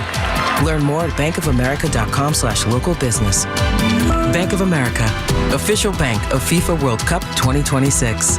Bank of America Corporation, all rights reserved. Think Verizon's best 5G network is expensive? Think again. This season, bring in your AT&T or T-Mobile bill to a Verizon store for a better deal. Then use those unwanted bills to wrap up goodbye gifts to AT&T or cut them into snowflakes to celebrate your switch from T-Mobile. 'Tis the season to save at Verizon. Just bring in your bill to your local Verizon store and we'll give you a better deal. Rankings based on Root Metrics Root Score. Report dated 1/8/2025. Your results may vary. Must provide a postpaid consumer bill dated within the past 45 days. Bill must be the same name as the person redeeming the deal. Additional terms apply. 1-877 Cards for Kids. KARS Cards for Kids. Ready to get rid of that old car? Donate it to Cars for Kids. Call 1-877 Cars for Kids to reach a friendly live agent. Donation's super easy, and your car can be picked up as soon as tomorrow. Call us now, 1-877 Cars for Kids. 1-877 Cars for Kids. Donate your car today. Hurry! It's our last chance to donate for 2025. Get the scuttlebutt on your favorite team, the Fan, on the Odyssey, iHeart, and TuneIn apps. All right, BT and Sal back on the Fan. Let's get you a little concert, which we've been doing for a while here. This time it is the Avenged Sevenfold tickets. Call their number 10 at 866-540-WFAN. That's 866-540-WFAN. That's a chance to win a pair of tickets to see the Avenged Sevenfold group over at UBS Arena I love that arena, on August 10th, courtesy of Live Nation. Tickets going on sale this Friday, 10 a.m. at Ticketmaster.com. 888-808-1019, BT and Sal on the Fan. We'll get back to your calls here in just a little bit. So you mentioned it earlier. I went to Saturday. I went to Santaland. Santa Claus is coming. So you were recommending or suggesting that it would be a disaster. Saturday, everybody in the world's like, oh my God, you're going there on a Saturday. And, me mentally now preparing to deal with this. I'm already on edge. I mean, obviously there's a lot of other stuff going on. But my wife, we made the plan to leave the house at 12:30. Okay. Our appointment, because now at Macy's for Santaland, you make appointments. They don't just... Which is a big difference and a good thing. It's the best thing. It's the humane thing to do. Oh, my God, to yes. those of us who aren't going to see Santa. Now, it's a pain in the ass to get that appointment. Literally, I had to set my alarm for 6:30 in the morning, 6 days out of the day, whatever, and then hope to, refresh, like you're buying tickets like to a Taylor Swift concert. I need to go see Santa here. So, anyway, we had 3 p.m. appointment was the best that I could do. So I told my wife, let's leave at 12:30. Mm-hmm. What time you think we end up leaving the house? Oh, God, they're always late with this. If it's my house, let's see. If I said 12:30, my son and I would be in the car at 12:28, and we'd probably be actually leaving the house at about 12:50, but I've since may have been a little bit later. What time? 1:20. Yeesh, why? What was the disconnect there? Was it properly communicated? Is that your fault or her fault? Well, I didn't even ask the question. I just said, I don't know how we're leaving almost an hour late. I don't know. And then it starts into, because I'm taking care of the dog. And I'm like, all right, let's just get it. Well, you didn't like the way it was going. Because she had some answers for you. Because she was doing things that you should have been doing. You're like, let me pivot here and get out of this one. But here's the bottom line. We set a time at 12:30. I'm with you. I'm very time-oriented. That's my regimented nature from my dad. I'm the same way. I'm anal about it. 12:40, 12:45 would have been bad enough. 1:20, I'm like, what are we doing here? So anyway, it's 1:20, and I'm trying to put myself in a good mood, but already up against it. And then, okay, calm down, let's go. It should be only an hour till we get to the city. By the time we get there, we park, and I found parking on the street. It was paid by a meter, but at least I didn't have to, whatever. Oh, nice. Okay. It's better than, banged out for 55, whatever, 60. The idea was to go see the tree and do Santaland. Okay. Boom, boom. Yeah. We got there, I'd say, around 2. But they're 2 different locations. Correct. You're going to Rockefeller first and then downtown. Correct. To Macy's. Okay, got it. We parked, I'd say, 37th and 8th, let's just say. Okay. Or, maybe 37th and 7th, something like that. All right. And we get out of the car at 2:10. Oh, boy. And I'm like, what do we do here? Because I don't want to be late for that 3 p.m. reservation. I have no idea what's going on. Yeah. But there's no way we're going to see the tree afterward. Yeah, okay. Well, why not? That's not an option? By the time I don't know how long the Macy's thing is going to go. Okay. My wife doesn't want it's colder, it's darker, it's true. Probably more crowded because more people want to go at night. She's still on a sleep routine. She's still kind of young. So I make the executive decision. Let's go. Sal, the CEO. Pedal to the metal. Sammy, who's now going to be 5 in April, so a little over 4. Yeah. Get that stroller out and let's go. And I am booking it through people from 7th Avenue, from 37th Street, 7th, all the way up to the tree. Oh, wow. About 20 minutes. Yeah, and my that's a wife hike. is dragging behind and upset because I'm running and getting through people. We fight through the amount of people to get to the tree, and that place is just... It's a zoo. Chaos beyond belief. Like, it's gotten worse over the years where they got the barricades way, way out. You can't Not even just get by near the Radio tree. City anymore? They've got barricades before I mean that? around the tree. Oh, yeah. But, I know. further out around the tree. Yeah. So, but then everybody's jammed in there. I'm plowing through with the stroller. I don't care, man. Moving. I know how this works in the city. I've been here. Yep. Get out of the way. Let's go. Grabbing a selfie. Sammy's not looking. She's looking at God knows what. You can barely see the tree. My wife's like, oh, there's a thing in the way. I go, I don't care about the thing in the way. Just grab the picture so we get the hell out of here. Like, we don't really have much time. We got to turn back around. Grab whatever selfies. I haven't even looked through it yet. With the tree in the background, the reason why that was important is because 10 years ago, my wife and I met, and we went to the tree for the first time together. So I figured 10 years later to do a selfie in front of the tree with Sammy. I'm sure 10 years ago you didn't have a fight going into the car like you did here, I'm sure. No, it was a happy, peaceful walk over, probably hugging and holding hands and kissing by the tree. Yeah, now it's like, get out of my way, will you? No. So then we go, so it's the truth. Then we turn back. I'm telling you, we were there for no more than 90 seconds total. You got to be, oh, God almighty. Turn back, and now I'm booking it down the other way, and my wife is winded. What the hell are you doing? Trying to put the blanket as it's falling off of Sammy on the stroll. I'm like, get out of here. Let's go. Stop with the... You can't stop. You got people behind us. And then we get to Santaland, and we got there, I'd say, 3 o'clock. For 3:30. Right? No, we got there right at 3 o'clock. Oh, so I thought you said it was at 3:30. 3 o'clock appointment, Okay. and then you're on a line with the strollers to take the elevator up. Oh, yeah. This is where I lost my cool a little bit. Okay, a little bit. First time all day. It's not the first time. So what did you do now? Because this is what you're on a line with the stroller to get to. There's 3 elevator banks that get to the 8th floor. I know to see Santa. Okay. And then we're online, and the guy there is like, he's not in control of who's cutting or what. And now people start to cut. And if he's not policing it, somebody's got to police it. Somebody's got to do it. Yeah. I stood up and said, if those people get on that elevator, and now I wasn't even first in line. Like I'm third in line, but I'm waiting my time. I know I probably got a couple more elevators to go because it's just jammed up, strolls on. If those people get online before those people do, I'm going to throw a fit. And the guy's like, well, what do you want me to do about it? I'm like, how about you do something about it? Police it. It's not my job. I mean, it might be soon, but it's your job right now. You're policing this thing. You need me to help you out? I will. Don't let people let them sit on the line just like everybody else. Anyway, we get up there, all is good. From the time... all is good. I love how we transition. Eventually, we get up there, all is good. Meanwhile, the emotions and the energy's through the roof, but all's good in Sal's world. When we got up there and then you checked in, we made it maybe 3:15, 3:20. From the time we got online at Santaland to the time we saw Santa and got out, 1 hour. Wow. Not bad, right? That's unbelievable. Unlike the 4.5-hour excursion I got subjected to years ago. All right, so I got a couple of quick ones for you. Why not just jump on? I appreciate the hustle, I really do, but why not just jump on the 1 train when you guys were banging it up to Rockefeller? Just jump on the 1 or the 9 and go from where you are up there. I mapped it out. Google Maps said the subway would take 13 minutes. The walk would take 18 minutes. Okay, so you're on top of it. Yeah, So and now I'm thinking, remember, I got the stroller, I got the baby. I know. You got, 3 times the subway fare. Not that I cared about the money at that particular point, but I'm just like... Yeah, trying 3 times the subway fare and negative 30 the subway safety. I mean, that's a calculation. If it were me by myself, I hop on the subway, no big deal. Or even me and my wife. But with the stroller and Sammy, I'm like, at Christmas time, I'm not dealing with all this stuff. And so that's why. And it was only a 5-minute difference.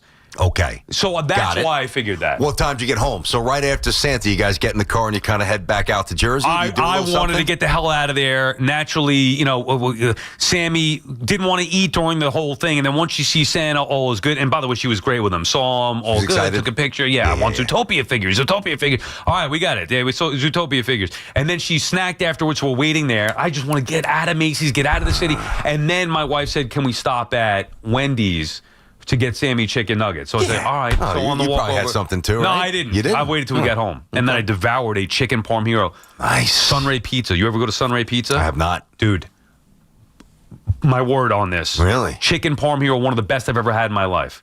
Really? Sunray Pizza. I'm a tough It's judge on right that. near That's you. one of my favorite sandwiches, so I'm a tough judge. Oh, Same dude. with the veal.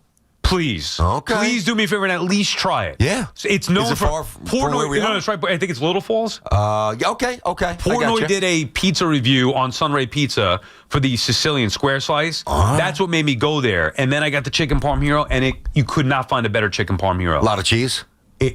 It's money. I'm starving until you kill me. It's massive. Oh, God. I devoured that thing when we got home. Did we get home around, I'd say 6:37? It was actually a nice. That's it? It was a nice day. That's actually, nice day. It was a nice, sounds like a tormented day.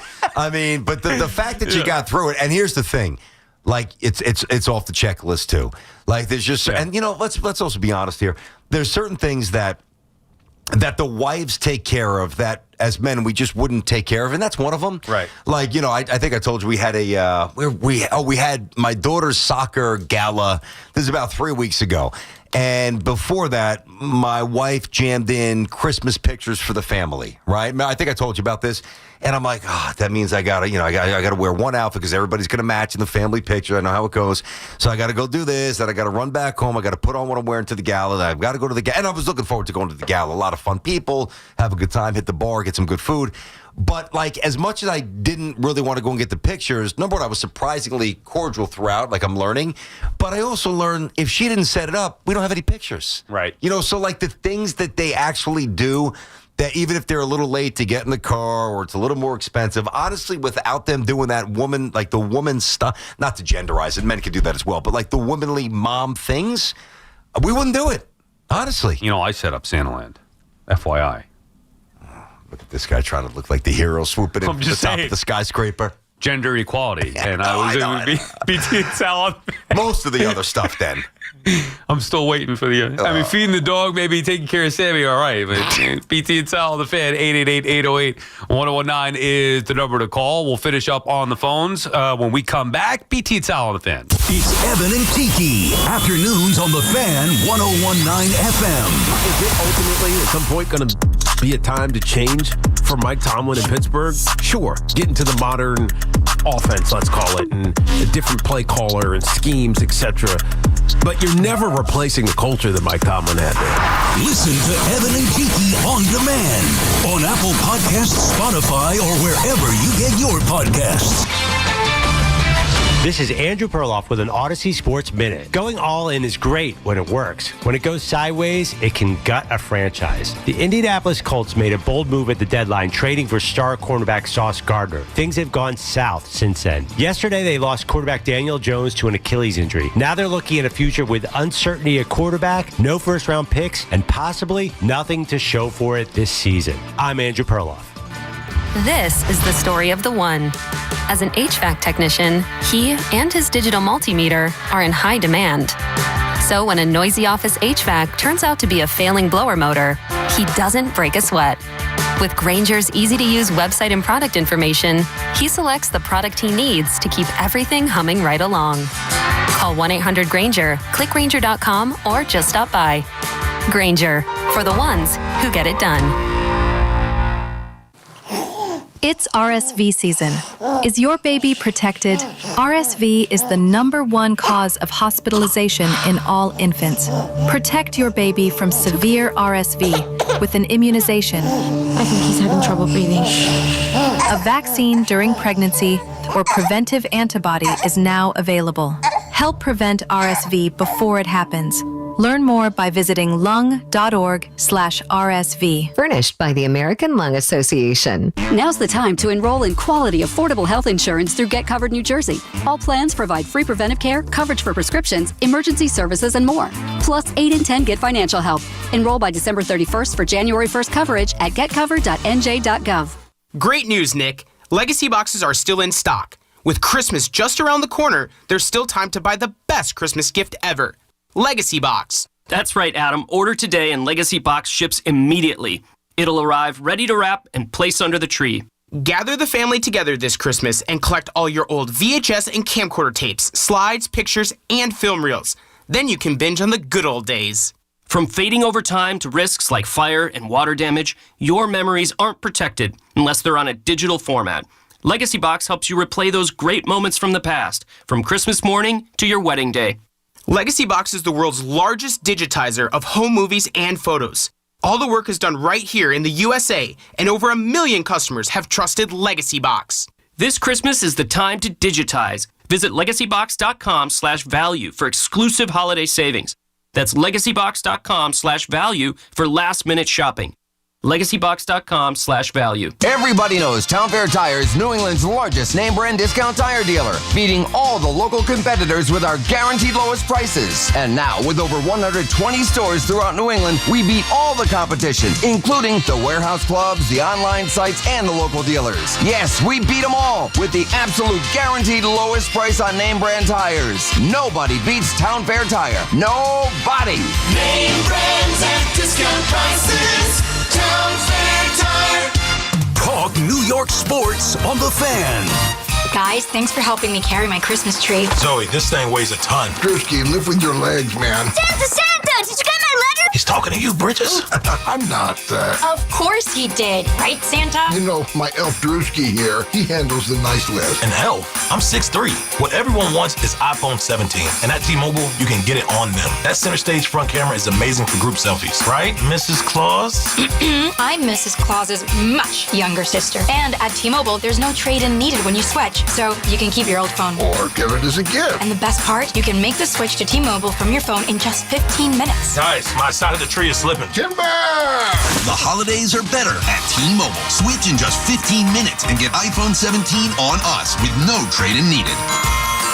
With 24 monthly bill credits for well-qualified customers plus tax and $35 device connection charge. Credits end and balance due if you pay off earlier. Cancel. Finance agreement 256 gigs, $830. Eligible port in a new line. $100 plus a month plan with auto pay plus taxes and fees required. Check out in 15 minutes or less per line. Visit T-Mobile.com. Life can change suddenly without any warning whatsoever. When you're sidelined due to a debilitating personal injury, it's crucial to have a trusted team on your side.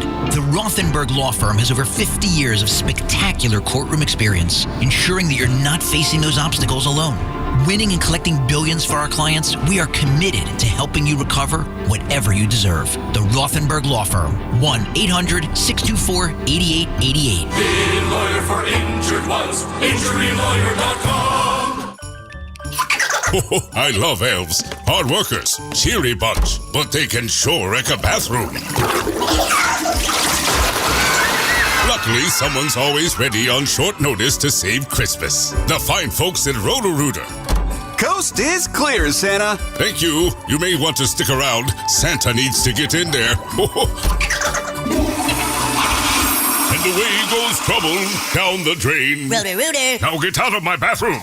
For the absolute best food and catering for your holiday gathering, call Kitchen Cabaret. Serving Long Island for 50 years, Kitchen Cabaret is Long Island's #1 premier caterer and favorite place to eat and shop. From Montauk to parts of New Jersey and Westchester, it's Kitchen Cabaret for the most delicious food and best-in-class catering, bar none. Located just off the LIE at exit 39, call them at 516-484-3320 to place your order now. Or log on to kitchencabaret.com. That's Kitchen Cabaret with a K.com. Call of the day with Brendan Tierney and Sal Licata on the Fan. Today's call of the day brought to you by our good friends at Edison Heating and Cooling, New Jersey's heating experts. I want to wish you a very, very happy anniversary. Anniversary? It's not the unkillable speech, is it? 1 year ago today. Yeah. The New York Mets agreed with Juan Soto. 15 years, $765 million. Happy anniversary to Soto. And how did those 83 wins taste, buddy? What did it lead you to? I'll tell you, last year, I'm watching the winter meetings last night. I'm saying, what a different mindset this year. First of all, it's such a different energy, based on the whole baseball landscape. But really, think about how... especially this show with the Soto whispers, and then when they get them, you come in with the trumpets and the King Cohen garb, and hey, listen, nobody can ever accuse me of not doing the right thing. When the Mets didn't steal, when the Mets took Soto from the Yankees, I took it like a big boy. I didn't complain. I said, you guys won. You did the whole spiel with Cohen with me. I laid out. Yeah. And then the Yankees made the playoffs and the Mets didn't. So, life as usual. So the point is you can't win in the offseason. You can win the offseason. You can't win in the offseason. All right, a couple more offseason notes here, BT, before we get back to the calls and finish up. John Heyman Or I guess Mike Puma had it. I'm just seeing both tweets here. Mike Puma had it. Pete Alonso will be traveling to the winter meetings to meet with the Red Sox and the Orioles. It is unclear if the Mets will meet with Alonso at the winter meetings, but at least Pete will be there. Plans to meet with both the Red Sox and the Orioles. I just get the feeling things are a little frosty with Pete and the Mets. Yeah, I mean, I've kind of felt that way for a while, going back to last year. I think that I'm not taking the Orioles very seriously. I saw something before on Schwarber. I forget who had it, but it seems like the Phillies are hell-bent on matching whatever Schwarber deal or offer is out there. So let's say Schwarber goes back to Philly, and I know that Schwarber was a target of the Pirates, not realistic, but also a target of the Reds. I think that the three teams, Pete's could either be a Red Sox, a Red, or a Met. Those are the three teams I feel like are Pete, certainly Red Sox, Reds, or Mets. Not necessarily, Red Sox Orioles, first. Huh? Orioles have some money. I know they do. I just don't think he's going to go there. But they're not going to compete. I mean, why not? They were supposed to be better than what they were last year. It was a disgrace last year. They were horrible. Is that a ballpark you want to hit in? I know they changed the fences again. I would think for him, yeah. It used to be small, and then they pushed the wall back in left field. Now they pushed it back in. I just think Fenway, home run. I think Cincinnati, that ballpark, that bandbox, home run. And then obviously come back to the Mets would be a home run, PR-wise. What do you think's the primary motivator in Pete's decision making? Money and years. Show me the money. Yeah, that's where he's at. Show me the money. I don't blame him. I'd be at that. I'd be at that too. Go get yours. Yep. And if the Mets are drawing a hard line in the sand, saying we're not bending on this, we're not budging on this. I told you that weeks ago from my industry source, and then I said it again. What is today? Monday. So yeah, I guess Thursday on or Friday Friday we talked about it too. I was saying somebody was telling me the Mets are 3 years. That's it. So if that's the case, Pete's saying, all right, well, I'm going to go get it elsewhere. Now, he did that last year, too, and ended up coming back. But I'm all for him going to maximize money. And that should be the priority. I believe that's what it is with Pete. One more here, then we'll get back to the calls. This is from Buster Only that has nothing to do with the free agency or the winter meetings, but I think it's an important tweet to read. I like what he's saying. Only says, a great gesture of leadership would occur when current Hall of Famers who used PEDs, greenies, steroids, whatever, just came out and explained why they did it. Or explain what they did and why. It would move the Hall to a place where it could finally acknowledge the reality of what happened in the industry for 20-plus years rather than absurdly pretending Bonds and Clemens were outliers. I think that is perfectly said by Buster Only because people are vilifying A-Rod and Bonds and Clemens, but you know that there are PED users in many ways, shapes, and forms already in the Hall of Fame. It is on their peers to stand up for them and say, hey, I did this too. It's like the dirty little secret. Well, I'm not going to say anything because I don't want it to tarnish my thing. Well, I'm not going to say anything because I don't want it to tarnish me. Instead, stand up and say, you know what? I'm a Hall of Famer, and I deserve to be in the Hall of Fame, and I did PEDs, and here's why. Here's what I did, and here's why. And that would open the gates for A-Rod, Bonds, Clemens, and so on. It's a great sentiment. 0% chance that's going to happen. Because think about what you're adding to your plate. And all these Hall of Famers aren't 30, 40 years old. They're getting up there in years. You think you want to deal with this nonsense now? Age 60 in your 70s? Like, why would you invite that? Now, the answer would be to do the right thing for your peers. Understood. That's why I like the sentiment from Buster. That's never going to happen. Also, don't you think that at some point, some of the peers that know... They're going to rat him out? I'm telling you, I know that other players know who's in, that did what, and this and that. You know why I don't think that? Number one, it's been so much time, and that hasn't come out yet. But you don't think let's say Bonds or Clemens, probably waiting right now to hopefully somebody does the right thing, maybe they get in. Once they know that can't happen, then I would think they say... meaning the ones who aren't in, go out and start kind of diming out people. Correct. I still don't think that they would do that because it wouldn't make their candidacy better, especially once you get to the point of expiration. Once it's over. But now it's just kind of, grinding the axe just for like, what's the benefit? Is it cathartic? Does it make you feel good? No, it's telling the truth. I know, but that doesn't change anything. The truth is there are people in the Hall of Fame. 100%. Okay. That's the truth. So no then why? Question. So why is Bonds and Clemens penalized because they're the most famous and best to do it? I'm not saying that they should. They should be in the Hall of Fame. But that, and same with Alex. But and Mark McGwire, not Sosa. But that's different than me saying that they should be in. It should be more of a level evaluation. Is different than these guys coming out and turning rats. I just don't think they're going to do it. I'm not saying it's a great look, but when you get to a point where it's over, and you're the one who's being vilified, and you know the truth. You grow tired of it. Why am I carrying the burden for a sport? I'm talking about, maybe this happens in 40 years where these guys are, toward the end of, forget about their candidacy, but talking about toward the end of their life. That's different. You know, I'm just, at some point, some of the guys that are in, you can't hold the truth underneath the rug the entire time. Well, think about Diddy. Think about the documentary we just watched. How's that? It'll get on. The truth will be uncovered. Yep. Maybe it takes a passionate person like you or I to say, you know what, this is wrong. And an investigative report, I'm not saying you or me, somebody who can investigate this stuff and get into it and get quotes from anonymous players who say, so-and-so did PEDs. I know it because I played with him. And you're onto something. There you go. That's our next venture. Let's do it. Yeah.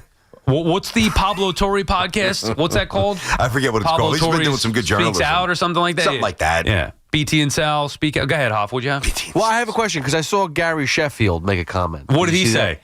He said he's proud that he never did anything.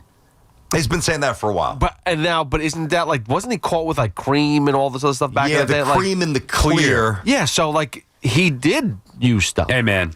I'll tell you this, I ain't saying a bad word about Gary Sheffield, period. Yeah, no, he's a dog. Gary. He ain't the guy I'd be messing with. I agree. Plus, he signed a ticket stub for me once while he was holding McDonald's. This was he was on the Dodgers coming in to play the Mets at Shea. Okay, give me a year about. I forget when he was on the Dodgers. He's been on so many teams. Padres, Dodgers, Yankees. 98, 99-ish, I would say. Okay. Because that was my wheelhouse of going to games and meeting the players beforehand. And so he was a great guy. Signed the ticket stub. I still have it. But he was holding McDonald's. I was like, damn, Gary Sheffield's eating McDonald's? Where was he? Before a game? On the field? No, he was...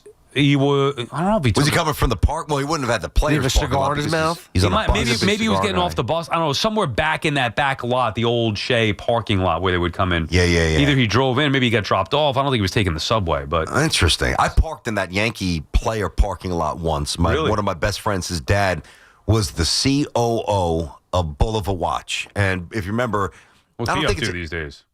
My buddy? Yeah. Well, he owns a bar. He's doing. Oh, you want me to put you in touch with him? I got you.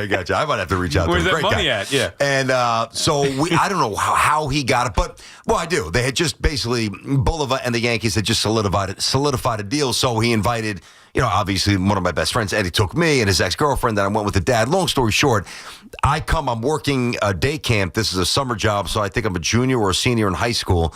And I drive to the stadium, and part of the arrangement was that I got to park in the players' parking lot. So I remember seeing Mel Hall, Pat Kelly, Scott Sanderson. I like those Yankees. Yeah. But that's the first time I met Donnie. I actually met Donnie. And what I remember about Mattingly, two things. Number one, so genuine, so kind. His forearms, Popeye.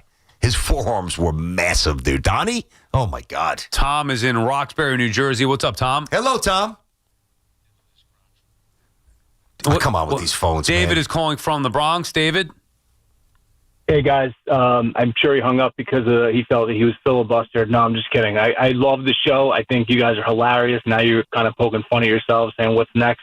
Asking your friend for a job. I think that's hilarious. But on to what you said about the Sunray. I 100% agree. Try Bruno's in Clifton, too, if you have the time, which I guess you do now. That's funny. On to Mattingly. That's a good line. Go ahead. On to Mattingly. Yeah. I think we're all just, maybe we think he's a Hall of Famer, but in reality, he's just not.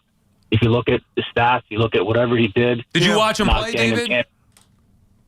Well, of course. It's a simple, David. It's a simple question. Did you watch him play? Yeah, of course I watched him play. Okay. Why would you ask me? And thank you for the call, David. You could tell he was going in a bad direction. I'm not sure what's up his rear end, but we appreciate the call, David.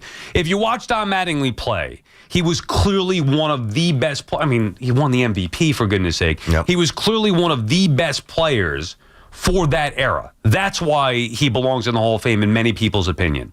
So the reason why he didn't make the Hall of Fame is not because of performance. It was because of the back injury or issues that prevented him from having the longevity that he needed. At his peak, he was as good as any of his peers in the sport, period, end of story. I have asked many, whether it's Hall of Famers, old-timers who just missed the Hall of Fame, and I've always referenced Mattingly, a young, healthy Mattingly, as a modern Stan Musial. That's kind of the hitting analogy, and it has never once. I remember saying that to Bob Feller years ago, and it's never really once been refuted. See, the thing about Mattingly that is so unique is, all right, so you start your career, you win the batting title, and you don't win it by hitting 309. You hit 343, all right? Then you win the MVP. Then you should have won it, but you finished second in it. And then you set the mark for consecutive home runs in the game, Dale Long, boom, boom, boom, boom, right out of the chute, and the most grand slams in the season with 6, and a Gold Glover, and all this stuff. And it's like this meteoric rise, and then it's gone. And I think the way he carried himself, this is why I will always carry the cross for Donnie, always. The way he carried himself when he was physically zapped of his powers, I can't imagine what that felt like to him. He couldn't turn on a fastball. He couldn't sell out on a fastball. It was let me flick it because my back is screaming. I've got to spend 90 minutes to stretch just to get loose to try to play and hit 285 and with 9 home runs. And I think that really resonated with a lot of people. And I can't prove this. I believe the most beloved New York athlete of my lifetime is Don Mattingly. I know there's a couple that you can contest, and we can have that debate, probably never. But I've always thought that for a lot of reasons, because his body betrayed him, the character he always had, and what he meant to so many people. I really believe it was Donnie. All right, that does it for us. Thanks to Dove, as always. Thanks to Hop as well. Thanks to everybody who listened and called. We appreciate each and every one of you. Back again tomorrow, 10 a.m. Evan and Tiki, they're coming up next. Who will stay? Who will go?